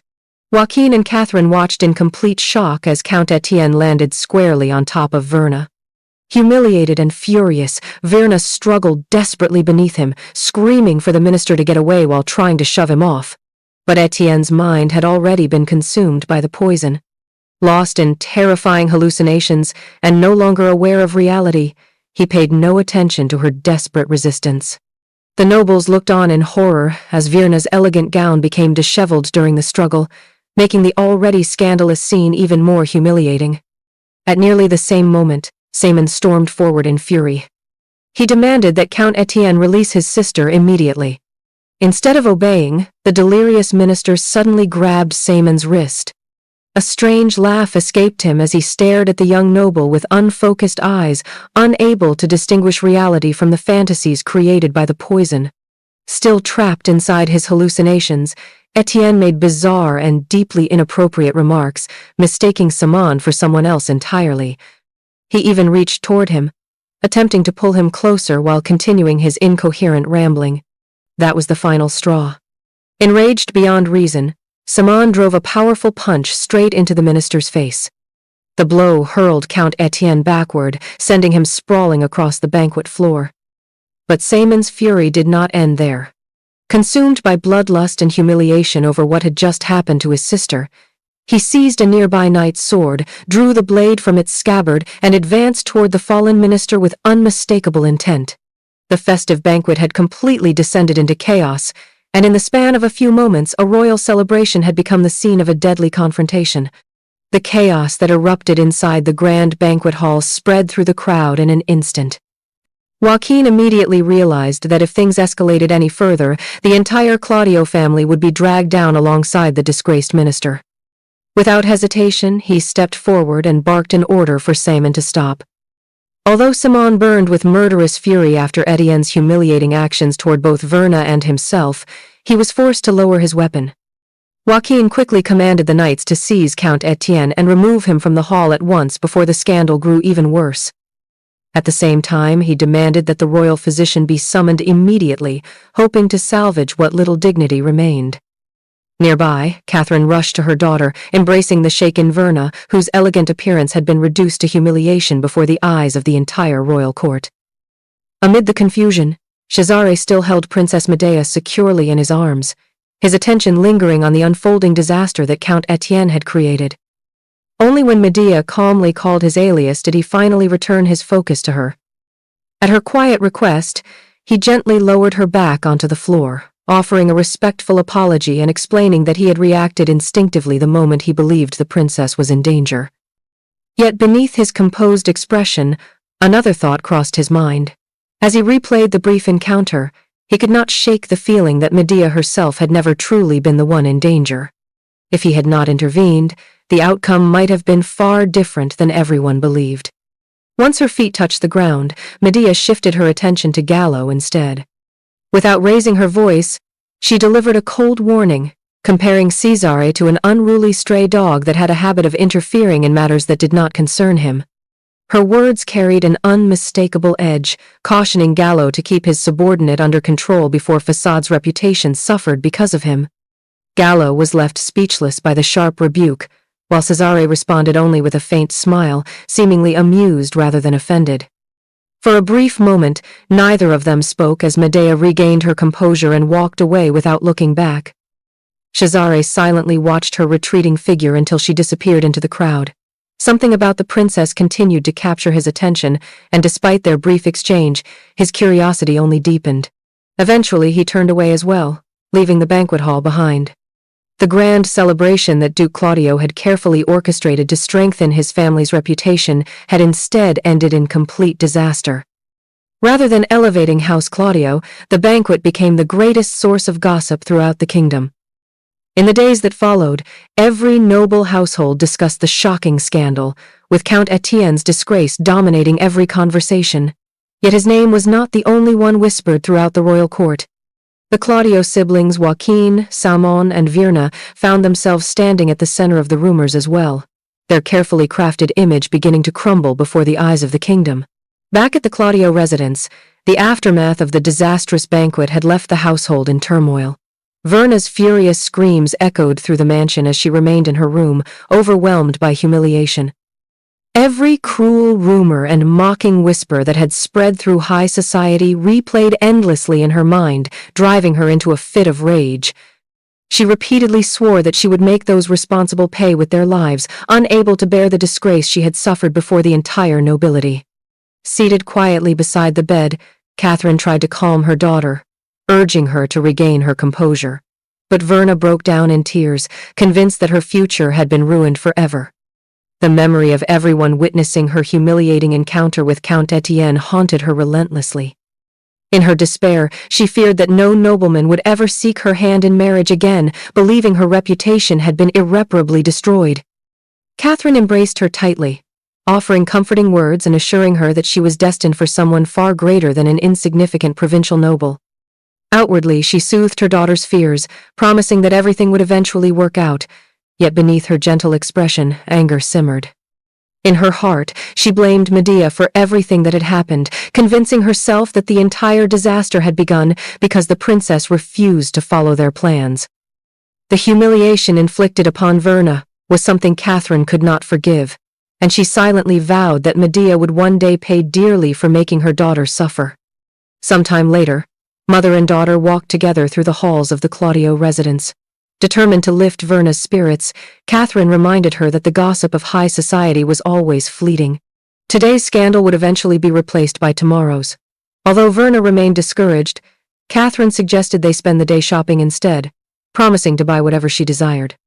At those words, a smile finally returned to Virna's face. She immediately began listing the luxurious dress and exquisite necklace she had admired previously, her excitement momentarily pushing aside her earlier despair. Watching her daughter's mood brighten, Catherine quietly allowed herself a small smile. Despite everything that had happened at the banquet, she felt relieved that Virna had not created an even greater scandal. For the moment, at least, the damage had been contained, but deep inside, Catherine's resentment toward Medea continued to grow, waiting for the right opportunity to strike back. As Catherine and Virna continued walking through the halls of the Claudio residence, their conversation was suddenly interrupted by a loud commotion echoing from Joaquin's office. Joaquin's furious voice rang throughout the corridor as he vehemently rejected an outrageous demand, insisting that there was no reason for Virna to take responsibility for anything. Alarmed, Catherine hurried toward the office, with Virna close behind. The moment they reached the doorway, they found Joaquin locked in a heated confrontation with Count Etienne. The Count wasted no time revealing the reason for his visit. He declared that the effects of the drug administered to him during the banquet had left him on the verge of losing his ability to produce an heir. According to the physician's findings, traces of the substance had been discovered in the wine he drank that night, and a witness had reportedly come forward claiming to have seen Lady Virna tampering with his drink. Those words struck Catherine like lightning. Her expression instantly shifted from confusion to fury as she turned sharply toward her daughter, realizing that Virna's reckless actions had created yet another catastrophe. Joaquin himself was equally stunned. Until that moment, he had been completely unaware that a drug had been slipped into Count Etienne's wine. Etienne pressed the matter further, suggesting that Joaquin stop pretending ignorance. He openly questioned whether the Claudio family had deliberately used Virna to target him from the very beginning. Joaquin immediately rejected the accusation, but Etienne calmly dismissed the argument, reminding him that they were supposed to be allies working toward the same goals. Rather than continuing the dispute, he proposed what he claimed was a reasonable solution. Virna's earlier humiliation at the banquet could simply be treated as an unfortunate accident, and in return he would offer what he considered his most valuable possession. His next proposal left the entire room in stunned silence. With a disturbing smile, Count Etienne declared that since Virna's actions had jeopardized his succession, she should personally take responsibility by becoming the mother of his heir. The disgusting implication behind his words instantly ignited Joaquin's fury. Rising from his seat, he angrily demanded proof that the alleged impotence had truly been caused by the drug, refusing to accept Etienne's claim without evidence. Outside the office, Verna had heard every horrifying word. Her body trembled uncontrollably as fear overwhelmed her. Desperately clinging to Catherine, she broke into tears, pleading with her mother to save her. The mere thought of marrying Count Etienne filled her with absolute terror. She swore that she would rather lose her life than become his wife, insisting that death itself would be preferable to such a fate. As the shocking confrontation unfolded, Catherine remained outwardly composed, but her mind raced. She was irritated that Verna had acted on her own without consulting anyone, yet she quickly realized that her daughter's recklessness was no longer the greatest threat. What truly mattered was preventing Joaquin from being persuaded by Count Etienne's demands. If her husband began to believe there was no other solution, Verna's future would be destroyed. Before that could happen, Catherine decided she had to act first. Not long afterward, Sheila was dragged before her, trembling as she desperately proclaimed her innocence. She insisted that she had done nothing on her own and had merely carried out Verna's orders. But Catherine had already chosen the scapegoat. With a cold expression, Catherine declared that because Sheila had failed to properly serve her mistress and had allowed the situation to spiral into disaster, she alone would bear the responsibility. Sheila frantically tried to explain that she had only obeyed Lady Verna's commands, but Catherine showed no mercy. Grabbing the terrified maid by the face, she forced her mouth open and poured poison down her throat. Sheila struggled helplessly as she was made to swallow the deadly liquid. Standing nearby, Verna watched the horrifying scene unfold. Shock washed over her as her entire body trembled. She could barely believe what her own mother had done. Ignoring her daughter's fear, Catherine calmly laid out the story that would become the official version of events. From that moment on, everyone would believe that Sheila had secretly drugged Count Etienne on her own. Overcome with guilt after realizing the trouble she had caused her mistress, she had supposedly confessed her crime before taking her own life. Catherine made it clear that this was the only truth anyone would ever hear. She then turned to Verna and instructed her to begin behaving like a proper noblewoman. Until the scandal faded from public memory, she was to gather her belongings and remain at a convent, away from the eyes of high society. Shaken and unable to object, Verna quietly agreed. Without sparing another glance at the dying maid, Catherine calmly wiped her hands with a handkerchief before carelessly tossing it beside Sheila's lifeless body. She then ordered 2 servants to prepare a written confession in Sheila's name and deliver both the document and the body to Count Etienne's estate. The maids obediently bowed and accepted the order, while Catherine walked away without hesitation, leaving behind the tragic sacrifice she had orchestrated to protect her family's reputation. Later that night, inside her chambers, Medea quietly reviewed the latest reports arriving from the palace. News had reached her that a carriage from Duke Claudio's estate had secretly departed the imperial palace under the cover of darkness. Neril informed her that the carriage had traveled directly to Count Etienne's estate. It had carried not only a body but also a sealed box bearing the royal seal. The mention of the royal seal immediately caught Medea's attention. She quickly concluded that the box could only contain the Sage's Book, one of the kingdom's treasured royal relics. To her, that single decision revealed far more than the object itself. For Duke Claudio to surrender such a priceless treasure meant that his alliance with Count Etienne had deteriorated to the point of desperation. It was clear that the Duke was making enormous concessions in an attempt to repair their fractured relationship. Neril was visibly surprised by the revelation. The Sage's Book was a royal treasure, something that should never have left the palace. Its transfer alone demonstrated just how serious the situation had become. Rather than dwelling on the relic, Medea shifted her attention to the other matter. She asked whether the identity of the body had been confirmed. Neril reported that the deceased was the daughter of a vassal family that had faithfully served House Claudio for generations. Hearing that, Medea calmly issued her next set of orders. She instructed Neril to quietly establish contact with the bereaved family while also informing Umberto of everything that had occurred. Every piece was beginning to fall into place, and she intended to make full use of the opportunity. After acknowledging the order, Neril hesitated before asking another question that had been weighing on her mind. She wanted to know how Medea had managed to identify the mysterious figure known as Fox, the individual responsible for providing the incense that caused Count Etienne's condition. Medea paused briefly before answering that she happened to have a personal connection to that person. Behind her calm response, however, another truth remained hidden. In her thoughts, Medea recalled the Red Fox Unit, the greatest intelligence network on the continent, secretly controlled by Count Kensington of the Kazan Empire. Even within Kazan itself, only a handful of people knew the organization's true identity. She also remembered a moment when she had knelt before the sacred altar and happened to notice the hermit's insignia carried by Count Aaron. That single observation had allowed her to uncover the spy's true affiliation. Returning to the present, Medea simply explained that spies became as good as dead the moment their identities were exposed. All she had done was send an anonymous letter, carefully baiting them into cooperating. Nero listened in stunned silence. To Medea, the operation sounded effortless. But Nero understood that manipulating an imperial spy into taking action was no simple feat. The realization left her wondering just how many moves ahead her princess had already planned. Medea, however, had already turned her thoughts toward the next stage. She concluded that the latest incident would inevitably drive a deeper wedge between Duke Claudio and Count Etienne, weakening the alliance that had long protected them both. With their trust beginning to crumble, she knew the battlefield had finally been prepared. Now, the hunt could truly begin. At Count Etienne's estate, the atmosphere was shattered when the doors burst open without warning. Chancellor Siseo entered alongside a squad of royal knights, immediately sealing the mansion and ordering that no one move. He declared that anyone foolish enough to resist would be arrested on the spot. The sudden raid caught Count Etienne completely off guard. Outraged, he demanded to know who would dare storm into his residence and questioned whether they understood whose home they had invaded. Before he could do anything else, two knights stepped forward and forcefully restrained him. Standing before the captured minister, Siseo formally announced the charges. Count Etienne was being arrested for human trafficking, murder, and violations of military law.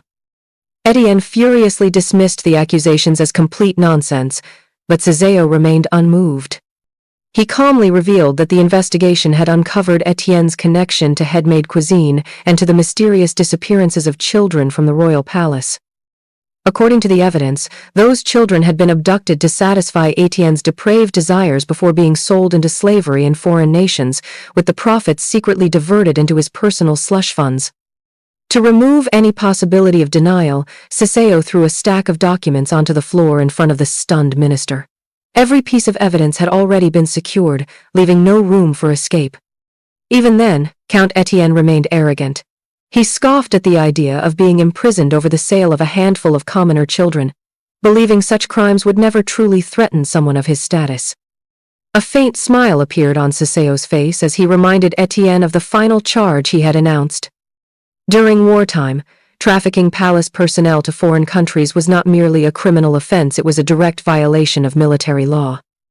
Under the kingdom's statutes, such a crime carried the punishment of immediate execution. The color drained from Count Etienne's face as the full weight of those words sank in. Without another moment of hesitation, Siseo ordered the knights to take the prisoner away. The knights obeyed at once, dragging the struggling count from his own estate. His loyal aide watched in horror as his master desperately shouted for Duke Claudio to be informed, convinced that only the Duke could still save him. The aide immediately rushed into the office, frantically grabbing paper and a pen. He hurriedly began writing what appeared to be an urgent plea for help. Yet the moment the letter was finished, a smile slowly spread across his face. Instead of a desperate message requesting Claudio's assistance, only a single word had been written across the page. Karma. The expression on the aide's face revealed the truth that no one in the mansion had ever suspected. Umberto had never been Count Etienne's loyal servant. From the very beginning, he had been a spy. Hidden beneath the minister's very nose, Umberto was secretly a member of the infamous Red Fox Unit, patiently waiting for the perfect moment to bring his master crashing down. Back at the Claudio residence, Joaquin's furious voice thundered through the mansion as shocking news arrived. He could scarcely believe what he had just heard. Count Larc Etienne, one of his most important allies, had been arrested. The aide quickly explained that Chancellor Siseo had personally led a force of royal knights in a raid on the count's estate earlier that morning. During the investigation, authorities had uncovered evidence linking Etienne to the smuggling of children, who had been trafficked for his own twisted entertainment. The report sent Joaquin into a rage. Snatching the wineglass from his desk, he hurled it onto the floor, where it shattered into countless pieces. Cursing Etienne's stupidity, Joaquin bitterly complained that if the man insisted on indulging his vile pleasures, he should have at least been competent enough to erase every trace of his crimes. Unable to contain his anger any longer, he dismissed the aide from the room. As silence settled over the office, the doors opened once again, and Simon stepped inside. He calmly revealed that Siseo's investigation had uncovered traces of the Black Eye merchant group while tracking the minister's hidden slush funds. That discovery had ultimately exposed the network responsible for selling children out of the royal palace, providing enough evidence to arrest Count Etienne.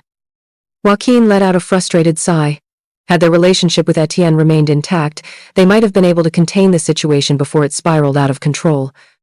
Now, however, everything had changed. Determined to prevent further disaster, Joaquin declared that he needed to see Count Etienne immediately and asked where the minister was being held. Simon informed him that Etienne had been placed in complete isolation under the justification that his crimes were exceptionally severe. With security tightened around him, gaining access would be nearly impossible. That answer only deepened Joaquin's concern. He knew that if the charges of labor smuggling escalated into accusations of treason, the consequences would reach far beyond Count Etienne alone. The Claudio family's own involvement could be exposed, placing everything they had built at risk. For a long moment, Simon remained silent, carefully weighing the situation. Then another thought crossed his mind. He cautiously asked his father about the object that was supposedly still hidden inside Count Etienne's mansion, wondering whether investigators might eventually discover it during their search. Joaquin immediately dismissed the concern. Whatever faults Count Etienne possessed, he had always insisted that the item was concealed in a place no one would ever think to search. Joaquin remained confident that it would stay hidden. Even so, he admitted that they could not afford to leave the minister imprisoned for long. Somehow, they would have to secure his release before the investigation dug any deeper. As Joaquin struggled to think of a solution, a slow smile spread across Simon's face. He reminded his father that they still possessed one powerful advantage: Princess Medea. If they could find a way to manipulate her once again, she might become the key to rescuing Count Etienne and turning the entire situation back in House Claudio's favor. The following day, Duke Joaquin stormed into Medea's residence in visible panic, his voice echoing through the halls as he urgently called for his niece. Without wasting a moment, he entered the sitting room where Medea was quietly waiting on a sofa. She rose to greet him with calm courtesy before the two took their seats. Although she noticed how pale and unsettled he looked, Joaquin brushed aside any concern for his condition, insisting that a far greater crisis demanded her attention. He immediately brought up Count Larc Etienne, describing him as a loyal servant of Valdina and one of his closest allies. According to Joaquin, the accusations of violating military law were nothing more than a malicious conspiracy designed to ruin the minister's reputation. Believing that only Medea could rescue him, he secretly produced a scroll concealed within his robes and pleaded for her to place the royal seal upon it. He reminded her that the authority entrusted to her existed to save the people of the kingdom, hoping that sense of duty would persuade her to act. Medea listened to every word without interruption, her expression remaining unreadable. When Joaquin had finished, she slowly stood from her seat and admitted that legal affairs were beyond her understanding. Yet everything she had experienced recently had opened her eyes to a painful truth. She had spent her life giving freely without expecting anything in return, only to realize that such generosity had left her empty-handed and earned her little respect from the very people she sought to help. Her words caught Joaquin completely off guard. He struggled to understand what she truly meant, but Medea calmly revealed the conclusion she had reached. She now understood how the commoners and even those around her had looked down upon her because she had never valued what she possessed. From that day onward, she declared that she would no longer use the royal seal without receiving something of equal worth in return. The unexpected response left Joaquin staring at her in silence before he finally asked the question that mattered most. If she intended to charge a price, then how much would she demand? Medea glanced toward an empty chest resting on the floor beside them. With a gentle smile that contrasted sharply with the weight of her request, she admitted that she had never received anything before, making it difficult to judge the proper value of the royal seal. After a brief pause, she declared that she wanted enough gold bars to completely fill a chest of that size, and then enough additional treasure to transform the entire room into a sea of gold. The demand struck Joaquin like a bolt of lightning. His eyes widened in disbelief as Medea cheerfully estimated that such a payment would likely require around 30 chests filled with gold. Her pleasant smile never faded, but behind it lay a clear message. The naive princess who had once given away everything for free was gone, and anyone who wished to use her authority from now on would have to pay a price worthy of the kingdom's royal seal. Joaquin's composure finally shattered. Rising abruptly from his seat, he slammed his palm onto the table in outrage, unable to believe the price Medea had demanded. To him, 30 chests of gold was nothing short of absurd. Medea, however, remained perfectly calm. Without the slightest hint of hesitation, she reminded her uncle that every coin Count Etienne had embezzled rightfully belonged to Valdina's national treasury. She pointed out that once King Peleus returned from the battlefield, the Count would almost certainly lose his head for his crimes. If she were to use the royal seal to cover up offenses worthy of execution, then Count Etienne could hardly afford to be stingy. The price she demanded merely reflected the enormous value of what he stood to gain. Joaquin's face darkened as he silently clenched his fists. Though clearly infuriated, he realized he had little choice. After a long, tense silence, he accepted Medea's conditions and declared that he would deliver her terms to Count Etienne before turning and leaving the residence. Medea quietly watched her uncle's retreating figure until he disappeared from sight. Once the room had fallen silent again, Neril finally voiced the question that had been weighing on her mind. She wondered what Medea intended to do if Duke Joaquin truly arrived with 30 chests overflowing with gold. Would she genuinely release Count Etienne after receiving such an enormous payment? Medea answered without the slightest hesitation. She had absolutely no intention of setting the Count free. The response left Neril puzzled, prompting her to ask why Medea had demanded such an impossible price if she never planned to honor the bargain. A faint smile appeared on Medea's face as she finally revealed the true purpose behind her outrageous demand. The gold itself had never been her objective. What she truly wanted was to keep her uncle occupied for as long as possible, so consumed with gathering an impossible fortune that he would have no time to visit Count Etienne in prison. Inwardly, Medea reflected on the nature of the man they had imprisoned. Count Etienne was suspicious, greedy, and thoroughly despicable. If days passed without Joaquin making any effort to see him, would the Count continue believing in his longtime ally's loyalty? Or would doubt begin creeping into his mind, convincing him that Duke Claudio had abandoned him, or perhaps was even plotting against him? That uncertainty was precisely the trap Medea intended to create. With quiet confidence, she wondered just how long the trust between two longtime conspirators could survive once suspicion began to take root. Their alliance had been built on mutual benefit rather than genuine loyalty, and Medea intended to let that fragile bond slowly rot from within until it collapsed on its own. That night, under the cover of darkness, Medea and Neril descended into a hidden dungeon known only to a select few.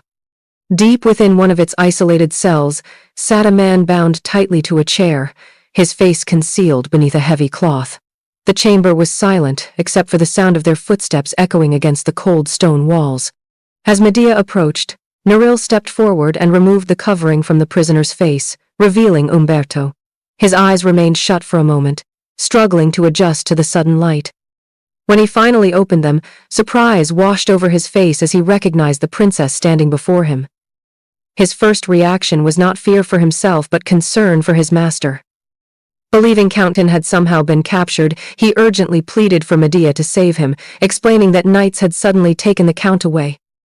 Medea calmly questioned him, asking whether something had happened to Count Kensington. The question alone left Umberto frozen. The realization that followed struck him even harder. Without raising her voice, Medea revealed that she already knew exactly who he served. She thanked him instead, explaining that his actions had allowed them to completely bring down Count Etienne. Rather than condemning him, she expressed genuine gratitude for the role he had unknowingly played. Memories immediately flooded Umberto's mind. He recalled the mysterious letter that had once appeared through his window without warning. At the time, the anonymous message had ordered him to ensure Count Etienne inhaled the special incense at precisely the right moment. It had even addressed him by his hidden identity, the mole serving Count Kensington.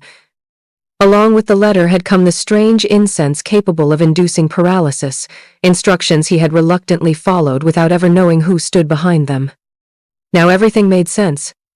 Looking directly at Medea, Umberto realized she had been the one orchestrating those events from the shadows all along. He asked if she had truly been the mysterious sender behind both the orders and the incense. Medea simply acknowledged his conclusion, remarking that she appreciated how quickly he had pieced everything together. Having accepted the truth, Umberto asked the only question that still mattered to him. With his identity exposed and his usefulness seemingly over, he wondered what Medea intended to do with him. Instead of answering immediately, Medea quietly observed him before calling Neryl's name. Without hesitation, Neryl drew her sword and rushed behind the bound prisoner. For a split second, Umberto believed he was about to be executed. Instead, the blade sliced cleanly through the ropes binding his wrists. His restraints fell away. Still stunned, Umberto watched as Medea extended a sealed letter toward him. She instructed him to return to Kazan and personally deliver it to Count Kensington.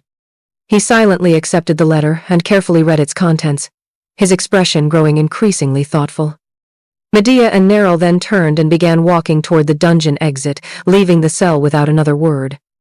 Before they disappeared into the corridor, Umberto called out one final time, asking for a single answer before they parted. Medea stopped in her tracks and glanced back over her shoulder. Umberto wanted to know what she planned to do with Count Etienne now that every piece of her scheme had fallen into place. A faint smile crossed Medea's face. She calmly revealed that there was nothing left for her to do. The trap had already been set, every move carefully arranged long before this moment. From now on, Count Etienne's downfall no longer depended on her actions. The consequences of his own crimes and the crumbling trust between his allies would finish the rest. Deep within the prison, Count Etienne remained confined inside his cold, silent cell. He knelt on the stone floor with his head lowered, consumed by frustration and burning resentment. The proud minister who had once wielded enormous influence now found himself abandoned, stripped of his authority and left alone with nothing but his thoughts. After several moments, Etienne abruptly rose to his feet and approached the bars separating him from the corridor. Calling out to the guard on duty, he claimed to have a simple request. Putting on the pitiful image of a lonely old man abandoned without a single ally, he reached into his clothing and produced a gold coin. Holding the coin where the guard could clearly see it, Etienne attempted to buy a small favor. He asked for nothing more than the chance to write a single letter, insisting that the request was harmless. But the destination of that letter revealed his true intentions. Without hesitation, Etienne demanded that it be delivered directly to Princess Medea. Even from within a prison cell, with his allies growing distant and his future uncertain, Count Etienne had not abandoned hope. Desperate and cornered, he was already searching for a new path to survival, and this time, the person he sought to reach was the very princess who had quietly orchestrated the beginning of his downfall. Back at Medea's residence, the princess quietly sat with a letter in her hands, carefully reading every line Count Etienne had written from his prison cell. His once arrogant tone had completely disappeared, replaced by desperate pleas for his life. Watching from nearby, Neryl recognized the sender and remarked that the letter was nothing more than a plea for mercy. She reflected on how thoroughly the Count had accumulated his secret fortune over the years. Yet despite possessing unimaginable wealth, he had no family or heir to inherit it. If he were to die in prison, all those riches would become meaningless. Before the conversation could continue, Saya's curiosity was drawn to a strange booklet resting beside Medea. Having never seen such an item before, she innocently asked what it was, admitting that it looked more like a small book than money. Medea patiently explained that it was a check issued by the Merchant Guild. Unlike coins or gold bars, it represented money that could be exchanged for whatever amount was written upon it. Curious, Saya and Neryl leaned in to examine it more closely. The moment they saw the figure written on the check, both were left speechless. Saya struggled to count the endless digits, reading them one after another in disbelief as the amount climbed from thousands to tens of thousands, then hundreds of thousands, until it reached millions. Overwhelmed by the staggering fortune, she could only wonder how many terrible crimes Count Etienne must have committed to amass such unimaginable wealth. Before Saya could continue counting, Neryl quickly snatched the check from her hands, stopping her from blurting out the enormous sum any further. A faint laugh escaped Medea as she calmly remarked that Count Lark Etienne had long been known as one of the wealthiest men in the kingdom. Neril then asked the question that truly mattered. Now that such an incredible fortune had fallen into Medea's hands, what did she intend to do with it? Medea answered without hesitation. For the time being, she planned to return the wealth to its owner.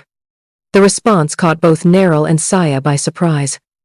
Medea explained that every coin on that check had been purchased with the suffering of innocent children. It was blood money stained by countless crimes. If Count Lark Etienne wished to reclaim the fortune he treasured above all else, then he would first have to pay a fitting price. Her words made it clear that returning the money was never an act of mercy. It was simply the next move in her carefully calculated game, one that would force Count Lark Etienne to sacrifice far more than his wealth before he ever had the chance to possess it again. The following day, Medea met with her uncle and aunt at her residence. Joaquin remarked that it had been a long time since they had all sat together like this. Medea replied that she had missed them both, but they always seemed so busy that she did not dare call for them. Joaquin laughed, though inwardly he blamed Medea for keeping him from entering the palace. Outwardly, he simply said he had been busy trying to save a dear friend. Medea listened quietly. Joaquin then stood, placed a large chest filled with gold on the table, and declared that he had brought what she requested. Catherine explained that their vassals had pooled their resources for the sake of the minister. Since they could not bring all 30 chests at once, the remaining gold had been left with a money changer for Medea to collect whenever she wished. Joaquin then held out the pardon document and urged Medea to stamp it with the royal seal, reminding her that every second counted. Medea remained silent, lowering her gaze without responding. Just then, another voice interrupted. The words, "a letter of pardon," echoed through the room. Joaquin froze at the familiar voice. Standing behind him was the Queen Dowager. She stepped forward and questioned Joaquin, asking why he was there, what all the gold was for, and what this talk of a pardon meant. Caught off guard, Joaquin explained that the gold was what Medea had requested. Medea immediately apologized, saying she had never truly meant those words. She explained that she had only demanded such an enormous amount of gold because she believed her uncle would give up rather than pay it. The Queen Dowager's fury erupted the moment she realized what Joaquin had been trying to do. She immediately seized the pardon document from his hands, only to freeze in disbelief after reading it. It was a full pardon for Count Lark Etienne. Unable to contain her anger, she accused Joaquin of manipulating Medea into saving a man accused of unforgivable crimes.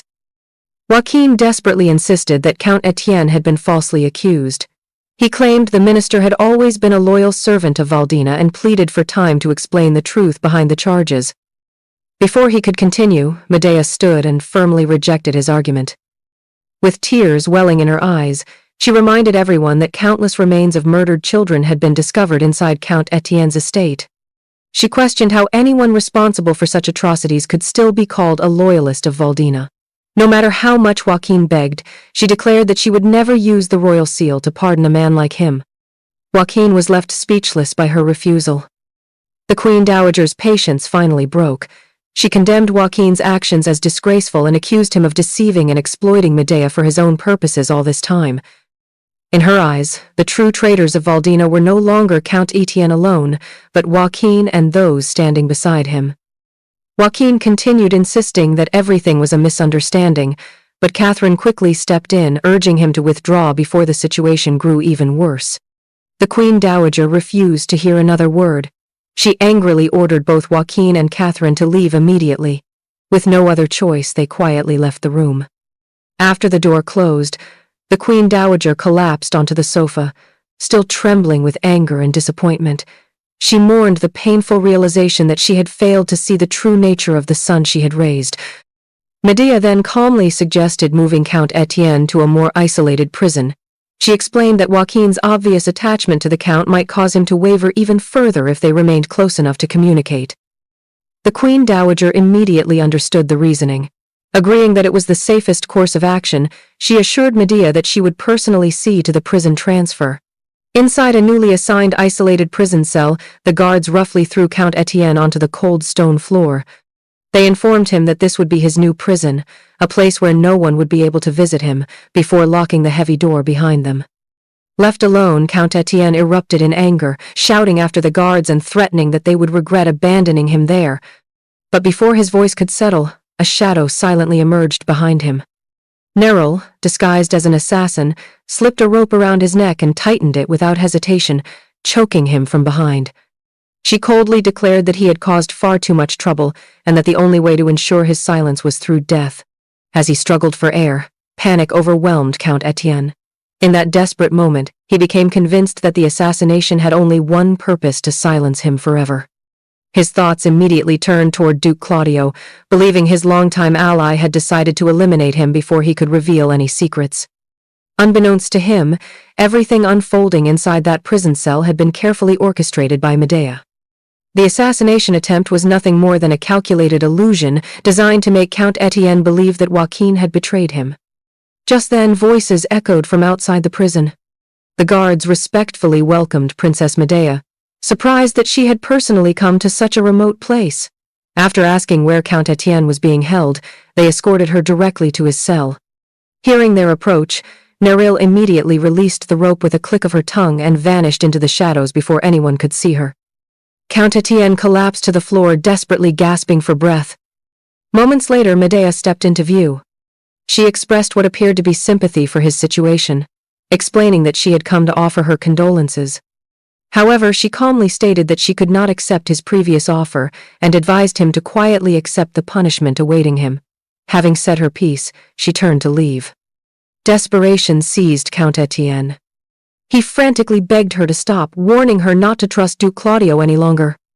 Claiming there was an even uglier truth hidden beneath everything, he revealed that Joaquin had been secretly gathering the surrounding nobles and preparing for a rebellion against the kingdom. To prove his words, Count Etienne confessed that he possessed the nobles' signed pledge.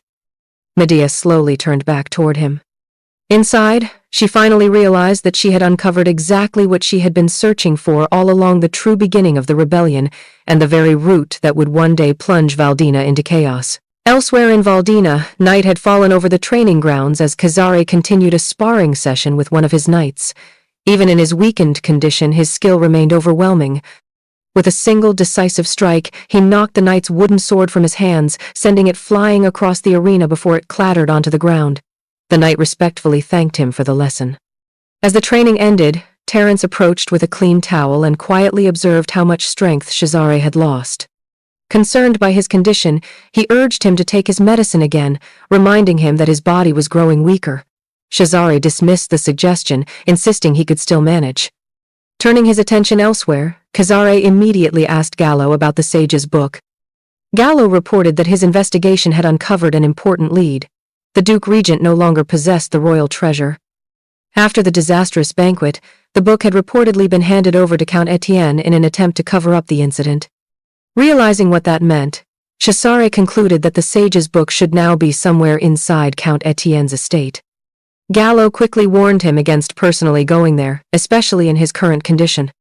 Terence supported the warning, reminding Cesare that he had suffered another seizure not long ago and should not be pushing himself any further. Cesare remained unmoved. He made it clear that his own life was his responsibility alone. Gallo then revealed even more troubling news. The Empress Consort's shadows had already entered Valdina. After relentlessly searching for him, they had finally traced his location. Rather than showing concern, Cesare calmly wondered why they still had not attacked. Gallo explained that they were simply waiting for him to make his move. At that realization, Cesare quietly remarked that he would soon be meeting some familiar faces. His words immediately alarmed both Gallo and Terence, who tried once again to stop him. Ignoring their concern, Cesare shifted the conversation back to Count Etienne.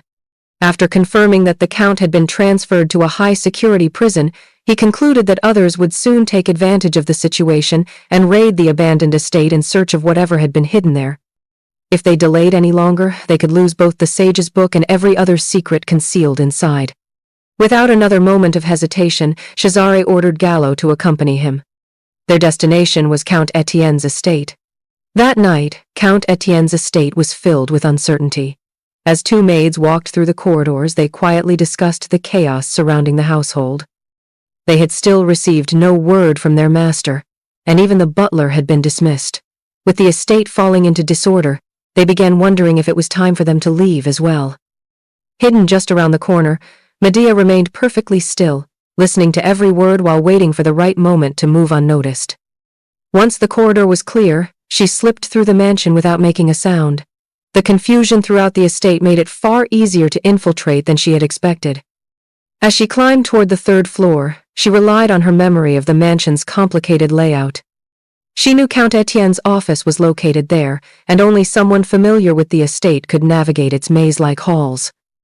Ironically, the very memories of secretly sneaking into this mansion during her past attempt to elope with Jason had now become useful. Reaching the office, Medea quietly opened the large door and slipped inside before closing it behind her. She recalled Count Etienne's instructions, remembering that the hidden entrance was concealed beneath the carpet in front of the second bookshelf from the end. The conversation they had shared inside the prison resurfaced in her mind.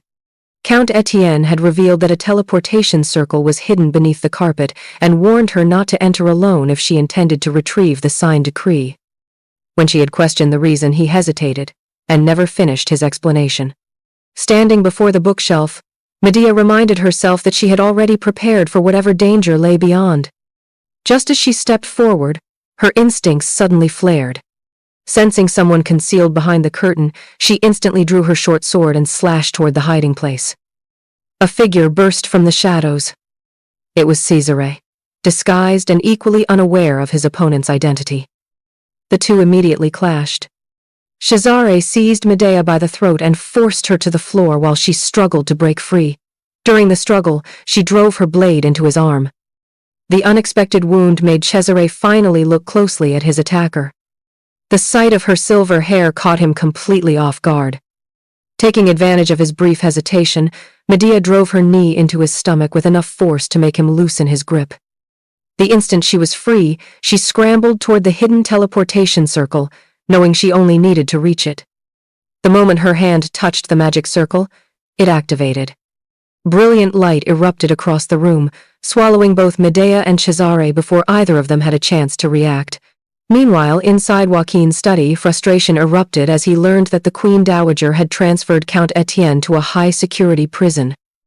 The increased security meant no one could even get close to the Count, making any rescue attempt nearly impossible. Furious, Joaquin realized that all of his efforts had been wasted. With no way to reach his longtime ally, he began desperately searching for another solution. Standing nearby, Simon listened in silence. Inwardly, he believed the situation had actually worked in his favor, giving him the perfect opportunity to persuade his father. He urged Joaquin to abandon Count Etienne altogether. Joaquin immediately rejected the idea, insisting that no one understood the Count's greed better than he did. A man like Etienne would never quietly accept his fate. Simon agreed that this was exactly what made the Count so dangerous. He reminded his father that Count Etienne still possessed the signed decree. If his life were truly on the line, he could easily betray all of them in exchange for his own survival. Those words left Joaquin visibly shaken. Seeing his father's reaction, Simon proposed a ruthless solution. Before Chancellor Siseo could uncover any more evidence, Count Etienne's entire estate had to be burned to the ground. Every trace hidden inside, including the secret magic circle leading to the signed decree, needed to disappear in the flames. Later, after returning to his own room, Simon quietly sat down as one of his aides greeted him. He revealed that Joaquin had finally given his approval. The aide assumed the next step was to set fire to Count Etienne's estate immediately. However, Simon had something far more personal in mind. Simply burning the mansion was not enough to satisfy the fury still burning inside him. While destroying the estate would erase the evidence, it would never erase the humiliation Count Etienne had caused him during the banquet. His hatred had grown into something far darker. Although Joaquin had strictly ordered that Count Etienne was not to be killed, Simon had already made up his mind. Once everything was over, not even his father would be able to stop him. With a cold smile spreading across his face, Simon resolved that Count Etienne would personally experience the consequences of crossing him. A magic circle suddenly appeared deep within a distant forest, its light illuminating the darkness. Moments later, two figures emerged from its glow: Medea and the mysterious mercenary known as Awakens. Still unaware of his true identity, Medea immediately shoved him away. The force of the teleportation left them tangled together, with Medea landing on top of him. Without hesitation, she reached for the small sword still lodged in his arm, intending to pull it free. The moment their eyes met, however, she froze. She recognized him. It was Aker's. In response, Cesare calmly reached up and pulled down the cloth concealing Medea's face, exposing her identity. He then removed his own disguise as well, revealing himself completely. With a faint smile, he remarked that it had been quite some time since they last met, and sarcastically observed that Valdina's noble princess seemed to have developed a taste for dangerous adventures. Medea met his gaze with visible annoyance. She made it clear that she had no interest in exchanging formal greetings. Cesare appreciated her honesty but stated that he could not allow her to leave. While gripping the sword still embedded in his arm, he revealed that he had never allowed anyone who discovered his true identity to walk away alive. He then pulled the blade free and casually tossed it onto the ground. Medea rose to her feet without showing fear. She countered that she had no intention of revealing his identity, suggesting that both of them had every reason to keep the night's events a secret. As Cesare stood, Medea swiftly drew the crossbow strapped to her back and fired without hesitation. The bolt never reached its target. Cesare effortlessly dodged the attack and closed the distance in an instant. Before Medea could react, he slammed her against a nearby tree, pinning her in place with overwhelming strength. He warned her not to mistake him for someone as easily manipulated as Duke Claudio. He had already seen through the schemes surrounding the Queen Dowager and Count Etienne, and made it clear that, unlike the others, he would never be deceived by her. Trapped against the tree, Medea struggled to breathe as his grip tightened. Cesare then demanded to know the truth, questioning why the Princess of Valdina had risked coming to such a dangerous place completely alone.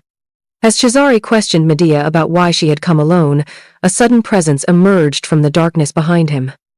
His instincts reacted before his mind could. Sensing the danger, he drew his sword in one swift motion and struck without hesitation. The blade sliced cleanly through the creature's neck, sending its severed head crashing to the ground. Only then did it become clear that the attacker was a demonic beast. The brief encounter revealed the true danger lurking in the area. Medea finally answered Cesare's question, explaining that she had come in search of something hidden there. As the two turned their attention forward, an enormous demonic serpent came into view. Towering over them, the monstrous creature blocked their path. Medea immediately raised her crossbow, but her eyes suddenly caught sight of something lodged near the beast. It was the signed decree. Without a moment's hesitation, she charged straight toward the monster. Realizing what she intended, Cesare immediately called out and rushed after her. The giant serpent opened its jaws and unleashed a torrent of poisonous venom. Just as Medea was about to fire her weapon, Cesare reached her in time. He grabbed her around the waist and leaped clear of the poisonous spray, carrying both of them safely outside its deadly range. After landing, he pointed out that if she continued throwing herself into danger like this, she would lose her life long before Duke Claudio ever did. Medea reminded him that only moments earlier he had been trying to kill her. She admitted that she possessed very little, which was exactly why she had no choice but to make full use of everything she did have, even her own life. Her answer made Cesare pause. As he looked at the crossbow she was carrying, he noticed something unusual about its ammunition. The bolts were not ordinary arrows.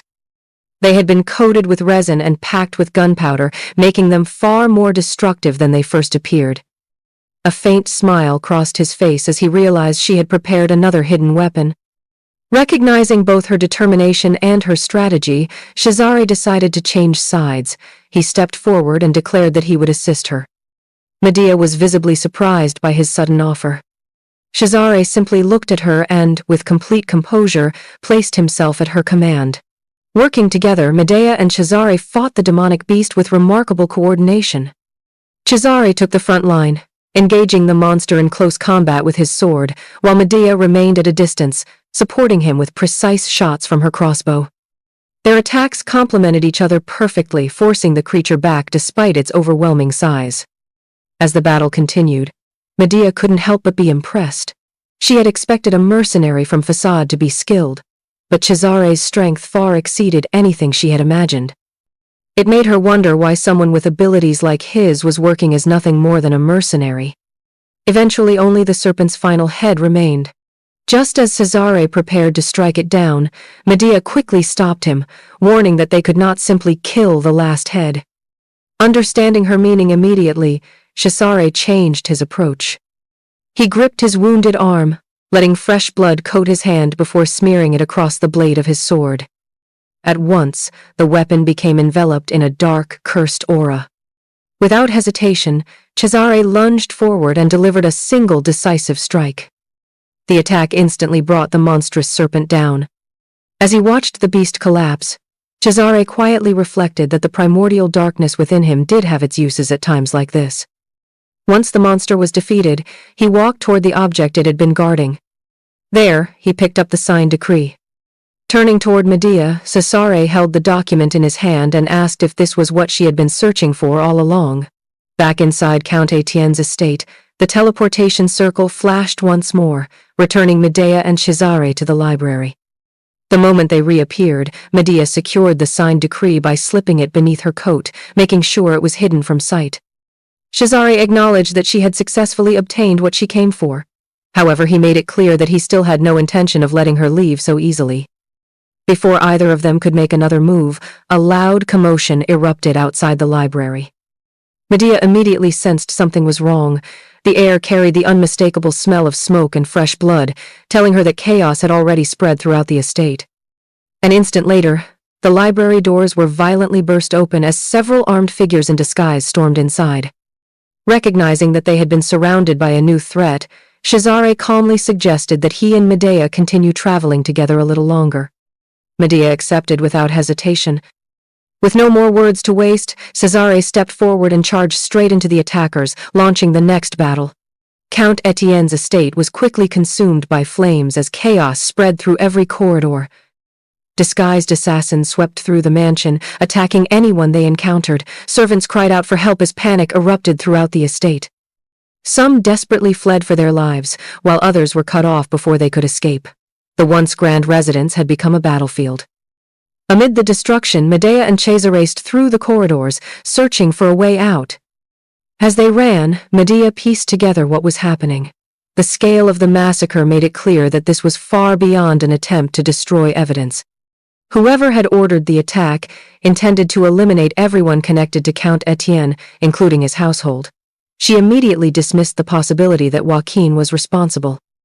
A man who valued his public reputation would never resort to such ruthless and cowardly methods. Only one person fit the pattern. Medea concluded that Saman had orchestrated the massacre as revenge for the humiliation he suffered at the banquet. Her thoughts were interrupted when Cesare commented that she seemed to be feeling guilty, a reaction that differed greatly from the rumors surrounding the Princess of Valdina. Medea fired back without missing a beat, remarking that he continued to interfere in matters that did not concern him. She added that whoever commanded him must be remarkably tolerant to allow such behavior. Cesare corrected her, making it clear that the man she referred to was not yet his master. Medea immediately questioned whether that meant he was the one giving the orders instead. Before the conversation could continue, Cesare's expression suddenly changed. While Medea continued pointing out that she was hardly the only person operating from the shadows and that Facade undoubtedly had its own hidden agenda, Cesare sensed a dangerous presence approaching. He immediately halted. With one swift movement, he stopped Medea from advancing and guided her behind the cover of a large stone statue. Confused, Medea tried to question him, but Cesare silenced her with a quiet gesture. His instincts had already confirmed what was coming. Drawing his sword, he calmly informed her that the guests he had been expecting had finally arrived. He ordered Medea to remain hidden as he prepared to face the approaching enemies alone. Hidden behind the stone statue, Medea silently observed everything unfolding before her. As she watched, she questioned why Cesare had referred to the approaching enemies as his guests. It became increasingly clear that someone had been tracking Fasade's movements. Carefully studying the armed men, Medea immediately realized they were different from Saman's assassins. Each of them wore a distinctive rope tied around an arm, marking them as members of another group. What disturbed her even more was the style of swordsmanship they displayed. They were using the ancient imperial techniques of the Kazan Empire, an art that was supposed to have disappeared long ago. The discovery raised even more questions. Just who was Awakens?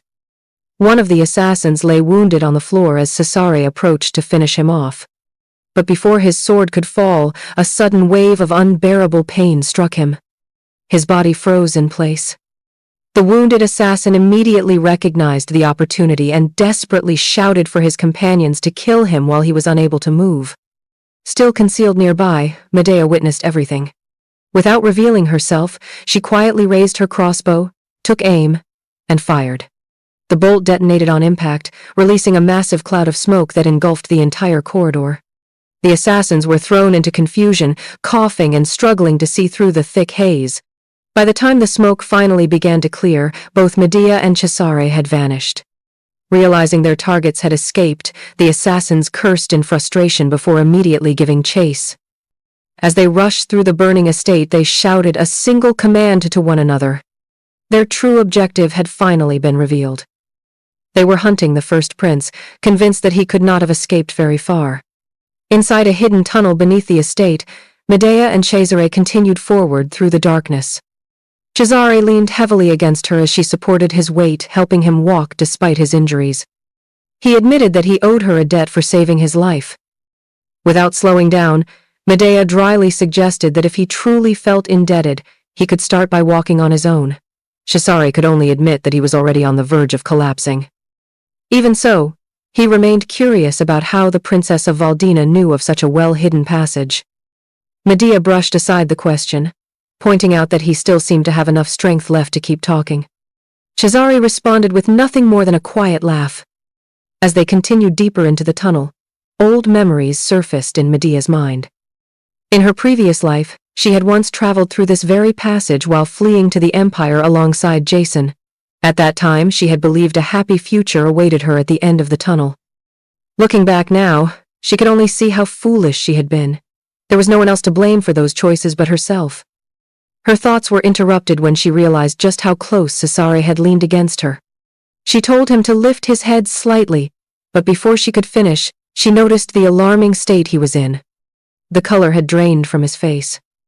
A moment later, Cesare coughed up blood and collapsed to his knees, forcing Medea to kneel beside him. She quickly helped him sit against the tunnel wall and examined his injuries. Only then did she discover that he had concealed a bite from the Hydra. Unable to hide her frustration, Medea questioned why he had ignored such a serious wound. He had already lost an alarming amount of blood. As she took hold of his injured arm and began wrapping it with cloth, she couldn't help remarking on his unbelievable stubbornness. Cesare calmly insisted that he would be fine because his body was immune to poison. Medea continued treating the wound anyway, pointing out that such confidence meant very little considering the condition he was in. Still puzzled by her actions, Cesare asked why she had gone so far for him when she could have simply abandoned him. Medea fell silent. Deep inside, she already knew the answer. If not for her, he would never have been poisoned in the first place. Her thoughts drifted back to her previous life, recalling the time she had fought beside Jason. In those memories, Jason had urged her to escape while danger closed in, and after the battle, he had laughed off the situation as though everything had been under control. Now, looking back, Medea realized that Jason had always been concerned with protecting himself above all else. Returning to the present, she grasped Cesare's arm and helped him back onto his feet. She finally gave him an answer. She explained that she had no intention of making an enemy of Facade. Together, they resumed their journey through the tunnel. As they walked side by side, Medea quietly reflected that, unlike the man who had once accompanied her through this same passage, the person walking beside her now had chosen to protect her instead. After emerging from the hidden passage, Medea guided Cesare to a small house nearby, using it as a temporary refuge. Inside, she helped him over to a bed of hay and carefully laid him down so he could rest. As she checked his condition, she began thinking about her next move. All that remained was to send a signal to Neril. Before she could act, a loud pounding shook the front door. Royal guards had arrived.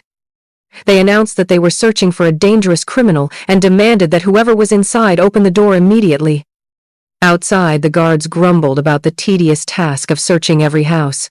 With time running short, one of them suggested breaking the door down instead. Just then, the door slowly opened. Medea appeared dressed as an ordinary commoner and calmly asked what was happening. Without waiting for permission, one of the guards brushed past her and entered the house, explaining that they were pursuing a wounded fugitive and ordering her to cooperate with the search. Maintaining her disguise, Medea apologized for the untidy state of the home. She explained that her husband was away and that she had been overwhelmed with work, leaving her no time to keep the house in order. The guard questioned whether she had seen anyone suspicious, describing the fugitive as an agile man with visible injuries. Medea calmly denied seeing anyone, adding that she had been far too busy with her own work to notice anything unusual. The guard remained unconvinced. He pointed out that for the home of a simple seamstress, there was an unmistakable smell of blood. Without showing the slightest panic, Medea lowered her eyes and slowly unwrapped the bandage around her own hand. She explained that she had accidentally cut herself while rushing to trim fabric. Embarrassed by the unsightly wound, she claimed she had hoped to avoid showing it to distinguished guests. The explanation was enough to satisfy the guard. Concluding that the fugitive was not there after all, he ordered his men to move on, and the search party finally left the house. As the door closed behind them, Medea let out a quiet sigh of relief before sinking onto the floor.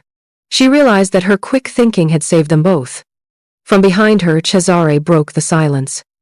He remarked that there truly seemed to be nothing the Princess of Valdina could not do. Medea glanced back at him. Despite his condition, Cesare had already gotten back onto his feet. With an amused smile, he admitted that he had never expected the princess to be such a convincing actress. Medea questioned whether this was really the time to be making jokes. Ignoring her complaint, Cesare knelt beside her and gently took hold of her injured hand. Reaching into her coat, he retrieved a small vial before carefully pouring its contents over the wound. Almost instantly, Medea felt the pain disappear. Cesare reminded her that she had saved his life and promised that he would repay the debt one day. With that promise made, he rose to his feet and bid her farewell, saying they would meet again. Then he quietly walked out the door. Medea watched him leave until he disappeared from sight. Left alone, she could only mutter to herself that he was, honestly, an incredibly annoying man.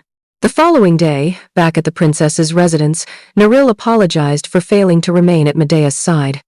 She blamed herself for not being there to protect her during the dangerous events of the previous night. Medea dismissed her concerns, explaining that she had already anticipated that level of risk and had prepared herself for it. She quickly shifted the conversation to something more important. Neril reported that she had encountered assassins wearing white ribbons tied around their arms. Although they were highly skilled, their swordsmanship was unlike anything used in Valdina. Medea immediately recognized the style. She identified it as the lost imperial swordsmanship of the Kazan Empire.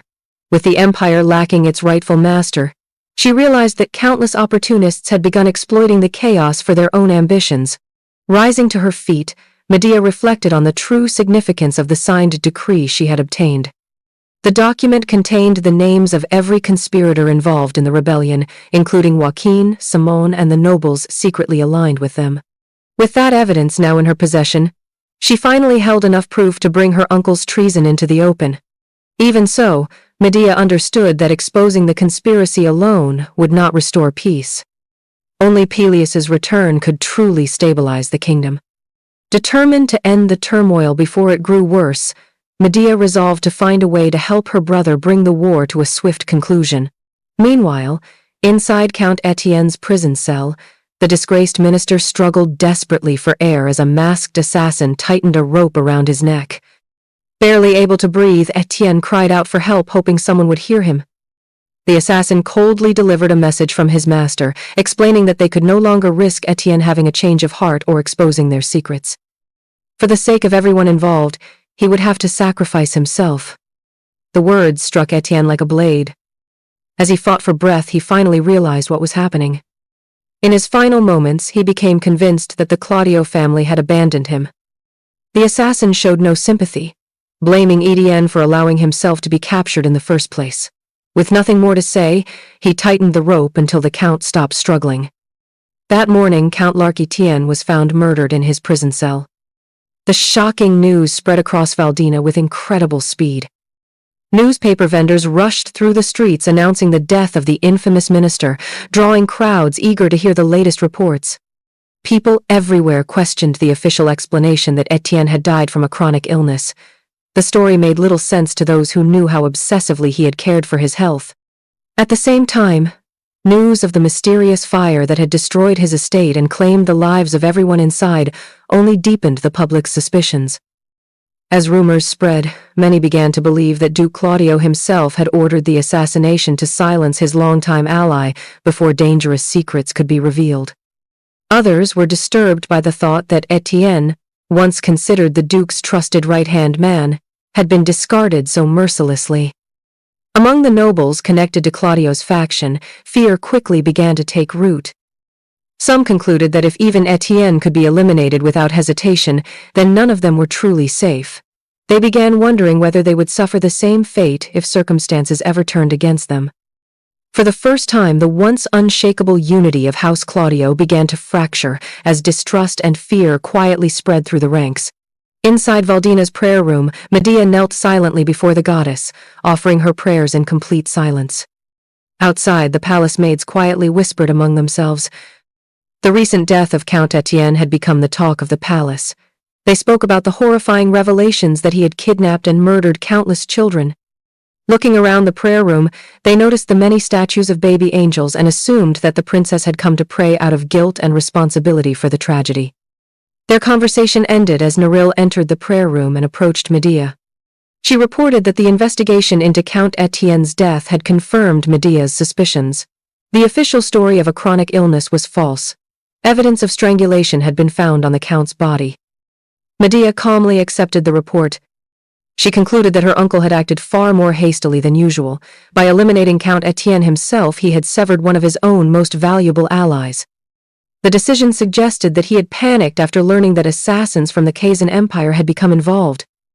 While trying to balance his alliances between the Kazan Emperor and Jason, he had likely feared that the Count would expose the trail leading back to him. Although Joaquin had silenced his right-hand man, Medea knew the cost of that decision was enormous.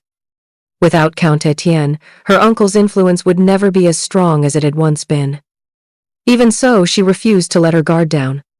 She knew the delegation from the Kazan Empire would soon arrive in Valdina, and among its members would almost certainly be someone secretly cooperating with her uncle.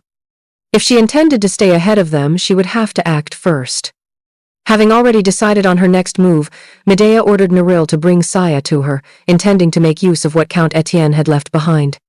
Medea praised Saya for carrying out her task successfully, telling her that everything should now proceed according to plan. Saya humbly brushed aside the compliment, admitting that the mission had actually been satisfying. She found some comfort in knowing that Count Etienne would never realize that the fortune he had amassed through countless crimes had been intercepted before anyone else could claim it. Neril looked over the recovered assets, including the checkbooks they had obtained earlier, and noted that the amount was enormous. She asked Medea how she intended to use such a vast fortune. Without hesitation, Medea revealed that every coin would be used to support Peleus's war effort. Privately, however, she knew the greater challenge was deciding whose hands could safely deliver the funds to the battlefield. Before the discussion could continue, a palace maid came running in, urgently calling for Medea. She reported that an overwhelming number of gifts had suddenly arrived at the palace. Curious, Medea asked where they had come from. The maid answered that every one of them had been sent by Facade. As the gifts were inspected, Neril recognized several valuable items, including a mithril dagger and holy water from the temple. Saya was baffled. She wondered how Facade had learned that Medea had been injured, and even questioned whether the gifts were some unusual form of challenge. Neril immediately dismissed that possibility. Meanwhile, Medea quietly understood the true meaning behind the unexpected delivery. Her thoughts drifted back to the night she had driven a dagger into Cesare's arm during their encounter. She realized the gifts were his silent reply, a message that if anyone intended to harm him, they would need to inflict at least that much before he would consider it meaningful. A faint smile appeared on Medea's face.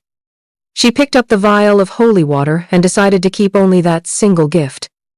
Everything else was ordered to be returned to Facade, accompanied by a private message requesting a secret meeting. The following day, Medea arrived at the opera house, accompanied by Neril and Saya. The three waited inside the imperial box as the audience gradually filled the grand theater. Saya looked around in amazement at the enormous crowd gathered for the famous performance. Medea explained that the play had become one of the most celebrated productions in the capital.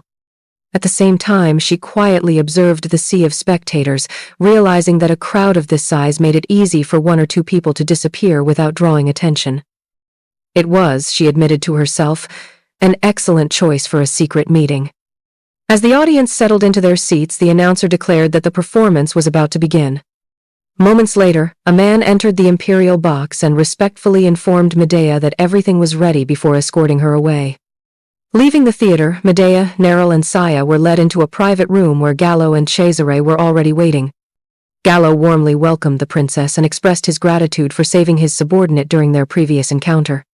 He also inquired about the condition of her injury, believing he should have been the first to seek her out. Medea offered no reply. Instead, her eyes remained fixed on Cesare. Sensing there was no longer any point in maintaining the charade, Cesare casually admitted that their identities had already been exposed. The revelation left Gallo completely bewildered. Ignoring his companion's confusion, Cesare calmly invited Medea to state the reason she had requested the meeting. Since she had once saved his life, he asked what kind of repayment she desired. Rather than asking for a personal favor, Medea revealed that she wished to make a deal with Facade. At her signal, Neril stepped forward and unfolded a detailed map across the table. After studying it, Gallo assumed Medea intended to request Facade's assistance in supporting King Peleus on the Great Plains battlefield. Medea shook her head. Turning her attention to Cesare, she explained that what she wanted was far simpler.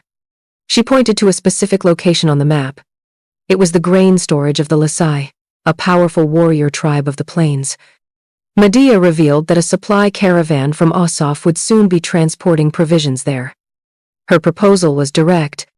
She wanted Facade to intercept the caravan and burn every last bit of the supplies before they reached their destination. Cesare immediately understood Medea's objective. By destroying the Lasai tribe's food supply, she intended to accelerate the war itself. Medea calmly confirmed that his conclusion was correct. The answer intrigued him. As he watched her, Cesare reflected on how she never once questioned his true identity. To him, they were remarkably alike people who only acted after careful calculation and absolute certainty. Yet one memory refused to leave his mind. Despite being someone who valued logic above all else, Medea had chosen to save him before, even when doing so defied her own reasoning. For the first time, he decided he would make an exception as well. Snapping his fingers, Cesare agreed to her proposal, but only on one condition. Medea immediately stopped him, insisting that he give his answer first before speaking of any conditions. Instead of replying, one of his aides placed a freshly baked pie on the table. With an amused smile, Cesare cut a small slice and held it out toward Medea. The unexpected gesture caught her completely off guard. He revealed that his only condition was simple. If she accepted 3 bites of the pie from him, he would give her his answer.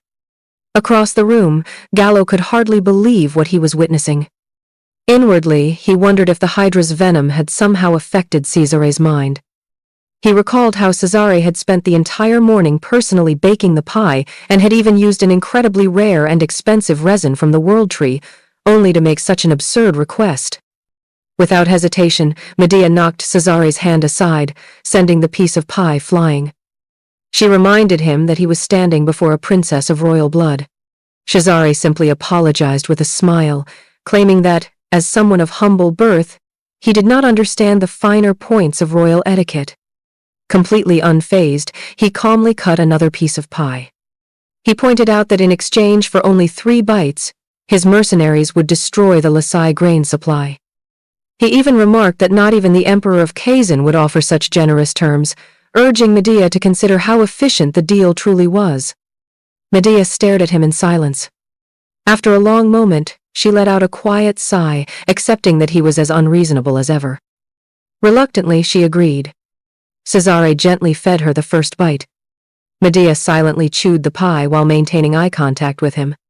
A satisfied smile appeared on Cesare's face. Without wasting another moment, he sliced off another piece, raised the fork once again, and prepared to offer her the second bite. Silence filled the room as Cesare calmly held out the second piece of pie. Medea looked at the fork with visible confusion. For a brief moment, she hesitated before finally opening her mouth. Inwardly, she reminded herself that this was a trivial price to pay. As long as Fasade truly destroyed the Lasai tribe's supply caravan, she was willing to tolerate whatever strange conditions Cesare imposed. Once the second bite was finished, Cesare cut one final slice. Without another word, Medea accepted the last bite as well. As she quietly chewed, she noticed the pie's sweetness. After swallowing, she pointed out that he had now fed her every piece he had demanded and asked whether he was finally satisfied. Cesare rose from his seat. His playful demeanor vanished, replaced by complete confidence. He promised that the mission would be completed within 10 days. The deadline immediately caught Medea's attention. She began to question whether 10 days would be too. Before she could finish, Cesare interrupted her. He assured her there was no reason to worry. Once he decided to act, he claimed nothing was impossible. With that, he walked toward the door and pushed it open. Before leaving, he looked back at Medea one last time and confidently promised that everything would unfold exactly as she wanted. Medea remained seated, silently watching him leave, her calm gaze never leaving his back until he disappeared from the room. The following day, inside Cesare's quarters, Terence questioned the decision that had been made. He wondered if Cesare truly intended to help Princess Medea destroy the Lasai tribe's supply line, pointing out that Cesare was the first prince of Kazan, the enemy of Valdina. If Valdina gained the advantage on the Great Plains, it would do nothing to benefit Kazan. Cesare calmly replied that such a victory would not benefit his father, the emperor. His own objective was different. He needed both Princess Medea and the Valdina royal family. Unable to understand what he meant, Terence waited for an explanation. Instead of answering directly, Cesare handed him a single document. As Terence examined it, Cesare revealed that it was a page from the sage's book. The contents immediately led Terence to a conclusion. The legendary Tears of Dawn were hidden somewhere inside the Valdina palace. Cesare added that there was a strong possibility Medea knew exactly where they were. Terence lowered the page and quietly studied Cesare. After a moment, he admitted that he did not believe that was the only reason behind Cesare's actions. When Cesare asked what he meant, Terence began listing everything that had happened. He pointed out that Cesare had deliberately allowed himself to be bitten by the Hydra, had spared Medea even after she discovered his true identity, and had even let her leave unharmed. None of it resembled the calculating prince he had always known. Cesare gave no response. He simply looked away, remaining silent. Terence continued, reminding him that he had even personally baked a dessert and politely served it to the princess. Once again, Cesare answered only with a faint smile. Letting out a quiet sigh, Terence voiced the concern he had been holding back all along. He could only hope that Cesare's feelings for the princess had not already gone too far. A few days later, the streets of Valdina became unusually lively as a magnificent procession of carriages entered the capital. The citizens immediately gathered along the roadside, wondering if royalty had arrived. It did not take long for them to recognize the banners flying above the procession. The delegation had come from the Kazan Empire.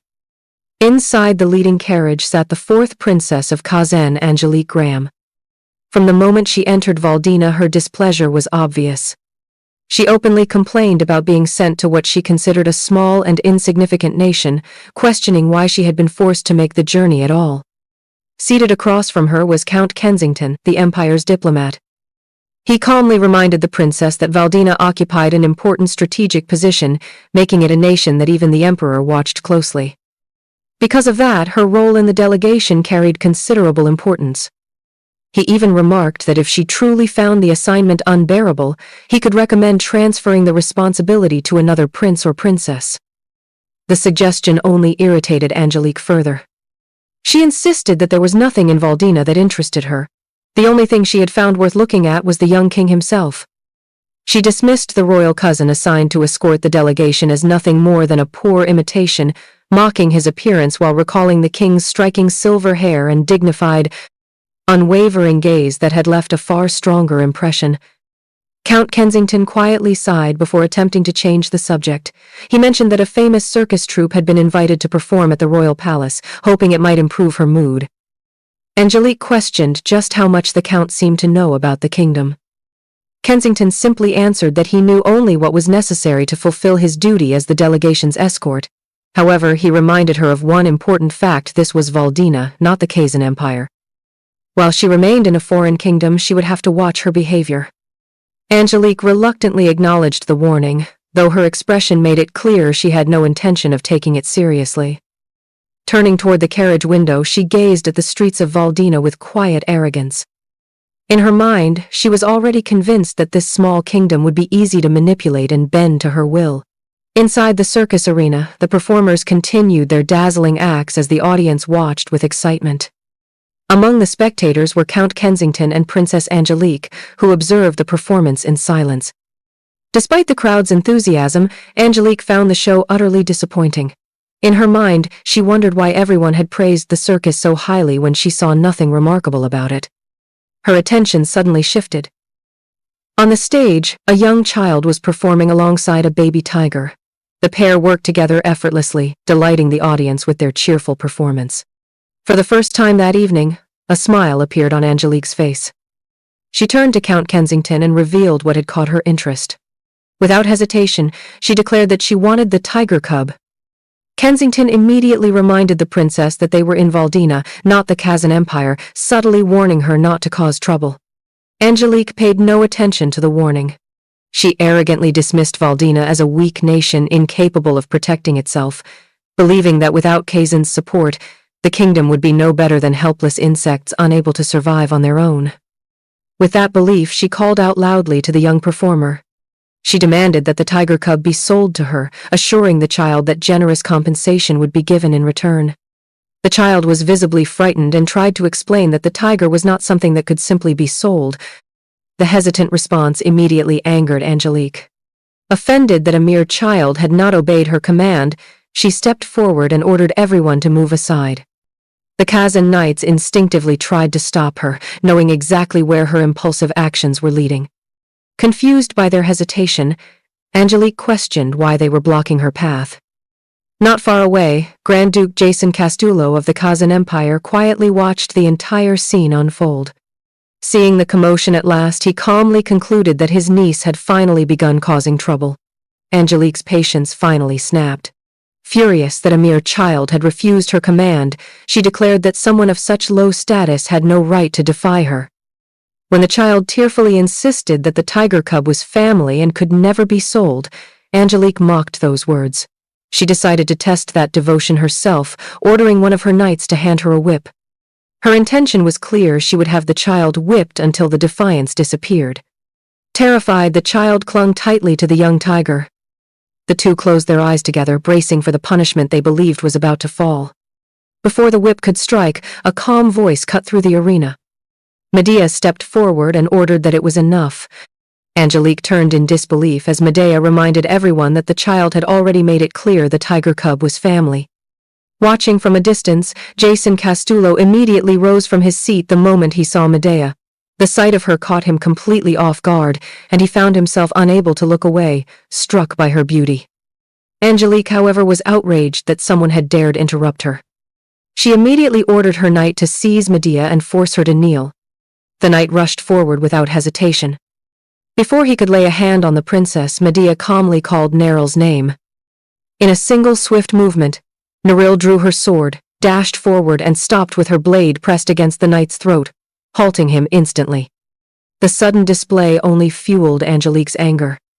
She insulted Valdina, calling its people nothing more than vermin, and demanded to know how a lowly woman could dare interfere with her. Medea remained completely composed. Without raising her voice, she questioned the identity of someone who could insult Valdina so openly. She remarked that such behavior could only come from either a traitor who had no respect for her own nation's honor or someone who did not belong to Valdina at all. Angelique nearly revealed her identity in her outrage, beginning to proclaim that she belonged to the great Kazan Empire. Before she could finish, Count Kensington firmly interrupted her. He reminded the princess that they were standing in Valdina, not Kazan. If she ruined the diplomatic mission before it had even officially begun, she would have to answer directly to the emperor himself. Unable to argue against that warning, Angelique bit back her anger, clutching her dress in frustration. Fuming with humiliation, she declared that she had already had enough of the pathetic kingdom. With no other choice, Angelique turned away and stormed out of the circus, while the rest of the Kazan delegation quietly followed behind her. As Medea watched the Kazan delegation leave the circus, The frightened child approached her while holding the tiger cub close. With a respectful bow, the child thanked Medea for stepping in, expressing heartfelt gratitude that both the child and Tiffy had been saved. Medea said nothing. Instead, the child's words lingered in her mind, especially the simple declaration that the tiger was family. Soon after, Medea and Neril left the circus together. Once outside, Medea instructed Neril to return to the royal palace first and meet with Sir Ciceo, assuring her that she would return shortly. Neril acknowledged the order and departed immediately. Left alone, Medea let out a long, quiet sigh. Moments later, the sound of hurried footsteps approached from behind. Jason caught up to her and explained that the young woman who had caused the disturbance was his cousin. He apologized for her behavior, admitting she had been raised too indulgently and lacked proper manners. Hoping to make amends, he politely asked for Medea's name. The moment Medea turned and saw him, she froze. Her expression became as cold as ice, and her hand trembled ever so slightly. In her mind, only one name echoed. Jason. She gave him no reply. Seeing her unusual reaction, Jason gently asked if she was all right, and instinctively reached out toward her. Before he could touch her, Medea sharply knocked his hand away. Startled, Jason immediately apologized again. He explained that he had only wished to apologize on his cousin's behalf and, if permitted, to express his gratitude for what she had done. Medea cut him off before he could continue. With an icy stare that carried unmistakable hostility, she questioned the value of an apology offered only after everything was already over. She pointed out that he had been watching the entire incident from the beginning. If he had truly intended to help, he should have stopped his cousin before things escalated instead of standing by as a mere spectator. Jason was left speechless by the accusation. Without waiting for an answer, Medea turned her back on him. As she walked away, she added that she was not the one who deserved an apology. The child was. Before offering gratitude to anyone else, he should first reflect on his own actions. With that, Medea left without another glance. Jason stood rooted in place, watching her disappear into the crowd, completely bewildered as he tried to understand why she held such anger toward him. As the sun slowly began to set, Medea walked alone through the streets of Valdina. Her steps gradually became unsteady. Without warning, she stumbled and caught herself against the wall of a nearby house. Covering her mouth, she struggled to steady her breathing as a wave of sickness washed over her. In that moment, the emotions she had been suppressing finally erupted. She realized that when she had stood before Jason earlier, all she had truly wanted was to tear him apart with her own hands. Confusion quickly followed her rage. Jason was never supposed to be in Valdina yet. Something had changed. For a brief moment, she questioned whether she had overlooked something important, but almost immediately she pushed the thought aside. None of that mattered. Looking down at her trembling hand, Medea made a silent vow. She would kill Jason. She clenched the fabric over her chest as fury overwhelmed her. She swore that he would pay for betraying her and for murdering countless innocent children. This time, she would personally tear away the stain that had haunted her life. But just as those murderous thoughts consumed her, memories surfaced. The faces of her children flashed before her eyes. She remembered her daughter calling out to her with warmth. She remembered her son reassuring her that he would become a great crown prince and return for both her and his sister. She remembered embracing them, telling them that none of it had been their fault. Those precious memories shattered her resolve. If she destroyed Jason in this life, she would never see her children again. The realization pierced deeper than any blade. Silently apologizing to Liane and Leah, Medea bit her lip as tears filled her eyes. She wondered if her children resented the mother who had failed them, and whether they were still waiting for her somewhere beyond her reach. Looking up at the evening sky, the overwhelming grief finally consumed her. Her vision blurred. Her body gave way. Just as she was about to collapse, someone caught her before she hit the ground. It was Cesare. Holding her securely, he calmly instructed her to breathe. Medea struggled desperately for air as panic overtook her. Without raising his voice, Cesare patiently guided her breathing, counting each breath one by one and urging her to slow down. Little by little, her breathing began to settle. Still clutching the fabric over her chest, Medea fought to stay conscious. But the emotional burden had already exhausted her. Her body finally gave in, and she lost consciousness in Cesare's arms. Looking down at the unconscious princess with a calm but serious expression, Cesare quietly acknowledged how hard she had endured. She had done well. At the residence where Facade was staying, Gallo stood in stunned silence, unable to process what had just happened. He had never imagined witnessing such a scene. Only moments earlier, Cesare had suddenly rushed out after spotting Princess Medea outside the window, only to return carrying her unconscious in his arms. Unable to hide his confusion, Gallo questioned what had happened. He admitted he had been completely shocked when Cesare abruptly disappeared, and cautiously wondered if his lord had begun taking a different kind of interest in the princess. Before he could finish, Cesare calmly called Gallo's name, cutting him off.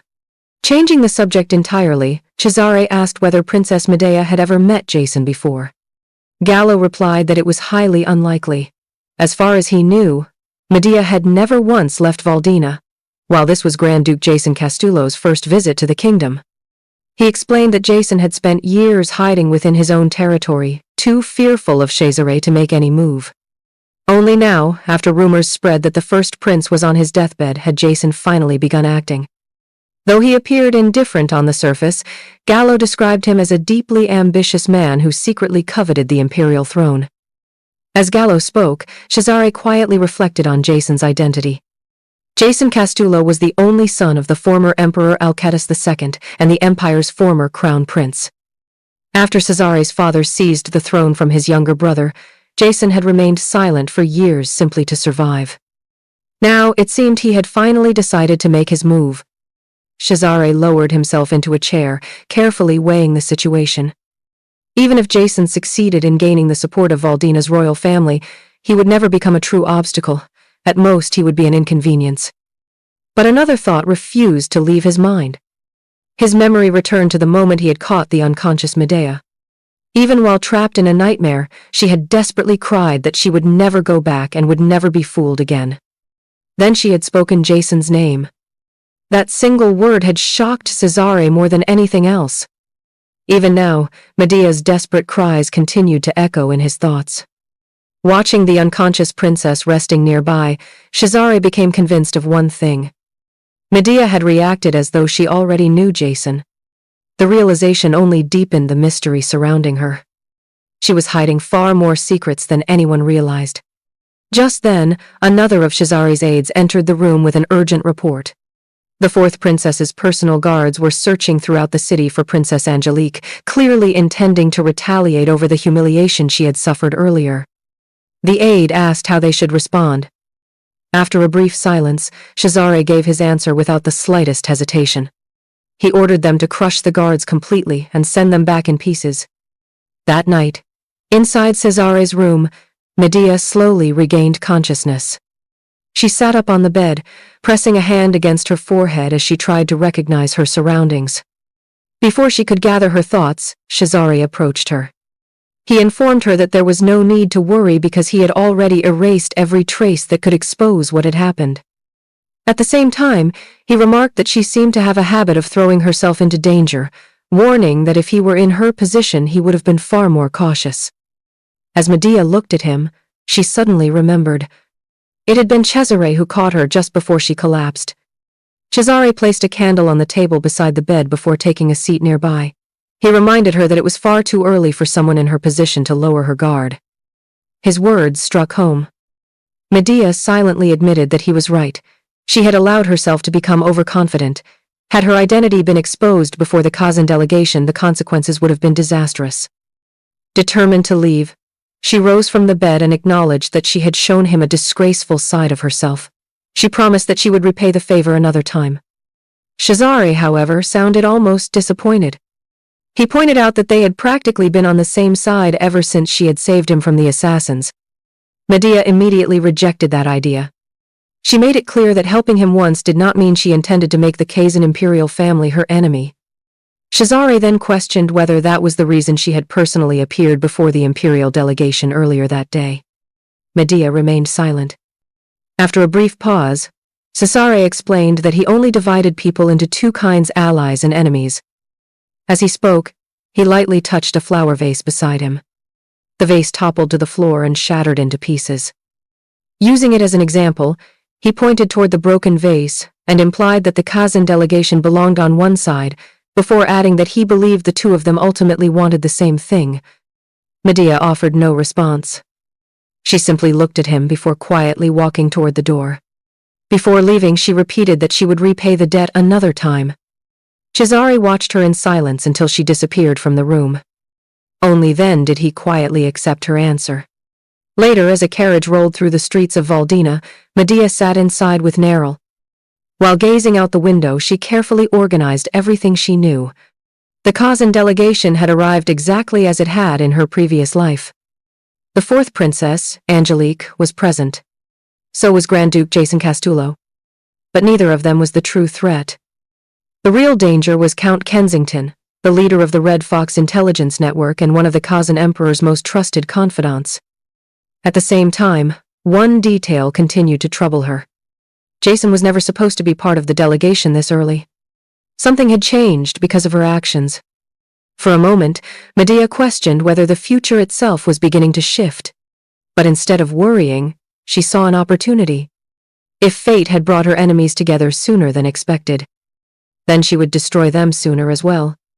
This time, the Kazan Empire would leave Valdina empty-handed. The following day, the royal palace of Valdina was filled with nobles gathered to welcome the Kazan imperial delegation. At the front stood Princess Medea alongside Duke Joaquin and the kingdom's highest-ranking officials, waiting for the delegation's arrival. As they waited beneath the blazing sun, Saya remarked that the weather was especially hot and was relieved that Medea had chosen to wear a veil. Neril quietly agreed and encouraged everyone to endure the heat a little longer. Soon excitement spread through the crowd. The delegation had finally arrived. Joaquin straightened himself and cleared his throat as the grand carriage came to a stop. The carriage door opened, and Princess Angelique Graham of the Kazan Empire stepped out first. Instead of showing courtesy to her hosts, Angelique immediately looked around the palace with open disdain, mocking the royal residence and dismissing it as pathetic. Medea watched the entire scene in silence, carefully observing every expression on Angelique's face. The surrounding nobles could barely hide their displeasure. Whispers spread through the crowd as many questioned how someone so young could display such arrogance, while others were angered by how openly she looked down upon the kingdom of Valdina. Even Count Kensington appeared troubled, already sensing the growing tension created by the princess's behavior. Before the atmosphere could worsen further, another figure stepped forward. Grand Duke Jason Castulo gracefully greeted the gathering and praised Valdina's royal palace, describing it as a place shaped by the nation's pride, courage, and the protection of the sage. His words immediately changed the mood. Many of the nobles were impressed by his refined manners and dignified appearance. Some even praised him as the legitimate successor of the late emperor, admiring what they believed was his humble and elegant character. Hearing those compliments, Medea nearly laughed. Behind her calm expression, she found the praise utterly ridiculous. She knew the truth far better than anyone present. The man they admired as noble and elegant had long associated himself with Jared, one of Kazan's 10-star knights, a man infamous for his debauchery and vulgarity. To Medea, hearing Jason described as humble and honorable was nothing more than a cruel joke. Medea finally stepped forward and addressed Grand Duke Jason Castulo. She spoke of his father, the late emperor, recalling his renowned martial prowess. Since the former emperor had set foot in Valdina so many times, she remarked that Jason's favorable opinion of the kingdom must have come from what he had heard from him. She concluded by politely thanking him for his generous praise. Although her words sounded courteous, Jason immediately understood the hidden meaning. Behind his awkward smile, he realized she had subtly reminded everyone that his father had repeatedly invaded Valdina. Just as the nobles had begun warming to him, Medea had effortlessly turned their attention to the empire's history of aggression. Before Jason could recover, Angelique angrily stepped forward. Infuriated that someone had dared interfere in what she considered imperial affairs, she grabbed Medea by the chin and demanded that her veil be removed. Medea remained completely silent. Without hesitation, she struck Angelique's hand away. The sudden act shocked everyone present. Duke Joaquin immediately stepped forward, demanding to know what Angelique thought she was doing to the princess. Angelique exploded in anger, ordering that Medea be forced onto her knees. Medea answered with icy composure. She reminded Angelique that this was an official meeting between the ambassadors of two sovereign nations. Not even the Emperor of Kazan possessed the authority to force a citizen of Valdina to kneel. She then calmly pointed out that the fourth princess seemed eager to place herself above even her own father's authority. The remark instantly caught Angelique off guard. She knew better than anyone how sensitive the Emperor was regarding challenges to his authority. Realizing the trap she had walked into, Angelique lashed out again, furiously insulting Valdina and accusing Medea of daring to disgrace the dignity of the Kazan Empire. At that moment, Sir Siseo stepped forward. He firmly advised the fourth princess to show the respect befitting the occasion. Then, before everyone's eyes, Medea slowly removed her veil.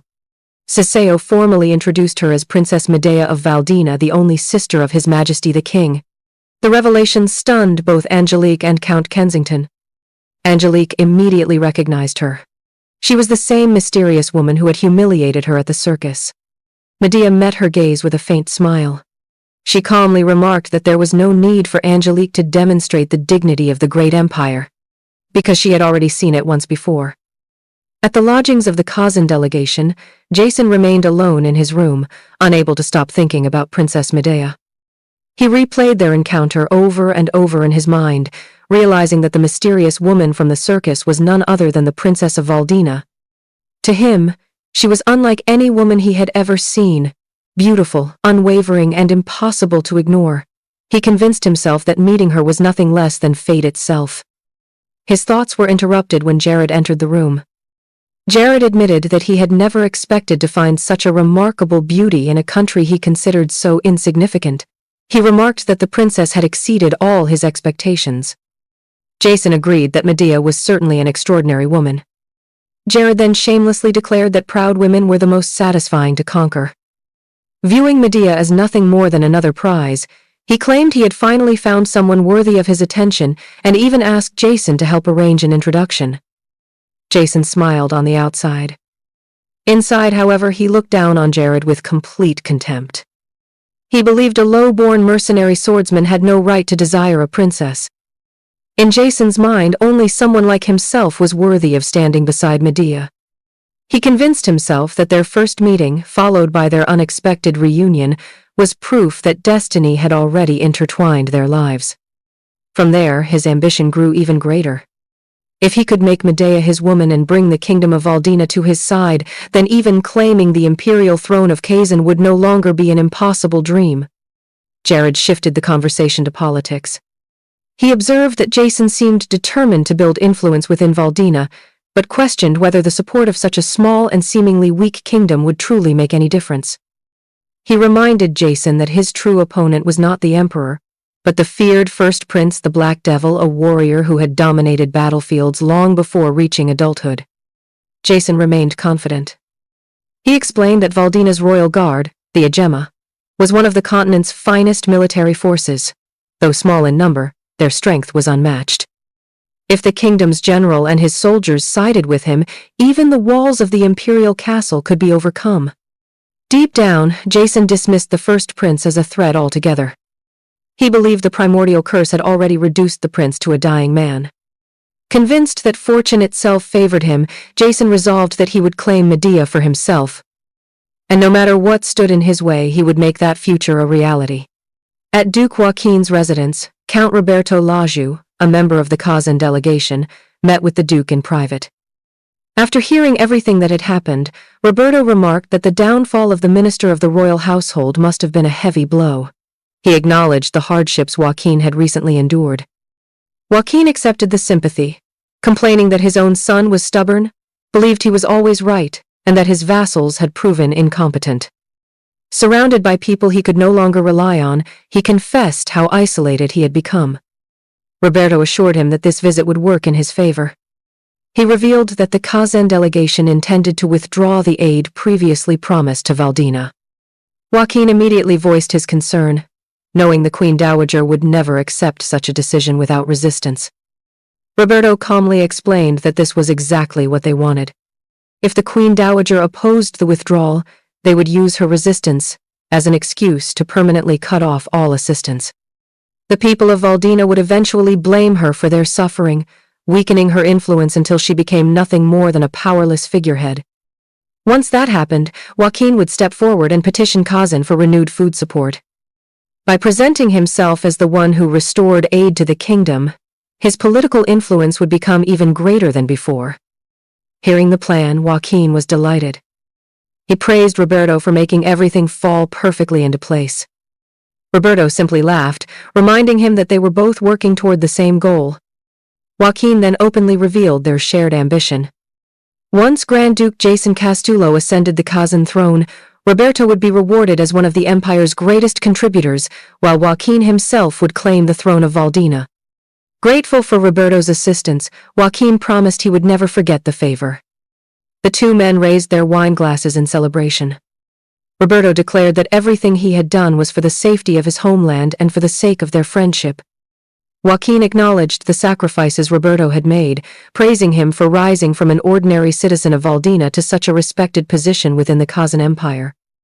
But moments later, Joaquin suddenly felt overwhelming drowsiness. His eyelids grew heavy. Before he realized what was happening, the wine glass slipped from his hand, and he collapsed unconscious onto the sofa. Roberto calmly rose to his feet. Seeing that the drug had taken effect, he quietly remarked that Joaquin was finally asleep. Without another word, he left the room. As he stepped into the hallway, a familiar voice suddenly called out to him. Before he could react, Catherine rushed forward and embraced him. The unexpected reunion left Roberto visibly surprised. Roberto barely had time to react before Catherine threw her arms around him. After being apart for so long, the two shared a passionate kiss before embracing each other once again. Catherine playfully remarked that they were not even in the bedroom yet. Roberto admitted that he simply could not hold himself back, saying it had been far too long since they had last been together.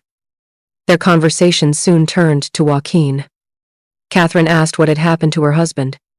Roberto casually revealed that he had slipped sleeping pills into Joaquin's drink, ensuring that he would remain unconscious until the following afternoon.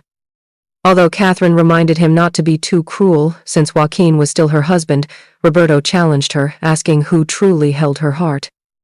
Without hesitation, Catherine confessed that Roberto was the only man she had ever loved and that her feelings had never changed. Roberto returned her confession, assuring her that he felt exactly the same. Neither of them realized that they were not alone. Hidden in the shadows nearby, a maid had witnessed everything. Frozen in shock, she covered her mouth to keep herself from making even the slightest sound, fearful that her presence might be discovered. Back at Medea's residence, Neril entered her room with urgent news. An informant who had infiltrated Duke Joaquin's household as a maid had uncovered a secret meeting between Count Roberto Laju and Lady Catherine. Hearing Roberto's name immediately caught Medea's attention. She recognized the informant as the younger sister of the child who had been falsely accused and sacrificed in Verna's place. As she quietly read the report, Neril asked whether Roberto was someone she knew. Medea admitted that she knew him all too well. Her thoughts drifted back to her previous life. Roberto had been one of her closest allies in helping Jason ascend to the imperial throne. Although born a commoner in Valdina, his exceptional talent had earned the favor of the late Kazan emperor, eventually granting him the title of count. He had also been one of Duke Joaquin's strongest supporters. Another memory surfaced. Roberto had personally financed Verna's debut into Kazan's noble society, showering her with an affection that went far beyond what a godfather normally would. He had cherished her almost like his own daughter. As Medea quietly repeated Verna's full name to herself, the truth suddenly became clear. A faint smile appeared on her face.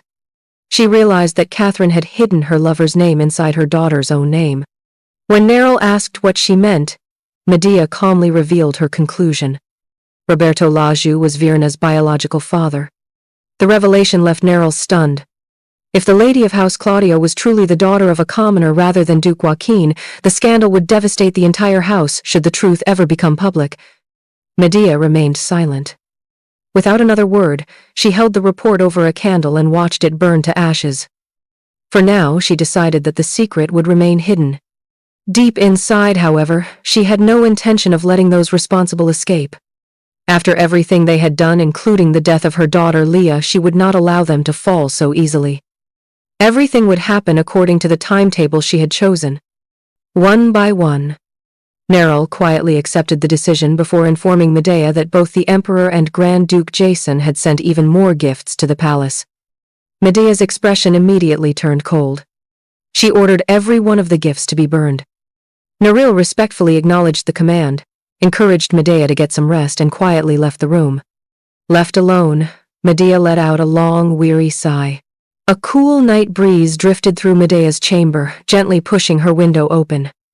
From the darkness beyond the window, a familiar voice broke the silence. Medea turned toward it and found Cesare standing there. He greeted her as though visiting a friend on an ordinary evening. Medea dryly remarked that if he had simply lost his way because of poor night vision, she would gladly show him the correct path. Ignoring the remark, Cesare walked closer and announced that he had brought her a gift. Medea remained silent. Taking her hand, Cesare told her not to burn this one, but to keep it safe. The unexpected gesture caught Medea by surprise. She immediately questioned how long he had been watching her. Without answering, Cesare placed the wrapped item into her hands. As Medea opened it, she was stunned. Inside was the battle flag of the Lasai tribe. Cesare calmly explained that no more military provisions would ever leave Ossoff for the tribe. He even admitted that he had considered bringing back the commander's head as proof, but decided against it, fearing it might be too shocking for a princess. Medea could hardly believe what she was seeing. Only 10 days had passed. The Lasai were fierce warriors who had resisted countless enemies, yet Fassad had completed the mission exactly as promised. Realizing the scale of their power, Medea finally acknowledged Cesare's accomplishment. She praised him, but questioned why he had come personally instead of simply sending a letter. Cesare revealed that he had heard she intended to appear modestly dressed at the welcoming banquet for the Kazan delegation. Curious why all of his previous gifts had been returned, he had come to ask in person. Medea immediately understood he was referring to the extravagant presents she had rejected. She explained that while she appreciated the gesture, she could not allow rumors to spread that the Princess of Valdina was being sponsored by Fassad. Cesare responded that the people of Kazan viewed such things differently. No matter how nobly she acted, they would only mock her for displaying poverty. Medea offered no reply. Instead, Cesare reached into his clothing to retrieve something else. For a brief moment, he suddenly became aware of the situation. It was late at night. They were alone in the princess's bedroom, and she was dressed in her nightgown. He wondered if he had become too familiar with her. When Medea questioned what was wrong, Cesare quickly dismissed the thought. Realizing that Medea herself seemed completely unconcerned, he let out a quiet sigh before placing another gift into her hand. Medea looked down and found a cat-shaped brooch. Cesare explained that it was far more than an ornament. By pressing the tail, a concealed needle would fire from the brooch. The needle was coated with a powerful paralytic poison, capable of leaving anyone unable to move for 3 full days, even from the slightest scratch. Medea examined the unusual weapon with quiet interest. Cesare casually remarked that he thought it suited her. Medea immediately denied liking it, but before she could finish, Cesare interrupted. With a brief farewell, he turned and disappeared through the window as suddenly as he had arrived. Medea watched him leave before quietly shaking her head. Once again, she was reminded that Cesare was a man who always acted entirely on his own terms. Inside Chancellor Ceseo's residence, he hurried into his office and burst through the door, leaving his startled aide wondering why he had returned so quickly instead of visiting Princess Medea's palace. Still catching his breath, Ceseo immediately handed the aide a torn piece of cloth and ordered it to be sent to King Peleus's military camp without delay. The aide instantly recognized its importance and rushed out to dispatch a messenger. Once he was alone, Ceseo leaned against his desk and laughed quietly to himself, finally realizing what Medea had accomplished. He recalled her report that the Lasai tribe's grain convoy had been completely destroyed and that Peleus must seize the opportunity before the enemy could recover. As he pieced everything together, admiration filled his thoughts. Medea had personally orchestrated the destruction of the enemy's supply lines, despite spending nearly all her time confined within the royal palace. The precision of the operation and her deep understanding of the battlefield left him astonished. His reasoning quickly led him to another conclusion. Such a flawless mission could only have been carried out with the help of elite mercenaries whose movements had escaped even his intelligence network. The more he considered the possibility, the more convinced he became. A single name surfaced in his mind. Facade. Inside the Kazan delegation's quarters, Count Kensington finally allowed himself a rare moment of rest. After enduring the fourth princess's constant outbursts, he sank into the sofa with a weary sigh, knowing that managing her temper had become one of the most exhausting parts of the diplomatic mission. In truth, he had never wanted to be part of the delegation at all, especially since he was not one of Angelique's own retainers. His thoughts drifted to the real reason he had accepted the assignment. In his hands was the letter Princess Medea had secretly sent him, a message that had forced him to reconsider everything. As he reflected on its contents, he realized someone far more dangerous than he had anticipated had already begun moving the pieces across the board.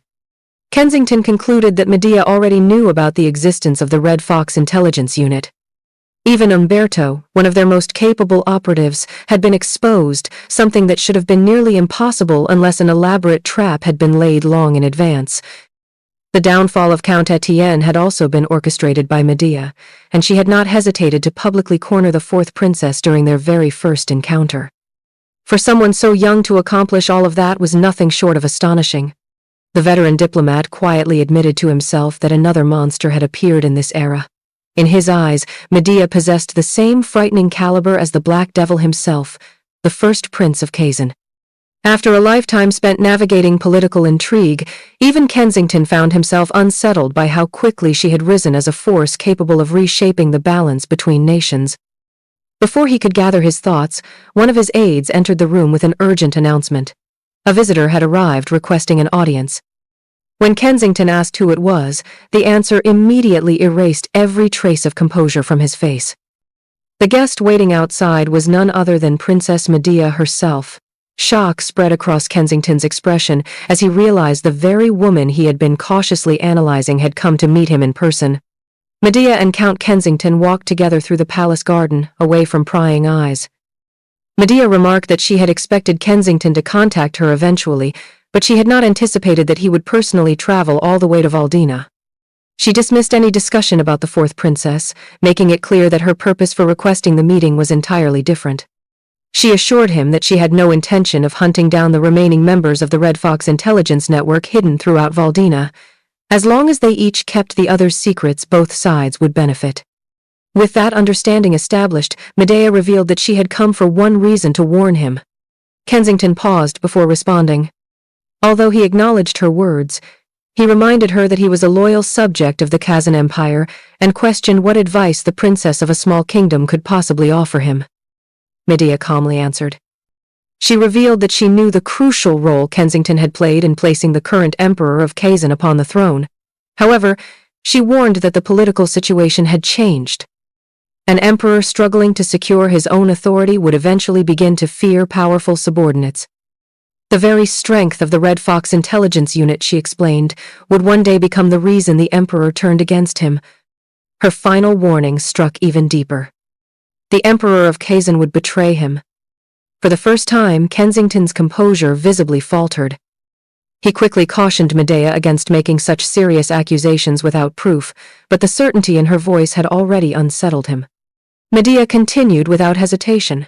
She admitted that she genuinely respected him, especially the loyalty and sacrifices he and his family had offered the empire across generations. Yet she questioned whether the current emperor had ever rewarded that devotion as it deserved. A ruler and a loyal subject, she said, could never maintain a lasting bond if only one side continued to sacrifice while the other merely accepted those sacrifices. Kensington clenched his fist. With growing frustration, he declared that Medea was not the first person to attempt to shake his resolve.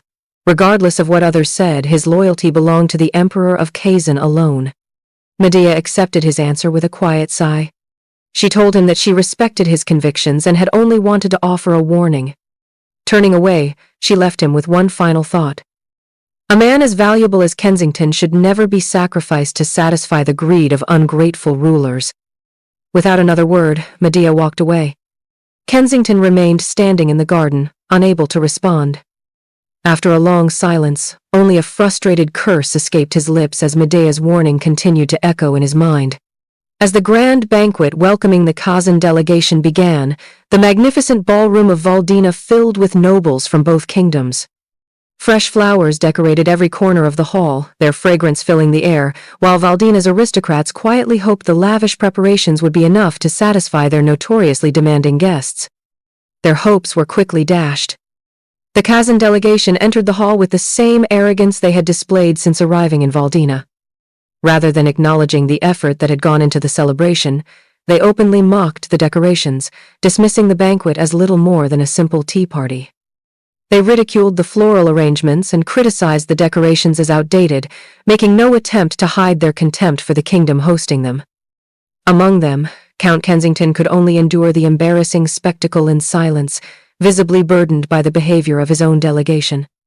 General Jared, however, paid little attention to the insults being exchanged. His thoughts remained fixed on Princess Medea, openly admiring her beauty and expressing an unsettling desire to arrange a private meeting with her.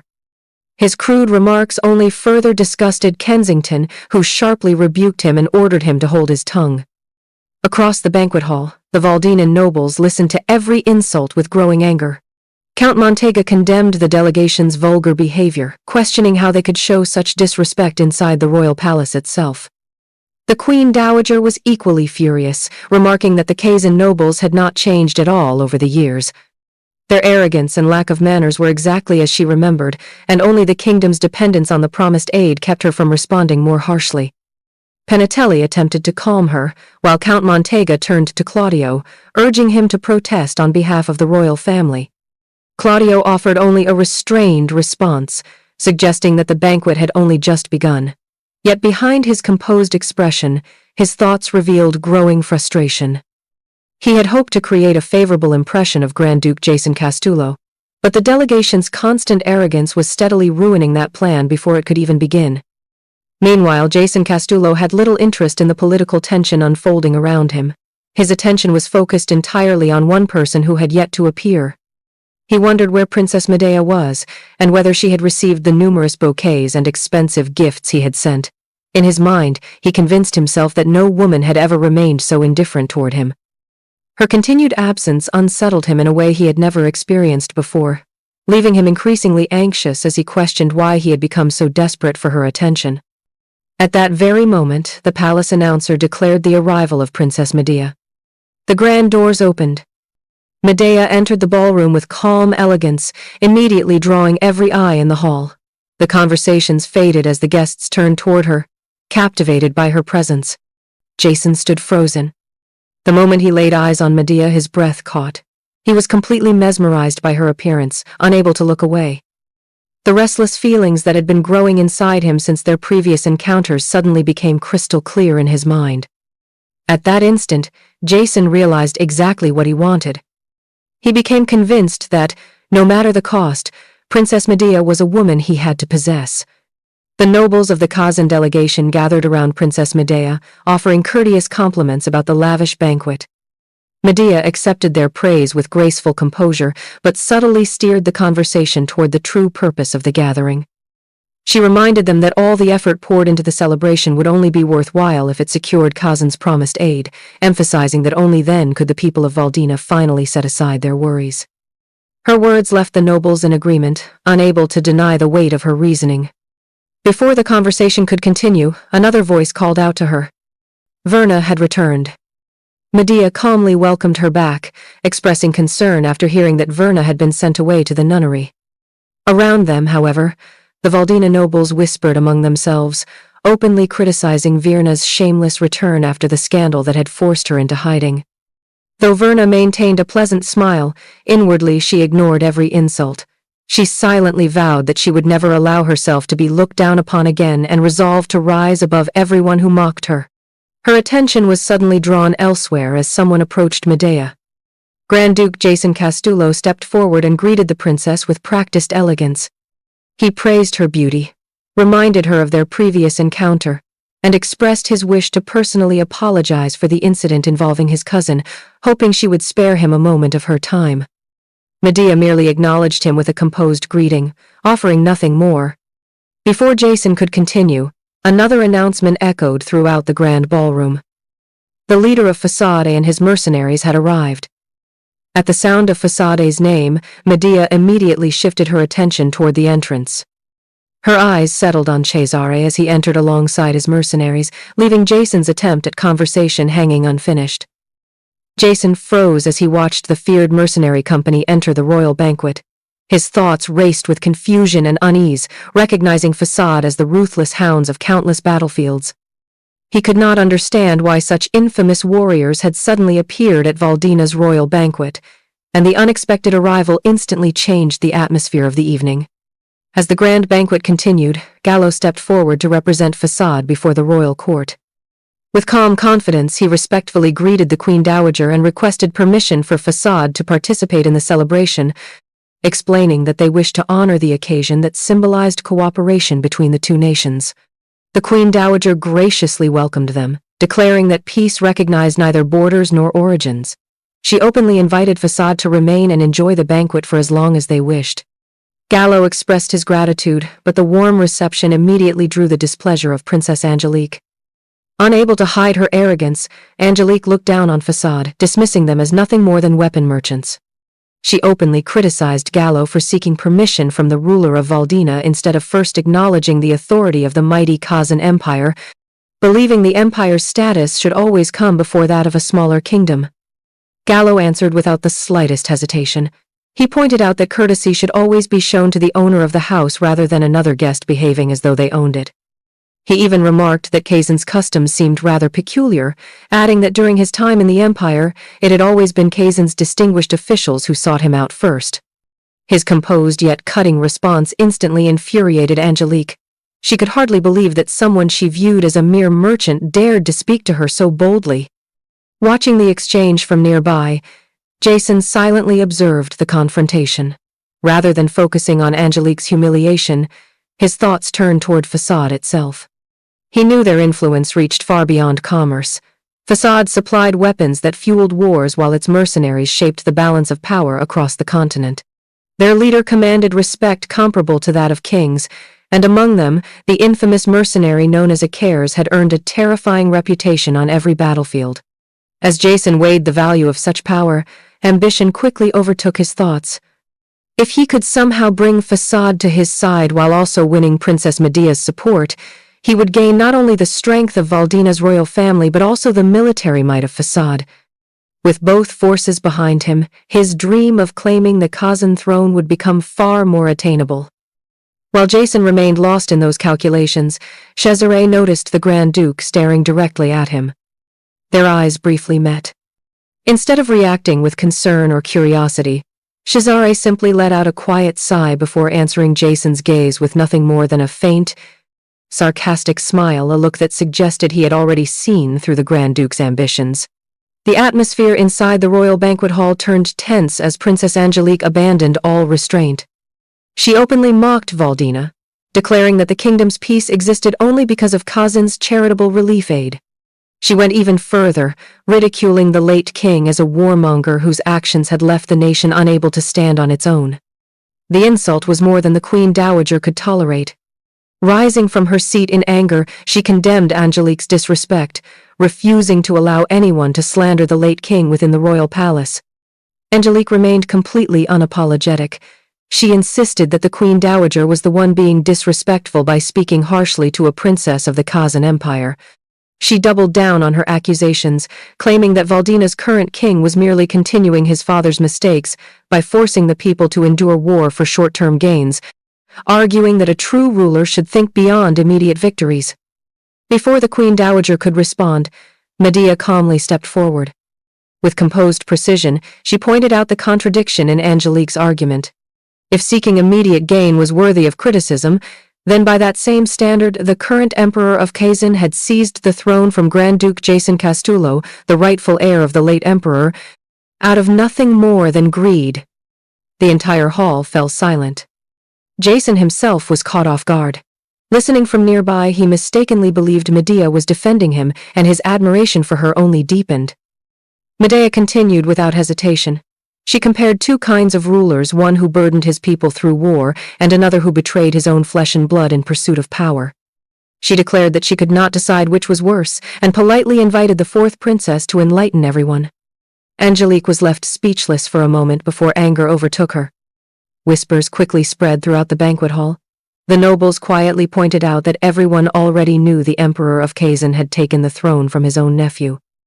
The tide of opinion began turning against Angelique, whose arrogance had now exposed one of her empire's greatest scandals before both kingdoms. Unable to control herself any longer, Angelique lunged forward, raising her hand to strike Medea. Before she could do so, Kensington immediately restrained her, reminding the fourth princess that she was part of an official imperial delegation and could not disgrace Kazan any further. Angelique struggled furiously against him, refusing to let Medea's insult toward her father go unanswered. Then, without raising her voice, Medea made her move. She removed one of her gloves and deliberately threw it onto the floor between them. The gesture stunned everyone present. Medea formally challenged Angelique to a duel, declaring that she would stake her own life to defend the honor of her late father. She then asked whether Angelique possessed enough pride to do the same for her own father's honor. The Queen Dowager and the royal court were visibly shocked by the challenge. Angelique stared at Medea, sensing the unwavering resolve in her eyes. To her, Medea appeared completely prepared to risk her life. Rather than retreating, Angelique saw an opportunity to humiliate the Princess of Valdina once and for all. Confident of victory, she eagerly accepted the duel. Before the challenge could proceed, as a representative of Kazan, he insisted that a duel between the princesses of two nations could not occur without political consequences. He proposed that if Medea won, Kazan would deliver its promised relief aid to Valdina with no conditions attached, but if Angelique emerged victorious, the promised aid would be considered null and void. The proposal sent another wave of shock through the nobles. The stakes had suddenly risen far beyond personal honor. The duel would now determine the fate of Valdina's desperately needed relief supplies. Angelique smugly reminded Medea that she still had time to abandon the duel if she truly wished to protect her father's honor without risking her kingdom's future. Medea met her gaze without the slightest trace of hesitation. After a brief silence, she calmly gave a single order. The swords were to be prepared. As preparations for the duel continued, Medea addressed the hall with unwavering composure. She reminded everyone that years ago the people of Valdina had fought beside Kazan as allies, shedding their blood on the battlefield without ever imagining that the relief supplies promised in return would one day be treated with such reluctance and stinginess. At that moment, Chancellor Siseo stepped forward and placed a written agreement upon the table before everyone. Medea declared that words alone were no longer enough. Since the outcome of the duel would determine the fate of Valdina's relief aid, she demanded a formal guarantee. She requested that Princess Angelique place her official seal on the agreement in the name of the fourth princess of the Kazan Empire. Without a moment's hesitation, Angelique proudly accepted. Kensington immediately tried to stop her, warning that such an important matter could not be decided on impulse. He urged her to reconsider before making a binding commitment on behalf of the imperial delegation. His warning only fueled Angelique's temper.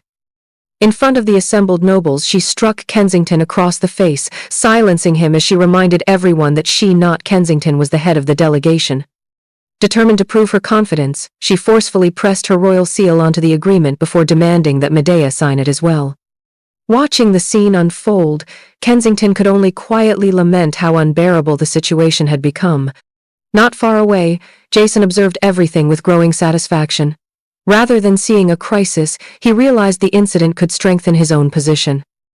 Angelique's increasingly tyrannical behavior was alienating those around her, creating an opportunity for him to win the favor of nobles who had grown weary of her arrogance. Then, to everyone's surprise, Medea turned directly toward Jason.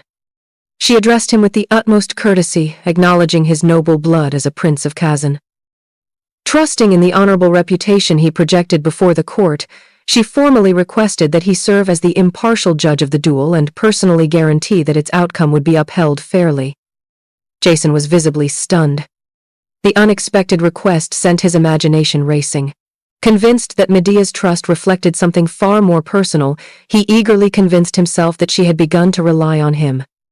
In his mind, he even imagined that if Medea were defeated, he could step forward as her savior, winning both her gratitude and affection. Unable to hide his delight, Jason gladly accepted the role. He publicly pledged under his own name and honor that he would judge the duel fairly and guarantee its result before everyone present. Medea gracefully thanked him for accepting the responsibility. With the agreement now bearing Angelique's seal and Jason's public pledge to oversee the contest, the duel had become more than a clash between two princesses. Before the eyes of both Valdina and Kazan, its outcome was now bound by written contract, political honor, and the reputation of everyone involved. Inside her chambers, Medea quietly prepared for the duel, changing into her dueling attire as the weight of the coming battle settled over the palace. Before she could finish, the doors burst open. The Queen Dowager hurried into the room, desperately pleading with Medea to abandon the wager before it was too late. She reminded her granddaughter that what had begun as a matter of defending the late king's honor had grown into something far more dangerous. The duel now carried the fate of Valdina's relief supplies, and if Medea lost, the kingdom's starving people would direct all of their resentment toward her. The Queen Dowager could not bear the thought of such a burden falling upon someone so young. She lamented that even seasoned ministers were choosing to protect themselves, yet Medea alone was stepping forward to shoulder the nation's fate. Medea remained calm. She explained that she had already accepted the consequences of her decision. Kazan had repeatedly used the promised relief aid as a weapon to insult her late father and humiliate Valdina. Their arrogance had gone unchecked for too long, and someone had to stand against it. She also expressed her faith in the bloodline she carried, believing that as the daughter of the late king and the sister of Peleus, both renowned as some of the continent's greatest swordsmen, the same strength surely flowed through her veins. Hearing those words, the Queen Dowager realized Medea's resolve could no longer be shaken. Instead of trying to stop her again, she stepped closer and gently took Medea's hands into her own. With a trembling voice, she asked for only one promise: that no matter what happened in the duel, Medea must never allow herself to be hurt. Medea could not give that promise.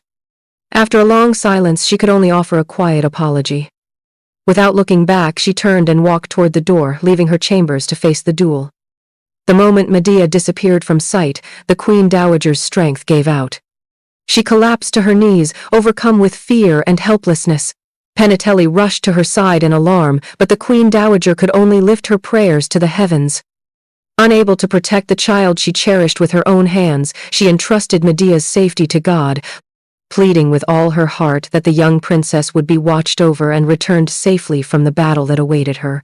The grand ballroom fell silent as Princess Medea and Princess Angelique stood face to face, their swords drawn as nobles from both Valdina and the Kazan Empire watched in anticipation. Throughout the hall, whispers spread as everyone speculated over who would emerge victorious. Among the spectators, Gallo quietly asked his leader who he believed would win. Cesare offered no reply. His eyes remained fixed on Medea as he carefully observed every movement she made. In his mind, he concluded that Medea had been concealing her true abilities all along. Although Angelique was recognized as one of the finest swordsmen within the Kazan imperial family, Medea possessed superior tactical judgment. Even so, Cesare admitted that raw power was another matter entirely, making the outcome far from certain. At the center of the hall, Jason formally declared the beginning of the duel under the blessing of Saint Alzera. As the ceremonial bell rang, the long-awaited match officially began. Angelique wasted no time. She immediately rushed forward, launching the first strike with overwhelming aggression. Medea reacted just as quickly, skillfully parrying the attack before retreating to create distance. The nobles watched with growing anxiety. Many feared Medea was being driven backward and whispered that the princess would suffer serious injuries if the battle continued at that pace. Yet Cesare saw something entirely different. He realized Medea was deliberately leaving small openings in her defense. Having learned swordsmanship through rigid textbook methods, Angelique's attacks followed predictable patterns. Medea was intentionally drawing those attacks out, carefully reading every movement of Angelique's blade while waiting for the perfect opportunity to strike. Steel clashed against steel as the two princesses exchanged blows across the ballroom. Growing frustrated, Angelique mocked Medea for constantly evading instead of confronting her directly, insisting that such cowardly tactics would eventually fail. Medea continued breathing heavily, appearing increasingly exhausted. Believing victory was within reach, Angelique suddenly unleashed her aura, pouring its power into her sword before charging forward with a far more dangerous attack. Count Kensington was horrified. He immediately recognized what Angelique had done and warned that using aura in a formal duel without prior agreement was extremely dangerous. But his warning came too late. Angelique's empowered strike slashed across Medea's arm, drawing blood. A wave of shock swept through the grand ballroom. The Queen Dowager cried out in alarm as she saw Medea wounded, while the nobles of Valdina watched in disbelief as blood dripped from their princess's arm. Siseo clenched his fists in silent rage. Watching Medea bleed, he realized just how powerless Valdina appeared before the Empire. The promised relief supplies were never simple charity. They were compensation earned through the blood Valdina had shed while fighting beside Kazan in past wars. Yet Kazan had twisted that promise into a tool of humiliation. Now they had even wounded Valdina's princess before the eyes of the entire court, as though demanding the kingdom kneel before imperial strength. Deep within himself, Siseo made a solemn vow. He swore he would never forget the humiliation Valdina suffered that day. No matter the cost, he would make the kingdom strong enough that Kazan would never again be able to treat them with such contempt. Around the ballroom, murmurs continued spreading among the guests. Even many of the spectators questioned whether Angelique had gone too far by resorting to aura during the duel. Angelique herself was caught off guard. She realized she had never intended to seriously injure Medea. At the very last moment she had tried to pull back her strike, yet Medea had still been wounded. Confused, she couldn't understand why it had happened. Then in the very instant Angelique's thoughts wavered, Medea made her move. She exploded forward with incredible speed. Angelique hastily launched a counterattack, but Medea effortlessly slipped past the incoming blade, having already anticipated exactly where it would fall. Before Angelique could recover, Medea closed the distance completely. With one decisive strike, she knocked Angelique's sword flying from her hand. The imperial princess stumbled backward and collapsed onto the floor in shock. Without giving her another chance to recover, Medea stepped forward and leveled the tip of her sword directly against Angelique's throat. Standing over her defeated opponent, Medea calmly declared that she had learned an important lesson from the fourth princess herself. With Medea's sword resting at Angelique's throat, the grand ballroom fell into complete silence. For a brief moment, no one could speak. Siseo and the Valdinan nobles stared in disbelief before the reality of what had happened finally sank in. Their shock quickly turned into overwhelming joy as voices erupted throughout the hall, celebrating Medea's victory. Cheers echoed across the ballroom as everyone hailed their princess for bringing triumph to Valdina. Medea quietly let out a breath before lowering her sword and returning it safely to its scabbard. Across the hall, the Queen Dowager could no longer hold back her tears. Overcome with relief and pride, she watched as the nobles rejoiced, celebrating not only Medea's victory but the victory of all Valdina. With the duel won, the kingdom's long-awaited relief aid had finally been secured, allowing many to believe they could finally rest easy. But the celebration was abruptly interrupted. Still sitting on the floor, Angelique bit her lip in frustration before loudly declaring that the duel had been unfair. Her accusations stunned everyone in attendance. She insisted that Medea had deceived her by hiding her true abilities and refused to acknowledge the outcome. Claiming the match had not been a proper contest between warriors, she demanded an immediate rematch, pointing directly at Medea and insisting they settle the matter in a genuine duel. Medea remained perfectly composed. She reminded Angelique that this was not a childish game where the results could be erased simply because someone was dissatisfied. They had crossed real swords, Valdina had shed real blood, and Angelique had accepted every condition beforehand. She had personally sealed the written agreement before the duel began, making it impossible to demand another match simply because she had lost. Angelique's face flushed with humiliation. Medea calmly remarked that Kazan seemed to have a very peculiar way of honoring agreements. With quiet confidence, she wondered aloud whether the rest of the continent should learn of these strange customs practiced by the Empire. The words struck Angelique like another defeat. Deep inside, she desperately refused to accept that she had been beaten by a princess from the nation she looked down upon. Turning away, Medea calmly suggested that Angelique should rest after her exhausting duel and politely reminded her to send the relief supplies as promised. Desperation suddenly turned into determination. Angelique immediately raised the stakes. She declared that if Medea agreed to a rematch and won again, Kazan would provide double the amount of relief aid originally promised. The offer instantly changed the atmosphere inside the ballroom. Medea paused for a moment, carefully considering what twice the amount of relief supplies would mean. Around the hall, the nobles began whispering among themselves. They quickly realized that such an enormous quantity of provisions would not only feed the starving people of Valdina, but would also be enough to supply King Peleus and his army on the battlefield. Others, however, worried about the enormous risk if Medea were to lose. Sensing their hesitation, Angelique pressed even harder. She claimed that she herself was risking punishment from the Kazan emperor by making such an offer. Then she questioned Medea's resolve, implying that if the princess truly cared about her father's honor and the starving people of Valdina, she should have no reason to refuse. The challenge left the hall in tense silence. After a brief moment of thought, Medea let out a quiet sigh. Since the people of Valdina had been brought into the discussion, she declared that she had no choice but to accept the rematch.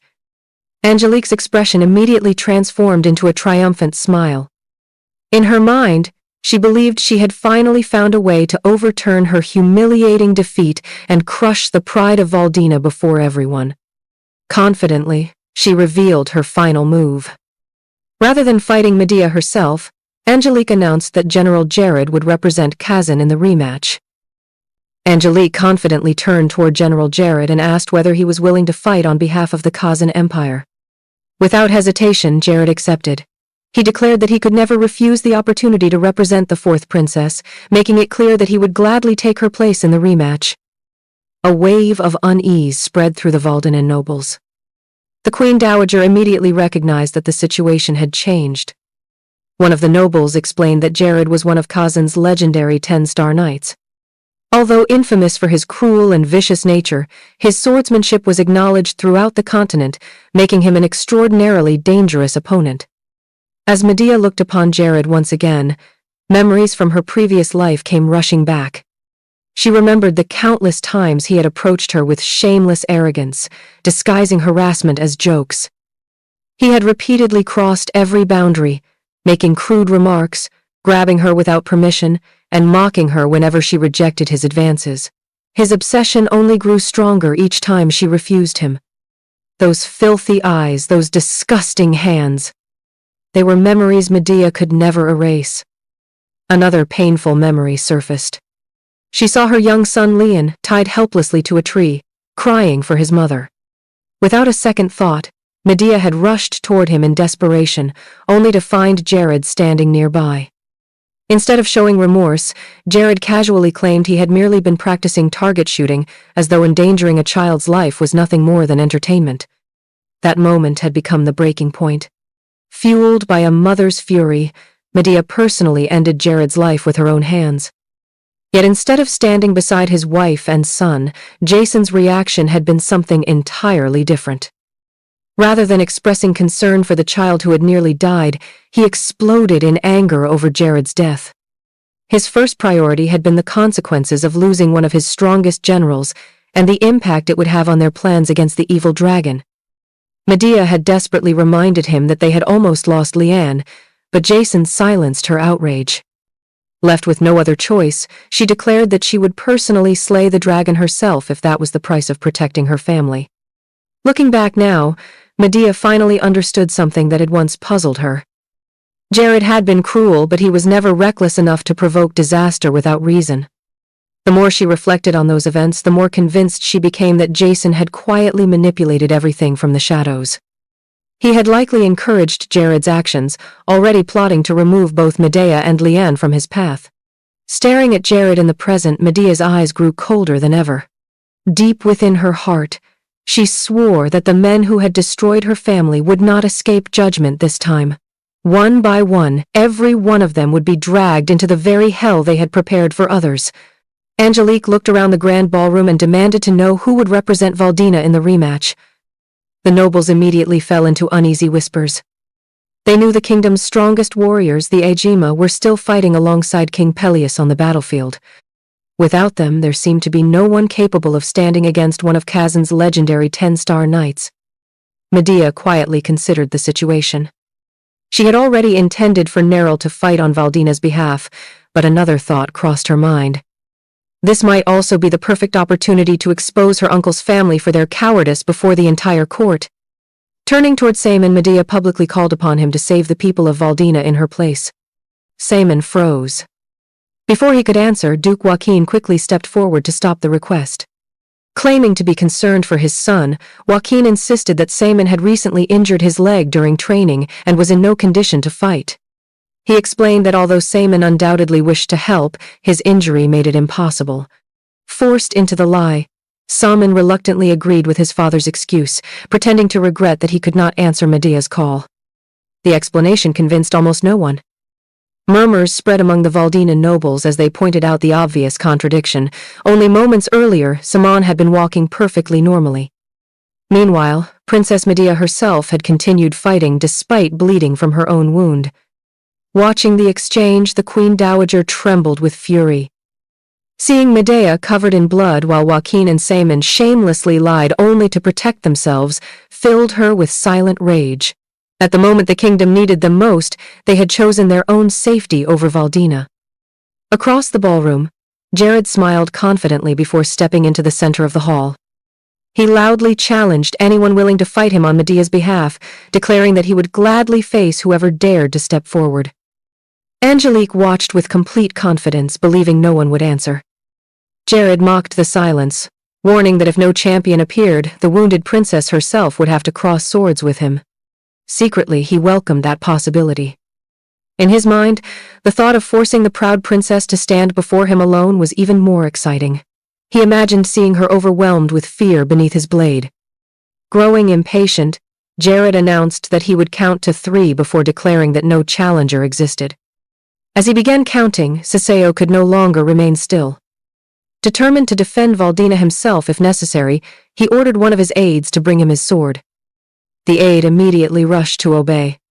Jared continued his countdown. 1, 2. At the same moment, Medea briefly glanced toward Neril, preparing for the next move. Jared began to say 3. But before he could finish, something flashed through the air. A dagger shot across the ballroom with terrifying speed. It sliced across Jared's cheek, drawing blood before burying itself deep into one of the massive wooden beams. The entire hall fell silent. Jared instinctively reached for the wound on his face before staring in disbelief at the dagger embedded in the beam. Furious, he demanded to know who had dared attack him. Then a calm voice answered. A lone figure stepped forward from the crowd and announced that he would take Princess Medea's place in the duel. Medea's eyes widened in surprise as she recognized the man. Standing before the stunned nobles was Cesare, the man she knew as Achilles. Without the slightest hesitation, he formally declared that he would represent Medea in the duel against Jared. The sudden appearance of Fasade's mercenary commander sent another wave of shock through the grand ballroom. Jared stared at the masked warrior in disbelief. Deep inside, he questioned whether the commander truly believed he could challenge one of Kazan's 10-star knights with such confidence. Angelique immediately protested. She demanded to know why Fasade was interfering, arguing that the matter was strictly between the Kazan Empire and Valdina and had nothing to do with an outsider. Nearby, Gallo could only sigh to himself. He knew better than anyone that trying to stop his lord was impossible. Despite carrying the burden of the primordial curse and wearing only a half mask to conceal his identity, Cesare had suddenly stepped into a hall filled with Kazan nobles without the slightest hesitation. Gallo silently lamented the chaos his master continued to create, knowing there was nothing anyone could do once Cesare had made up his mind. Finally, Gallo admitted aloud that if his commander insisted on fighting, no one had the authority to stop him. Angelique grew even more furious. She condemned Fasade's involvement, insisting that no outsider had the right to interfere in the affairs of 2 nations. Cesare answered with complete composure. Rather than arguing, he remarked that it seemed the 4th princess was simply afraid that the representative she had personally chosen would lose to him. The taunt struck exactly where he intended. Jared's expression twisted with rage, while Angelique exploded in anger at the insult. Jared stepped forward, declaring that Cesare spoke far too boldly for someone who was about to die. Cesare remained perfectly calm. He dryly observed that such words were usually spoken while standing over an opponent's corpse, not before the battle had even begun. Then he delivered an even sharper insult, reminding Jared of his failure to participate in Kazan's great conquest and suggesting that only an inexperienced rookie who truly knew nothing about war would make such empty threats. The words shattered Jared's composure. Enraged, he cursed the facade commander and immediately drew his sword, ready to attack on the spot. Before he could move, Angelique called out to him. Jared stopped and turned toward the fourth princess with a serious expression. Since he would be fighting in her place, he declared that the choice of opponent should belong to him alone. Angelique reluctantly accepted his decision, reminding him that he absolutely had to win. Jared confidently assured her that victory was certain. He vowed that before the duel ended he would sever at least one of Cesare's arms. Yet behind his confident smile burned a much deeper grudge. As he stared at the masked commander, Jared seethed over the insult of being called a rookie. In his mind, he convinced himself that if not for Kazan's first prince, he would have been celebrated as the true hero of the Empire's conquest. The challenge before him only strengthened his resolve. Believing fate had handed him the perfect opportunity, Jared decided he would not merely defeat the facade commander. He swore that the masked mercenary would never leave the grand ballroom alive. The grand ballroom grew silent as Cesare and Jared stood face to face, their eyes locked on one another before the duel resumed. Before the battle could begin, Medea slowly walked toward Cesare. She acknowledged that since he had chosen to stand in her place, she would recognize him as her knight, if only for that single moment.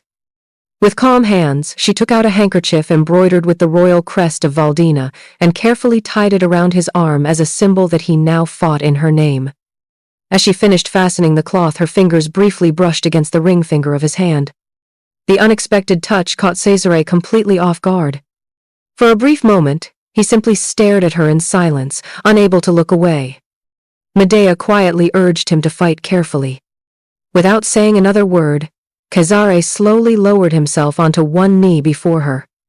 He gently took Medea's hand and respectfully kissed it, making a solemn vow that he would return with victory for her. The elegant gesture left the entire ballroom speechless. Whispers spread among the gathered nobles as they admired the scene before them, remarking that the princess and the mercenary commander looked as though they had stepped out of a painting. Off to the side, Gallo jokingly remarked that bringing Cesare's sword had almost been unnecessary. Cesare immediately told him to forget about such nonsense. Gallo, however, pointed out that everyone should be relieved Cesare had stepped forward, teasing Cesare by saying that while the chancellor possessed an exceptional mind, he was hardly suited for fighting on the battlefield. Cesare curtly told him to be quiet. Yet beneath his calm exterior, anxiety continued to grow. He knew Cesare's abilities were extraordinary, but for reasons he could not explain, he felt deeply uneasy as he watched the duel unfold. Across the hall, Jared raised his sword as his aura surged around the blade. Pointing it directly at Cesare, he mockingly warned the facade commander to use his own aura if he wished to survive even a little longer. Cesare answered with nothing more than a quiet sigh. He calmly declined. Jared's face twisted with anger at what he perceived as pure arrogance. Without another word, he exploded forward, launching a powerful assault. Cesare met the charge effortlessly. Every strike Jared unleashed was calmly blocked or avoided with precise economical movements. No matter how fierce the attacks became, Cesare evaded them as though they posed no threat at all. Then he counterattacked. Their swords crashed together, sending sparks flying across the ballroom. Jared struggled to withstand the force behind Cesare's blade, finding himself pushed backward despite using all of his strength. Watching from the sidelines, Angelique shouted impatiently, demanding that Jared finish the fight quickly. Her frustration only added to his pressure. Inside, Jared was already panicking. He had entered the duel believing he could overwhelm the mercenary commander with ease, yet reality was proving the exact opposite. Instead of dominating the battle, he was steadily being driven backward. Before he could recover, Cesare launched another lightning-fast slash aimed directly at Jared's face. Jared barely managed to avoid the attack, retreating several steps to create distance. As he steadied himself, another unsettling realization struck him. His right ring finger had gone strangely numb. No matter how hard he tried, it refused to respond properly. Confused, Jared desperately searched for an explanation. He was certain he had taken his usual medicine before the duel, yet something was clearly wrong. For the first time since the battle had begun, doubt crept into his mind as he wondered why his body was beginning to betray him. As the fierce duel continued, Medea stood silently among the spectators, her unwavering gaze fixed on the battlefield unfolding before her. Deep inside, she realized that everything was happening exactly as she had planned. The effects had finally begun to appear. She remembered that General Jared had once suffered a severe injury to his right ring finger. Ever since then, he had relied on an anesthetic called belladonna to suppress the lingering pain. However, there was one secret few people knew. When belladonna mixed with the fragrance of violeta flowers, its effects became dramatically stronger and could even induce paralysis. Medea had already anticipated this. The countless violeta flowers decorating every corner of the banquet hall had not been chosen for their beauty alone. They had been carefully arranged as a silent trap prepared specifically for Jared. Back on the dueling floor, Cesare launched another precise strike. Jared barely managed to block the attack, but the tremendous force drove him backward once again. Frustration consumed him. He cursed repeatedly to himself as his body continued to betray him. It was no longer just his finger. Something about his opponent felt completely unnatural. No matter how fiercely he attacked, Cesare left behind no openings whatsoever. Every movement was flawless, every defense perfectly timed. As Jared desperately searched for a weakness, his thoughts drifted to Kazan's first prince. He refused to accept defeat.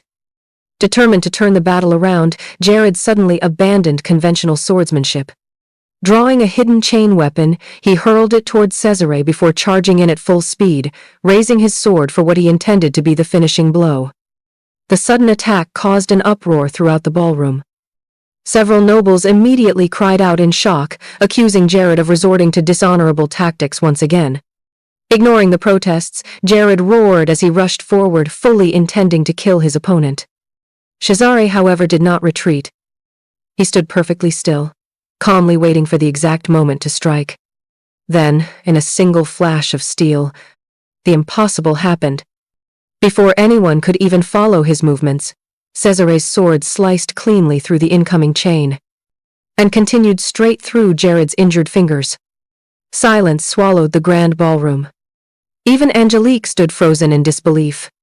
Jared collapsed to his knees, staring in horror at his mangled hand before letting out a scream of agony as he realized his fingers had been severed.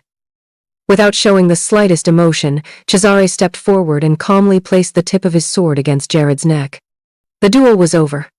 Declaring the match concluded, Cesare slowly turned his head toward Medea. Looking directly at the princess, he asked whether she liked the gift he had presented to her. The unexpected remark caught Medea completely off guard. For the first time in a long while, the normally composed princess found herself momentarily stunned. A faint blush quietly appeared across her face as she looked back at the man who had fulfilled his promise and delivered victory in her name. The moment Jared was defeated, the grand ballroom erupted into complete astonishment. Nobles from every corner of the hall gasped in disbelief before their silence gave way to thunderous celebration. Valdina had won. The spectators cheered as they celebrated the unbelievable sight of a single mercenary completely overwhelming one of Kazan's legendary 10-star knights.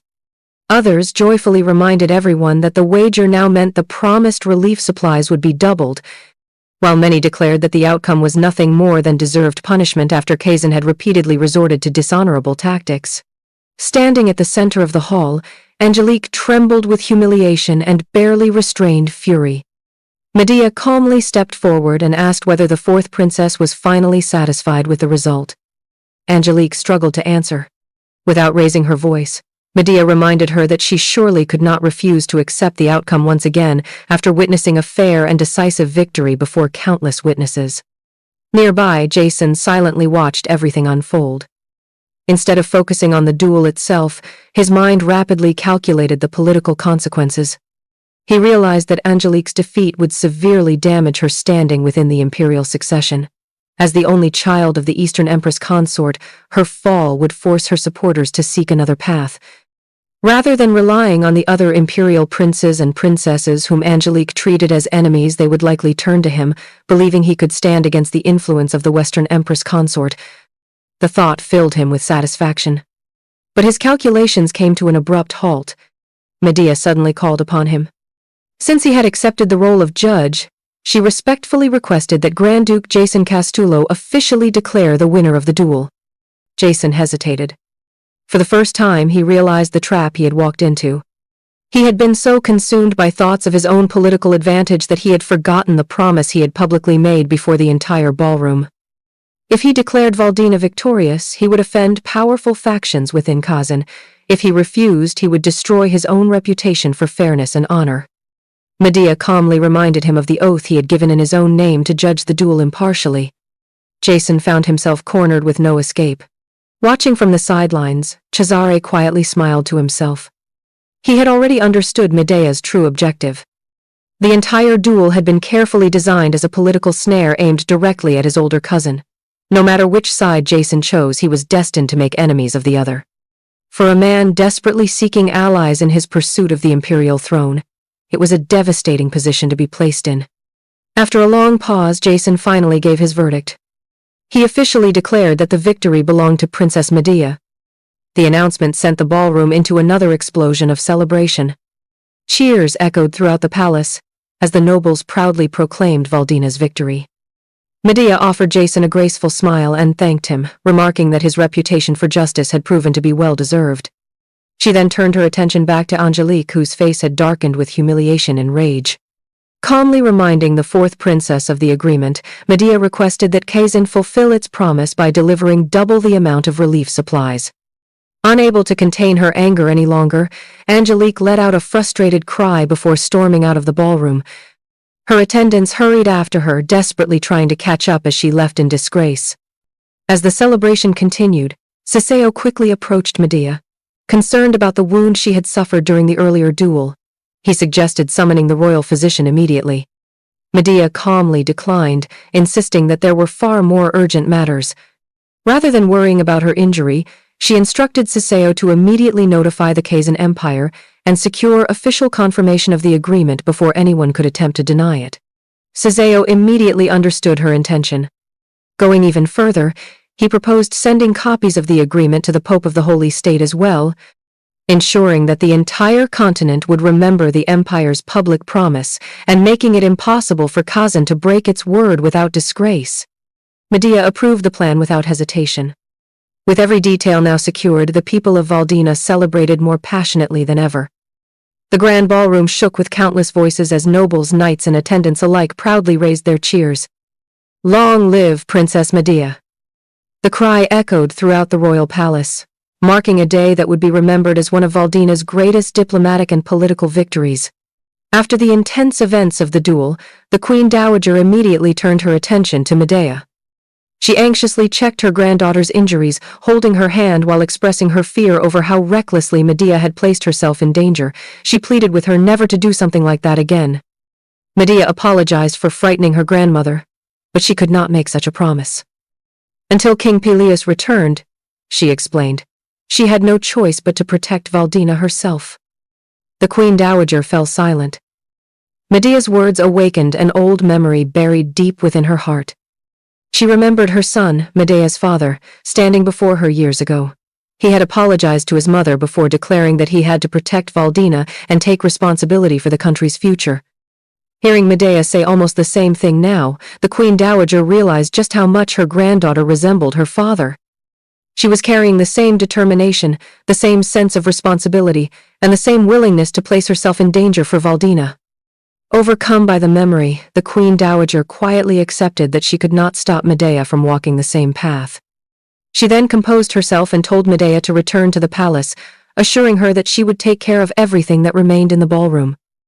Medea agreed and, accompanied by Neril, began making her way toward the exit. Before they could leave, the Queen Dowager turned her attention toward Gallo. She confirmed his name and then considered how Facade should be rewarded for its assistance during the crisis.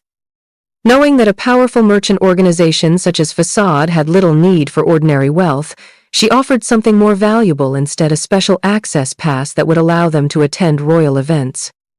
Gala was visibly surprised by the generous offer. He quickly accepted, cleverly framing his gratitude in the language of a merchant who could never refuse an opportunity to sell his goods to the royal court. The Queen Dowager then remembered the other man who had intervened in the duel. She turned toward awakens and thanked him personally for stepping forward to protect her granddaughter. She placed a gift directly into Cesare's hand as a token of her gratitude. Cesare quietly examined the gift. Behind his calm expression, however, his thoughts were filled with irony. The very person who had unknowingly pushed the princess into such a dangerous situation was now thanking him for protecting her. He found it amusing that Medea had been forced to prove her worth before the royal family would fully acknowledge her capabilities. In that respect, the Queen Dowager's attitude reminded him of someone he already knew very well. Cesare politely accepted the gift and thanked her. Yet he continued thinking about the situation. The Queen Dowager had no idea that the entire chain of events had unfolded according to Medea's own carefully constructed plan. She was praising him on behalf of her granddaughter, believing he had simply stepped forward as a heroic protector when, in reality, Medea had already anticipated the outcome and prepared the situation herself. And despite all the praise being offered now, Cesare could not help remembering the moment when no one had stepped forward to protect Medea when she actually needed someone. The contrast only made the Queen Dowager's gratitude all the more ironic. Inside Medea's chamber, the aftermath of the duel was finally beginning to settle. Saya carefully helped Medea remove the remaining pieces of her armor, but the moment the wound became visible, her expression changed. The injury was deeper than expected, and their supply of holy water was already running dangerously low. Saya became visibly worried, her eyes filling with tears as she wondered how they could properly treat the wound. Before they could decide what to do, a voice suddenly came from near the window. A small bottle was thrown across the room. Nero reacted quickly and caught it. The mysterious visitor calmly instructed them to use it to treat Medea's wound. Standing near the window was none other than awakens. Medea immediately recognized him and dryly questioned whether he had somehow gotten lost again. Cesare simply smiled. Nero, however, was far less amused. She demanded to know why he was inside Medea's room, clearly ready to throw him out despite everything that had happened earlier. Medea calmly told Nero to settle down. Nero remained suspicious. She could not understand why Medea was allowing this mysterious mercenary to remain so close to her. Something about him also seemed strangely familiar, making her wonder whether awakens had secretly visited the princess before. Medea then asked Nero to leave the room together with Saya for a moment. Nero hesitated, clearly unwilling to leave her mistress alone with Cesare, but Medea calmly repeated the order. Reluctantly, Nero handed the bottle to Medea and agreed. As she and Saya left the chamber, Neril paused at the doorway and delivered one final warning. Even if awakens represented the mighty facade, she would not allow him to harm Medea. If he attempted anything foolish, she promised that even facade would not be enough to protect him from the consequences. The door finally closed behind them. Cesare watched with an amused expression. He complimented Medea on having such a courageous subordinate, especially considering that Neril had spoken to him so boldly after witnessing what he had done to one of Kazan's strongest warriors. Cesare then settled into the sofa and reflected on Neril's confidence. He found it amusing that she could speak to him so fearlessly after everything she had witnessed. Perhaps she truly believed he had needed to intervene because Jared was an opponent Medea could not defeat. But Medea immediately corrected that assumption. She explained that Jared did not possess the strength to be considered Kazan's true First Army general. Even without Cesare's intervention, she believed the duel would have ended in Valdina's favor. That left one question. How was she supposed to repay a favor she had never asked for? Cesare simply dismissed the matter. He explained that he had acted entirely on his own whim and, besides, he had gained considerable benefits from the incident himself. Medea accepted his reasoning without hesitation. Rather than wasting the opportunity, she decided she would make use of what he had given her. She opened the bottle and carefully poured the contents over her wounded arm. Cesare then revealed the consequence of Jared's defeat. As Medea had intended, Jared would no longer be able to hold a sword properly. For a swordsman who had built his entire identity around combat, such an injury was considered even more devastating than death. Medea responded with little sympathy, merely remarking on how unfortunate his fate was. Cesare then offered another form of protection. He told Medea that he would send one of his subordinates to remain by her side. Medea immediately understood the reason behind the offer. She wondered whether Cesare was concerned that Jared might attempt to retaliate against her after his humiliating defeat. But Medea was not frightened by the possibility. Quite the opposite. She revealed that she was actually looking forward to seeing how Jared would react. He suddenly covered his face in disbelief as though Medea's attitude had left him utterly speechless. From his perspective, she seemed to have forgotten that after everything that had happened that day, Kazan had effectively become her enemy. Her enemies were no longer limited to General Jared. The fourth princess and Grand Duke Jason were also involved, and both were the sort of people who would search for someone else to blame whenever their plans failed. Medea looked at Cesare silently. His words sounded less like a warning and more like genuine advice, which was unexpected coming from a man who had already seen so many of her secrets. She reflected on how Cesare had repeatedly disrupted her plans with his strange and unexpected appearances. Yet despite that, he had ultimately proven useful to her during the duel. After a moment, Medea addressed him directly. She decided to return the favor with a warning of her own. She told Cesare that Grand Duke Castulo was not a good card for Facade to keep close. In her opinion, Facade would be better off distancing itself from him. Cesare became curious about the reason behind her statement and asked why she thought so. Medea, however, refused to explain further. She made it clear that her advice ended there, leaving Cesare with nothing more than her warning. Cesare considered Jason Castulo and dismissed the concern. To him, a man as powerful and impressive as Jason would hardly bother himself with people like them, especially those who made their living through tricks with blades. Medea listened quietly. Inside, she wondered whether Cesare meant that someone like Jason was not even enough to satisfy his standards. The thought made her sigh inwardly. Despite Cesare's arrogance, she found his attitude reassuring. If he truly viewed Jason that way, then perhaps she would never have to worry about Cesare becoming Jason's ally. Cesare then shifted the subject in his usual teasing manner. He remarked that, unless the person in front of him was a benevolent and gentle lady, people of that kind would hardly treat someone like him as a human being. He picked up a flower and brought it close, taking in its scent. Then, after a brief pause, his attention turned toward Medea. His expression suggested that he had someone in mind as he compared the flower to a particular kind of lady, and his gaze settled directly on the princess. Medea immediately understood where his teasing was heading. Her cheeks flushed, and she quickly shut down his nonsense before he could continue. As Cesare exited Medea's chamber, he walked quietly through the hallway of the princess's residence. After a short distance, he stopped. One of his knights suddenly appeared behind him and reported that Jared was already flying into a furious rage. The knight handed Cesare a report explaining that Jared intended to retaliate against the princess who had caused his defeat and asked what they should do. Cesare silently read the report. For a moment, he said nothing. Then his eyes shifted toward Medea's residence. He immediately noticed how lax the security around the princess was. At that level, an attacker could breach the residence before the guards even had a chance to react. Cesare calmly gave his order. The moment Jared's lackeys set foot in Valdina, they were to be killed and their bodies sent back to Jared, marked with the crest of Facade.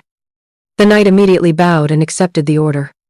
Cesare then gave another command. Zeta was to remain behind and protect the princess. Zeta acknowledged the order, and the knights disappeared almost instantly. Once they were gone, Cesare remained in the hallway for a moment before addressing someone who had been hiding nearby. He had already noticed Ceseo's presence, and told him there was no point in continuing to hide. Ceseo finally stepped out. He had seen Cesare leaving the princess's residence and demanded to know what business Facade could possibly have with Medea. Cesare gave him a cold answer. Whatever business existed between him and the princess was their own affair, and Ceseo had no need to know about it. But Ceseo was not willing to let the matter go. He pointed out that Facade was also responsible for striking the Lasai tribe's transport route. Knowing Cesare as he did, Ceseo understood that he was not the kind of man who offered favors without expecting something in return. He wanted to know exactly what Cesare's purpose was in staying so close to Medea. Cesare warned Ceseo that he was becoming too presumptuous. Their past connection would not excuse him forever if he continued crossing the line. Ceseo clenched his hand in frustration. He reminded Cesare that he had always possessed that same arrogant attitude. Even during their younger days, Cesare had never revealed what truly lay beneath his mask until graduation. Despite that, Cesare had still believed in the friendship they once shared. But now, if Cesare intended to use Medea for his own purposes, Cesare could not simply stand by. Cesare repeated his warning, telling Cesare once again that he was being too presumptuous. Cesare gritted his teeth. What had happened that day, he insisted, would put Medea in tremendous danger. He urged Cesare to walk away from her before the situation escalated any further. Cesare responded with a faint smile. Danger? He reminded Cesare that without him, who exactly could have brought General Jared to his knees and silenced the reckless fourth princess? Could the old nobles of Valdina have done it? Could the princess's knights? Or perhaps Cesare himself? Cesare made it clear that Cesare should not speak so carelessly. Without his intervention, the situation would have ended far more disastrously. And even now, Cesare considered himself the best card Medea could play. More importantly, he suspected that he was the only person in Valdina who truly understood the vision Medea was pursuing. With that, Cesare turned away and began walking down the hallway. Cesare called after him, still shaken by everything he had heard. Cesare stopped only long enough to deliver one final remark. If Cesare truly wanted answers, he should ask Medea herself. He could ask her what kind of relationship existed between them and what exactly the two of them were bargaining for. Then Cesare continued walking, leaving Cesare standing alone in the hallway with even more questions than before. Sir Cesare quietly removed his glasses as conflicting emotions weighed heavily on his mind. Although he already understood the truth, accepting it was another matter entirely. Deep inside, he knew that Cesare's every action had been driven by a desire to protect Princess Medea, yet his heart stubbornly refused to believe it. The thought that the cold and distant man he had once known could genuinely care for someone else, and that the person was none other than Valdina's princess, left him unable to reconcile his feelings. Looking down at an item he had carried in his pocket, he realized he had brought it for no reason at all. His thoughts were interrupted when Neril suddenly appeared before him. She informed him that Princess Medea had been searching for him and asked him to follow her immediately. As they walked through the royal palace, Cesare found himself increasingly puzzled. Neril led him through a hidden passage he had never known existed within the palace grounds. The secluded route eventually ended before a quiet chamber. After Neril knocked, Saya opened the door and welcomed him inside, explaining that the princess was already waiting. Inside the room, Medea greeted him and apologized for summoning him so late at night. She explained that the matter was too important to discuss anywhere that prying ears might overhear. Cesare immediately offered his full attention and asked for her orders. Medea requested every available record concerning the royal guards assigned to protect King Peleus. She wanted complete information, their origins, personal histories, and even details about their families. The unusual request caught Cesare off guard. He acknowledged that gathering the records of the Agema would not be difficult, but he questioned why she suddenly needed such extensive information. Medea then revealed the reason that had compelled her to call him in secret. She warned him that Peleus might already be in danger. The possibility immediately led Cesare to suspect the Duke Regent's palace. He asked whether she believed there was a spy hidden among the Agema themselves. Medea explained that, for now, it remained only a suspicion. Cesare instinctively rejected the idea, insisting that the Agema consisted of knights who had faithfully served the king since the day they were invested. Rather than argue, Medea calmly asked whether he could truly guarantee that every single one of them remained loyal. Her question left him speechless. As silence filled the room, Cesare realized that if even one traitor existed among the king's elite guards, the consequences could become irreversible. While watching his reaction, Medea silently recalled the tragedy from her previous life. Before her return to the past, Peleus had been ambushed by the Plains tribes led by the Lasai. During that disastrous battle, one of the Agema had betrayed everyone by pretending to leave in search of reinforcements, only to abandon the king instead. The betrayal had allowed the enemy to overwhelm them. Peleus had suffered a permanent injury to his right leg, and of the 200 elite Agema warriors who entered that battlefield, only 12 had survived. Determined not to allow history to repeat itself, Medea explained that Peleus was still fighting on the battlefield, and would have little opportunity to react quickly to the Duke Regent's schemes. She then produced a sealed envelope she had prepared through her own investigation and placed it on the table before Siseo. The information inside, she explained, would help Peleus identify and expose the hidden traitor before the ambush could unfold. Understanding the gravity of the situation, Siseo accepted the envelope without hesitation and pledged to deliver it to the king immediately. Siseo hesitated before speaking once more, respectfully asking Princess Medea to reconsider keeping Fasade by her side. He warned that although the mercenary possessed extraordinary skill, his cruelty was equally exceptional. He believed Fasade was a blade far too sharp for the princess to wield safely. Medea calmly replied that even those who appeared virtuous were not entirely free from malice. As Siseo tried to continue, Medea gently cut him off, signaling that the discussion was over. She thanked him for his concern but assured him that she fully understood the danger Fasade represented. She acknowledged that he was a blade capable of turning against his own master. However, she also revealed that once he had outlived his usefulness, she intended to send him away from Valdina, leaving no reason for Siseo to worry. Hearing those words, Siseo was left deep in thought. The answer, the expression, and even the way Medea spoke reminded him of Cesare. At that moment, he realized that the bond between the two ran far deeper than he had originally believed. With nothing more to say, Siseo admitted that his advice had been unnecessary. He quietly accepted her decision and rose from his seat. A few days later, the atmosphere inside the Kazan delegation's quarters was in complete chaos. Princess Angelique flew into a fit of rage, smashing vases and venting her fury over the humiliating defeat she had suffered in Valdina.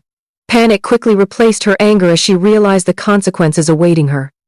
The agreement she had sealed with her own royal signet meant that the Empire was now bound to deliver double the promised relief supplies, and she feared her imperial father would never forgive such a disgrace.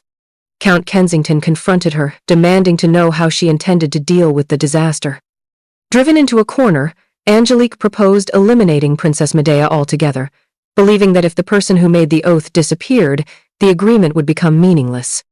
Kensington immediately rejected the idea, explaining that breaking a public commitment bearing the royal seal would only bring condemnation upon Kazan from every nation on the continent. Rather than escaping punishment, such an act would only provoke the emperor's wrath even further. Unable to accept the truth, Angelique lashed out at Kensington instead. She blamed him for failing to stop her, accusing him of doing nothing despite his position, before furiously ordering him out of her room. With no choice, Kensington quietly withdrew, leaving the enraged princess alone with her frustration. After collapsing onto her bed, Angelique continued cursing everyone around her, convinced that those who enjoyed power and wealth had abandoned her when she needed them most. Not long afterward, someone entered her chamber. Assuming Kensington had returned, Angelique immediately threw an object toward the newcomer and angrily ordered him to leave. The visitor calmly removed his coat, revealing himself to be Saman. He approached with carefully chosen words, acknowledging the hardships she was enduring in a foreign land, and pointing out how everyone around her seemed more concerned with avoiding responsibility than helping her. Angelique dismissed him as nothing more than a low-born noble and demanded that he leave. Unfazed, Saman revealed that he knew of her admiration for Peleus.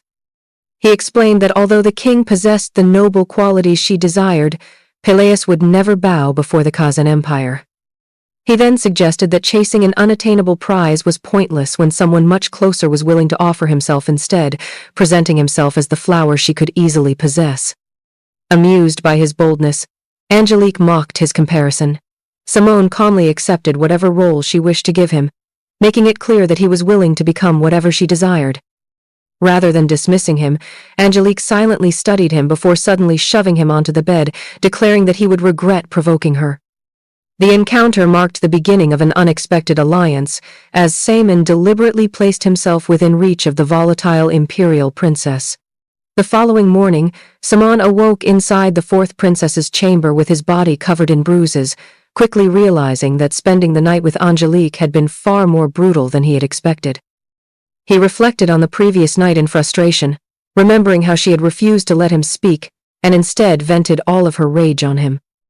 Every attempt to approach her had been met with violence, and at one point she had even slapped him across the face while shouting Peleus's name.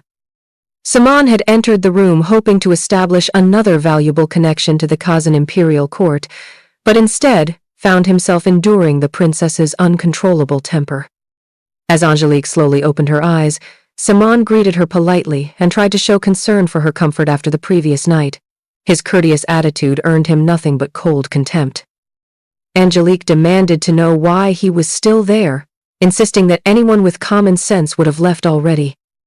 When Simon attempted to approach her once more, she immediately slapped his hand away and ordered him out, declaring that seeing the face of someone from Valdina first thing in the morning was enough to ruin her entire day. Although Simon maintained a respectful smile, his thoughts were filled with resentment.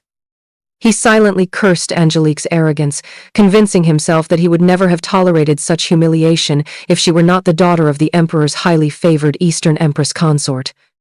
Meanwhile, the previous night's events continued elsewhere.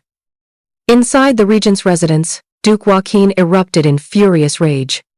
Slamming his hand against the table, he cursed Medea for turning the welcoming banquet into complete chaos and questioned how everything had spiraled so badly.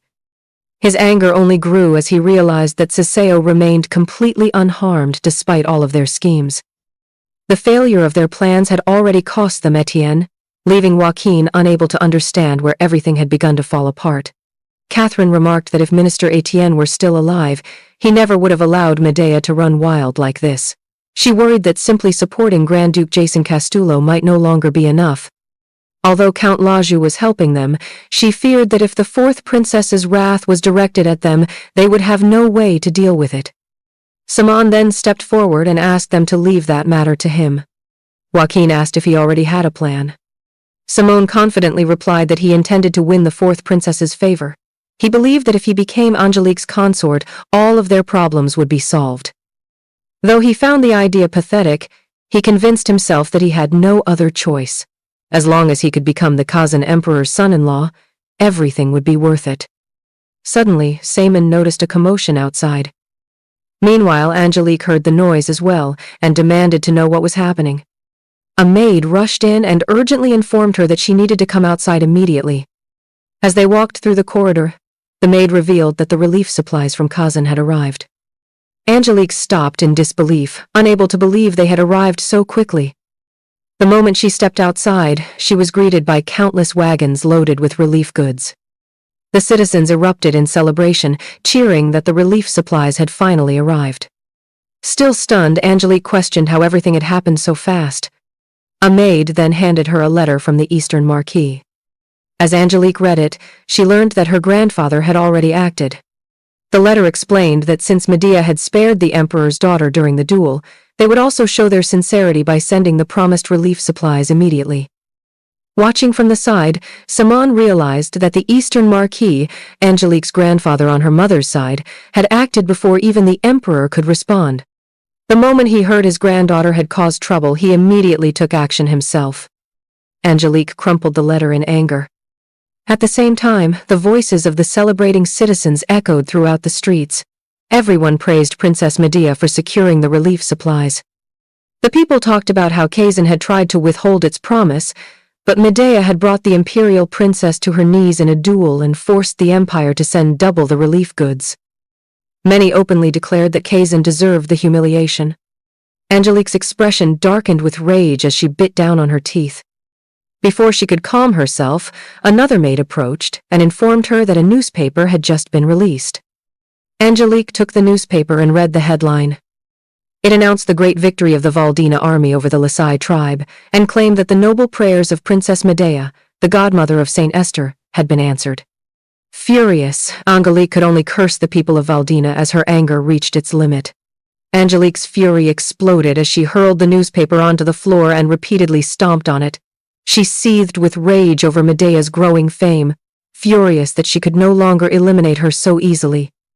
Every headline praising Valdina and Princess Medea only deepened her humiliation, and her anger reached the point where she could barely contain herself. Watching her outburst, Simon calmly revealed that Medea's death was still possible. He pointed out that Count Kensington had only warned them against giving Valdina another reason to accuse Kazan directly. As long as the fourth princess was not the one responsible for Medea's death, there would be no problem. Angelique immediately demanded to hear the plan. Saman explained that the royal hunting competition would soon take place at the royal hunting grounds, and that event would provide the perfect opportunity. Leaning closer, he quietly revealed the details of his scheme. Deep inside, he believed this single plan would overturn everything. Peleus would be killed through the Ajima's hidden traitor.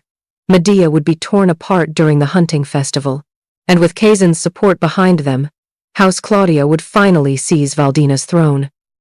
Meanwhile, inside Medea's palace, the princess quietly held the cat brooch Cesare had given her.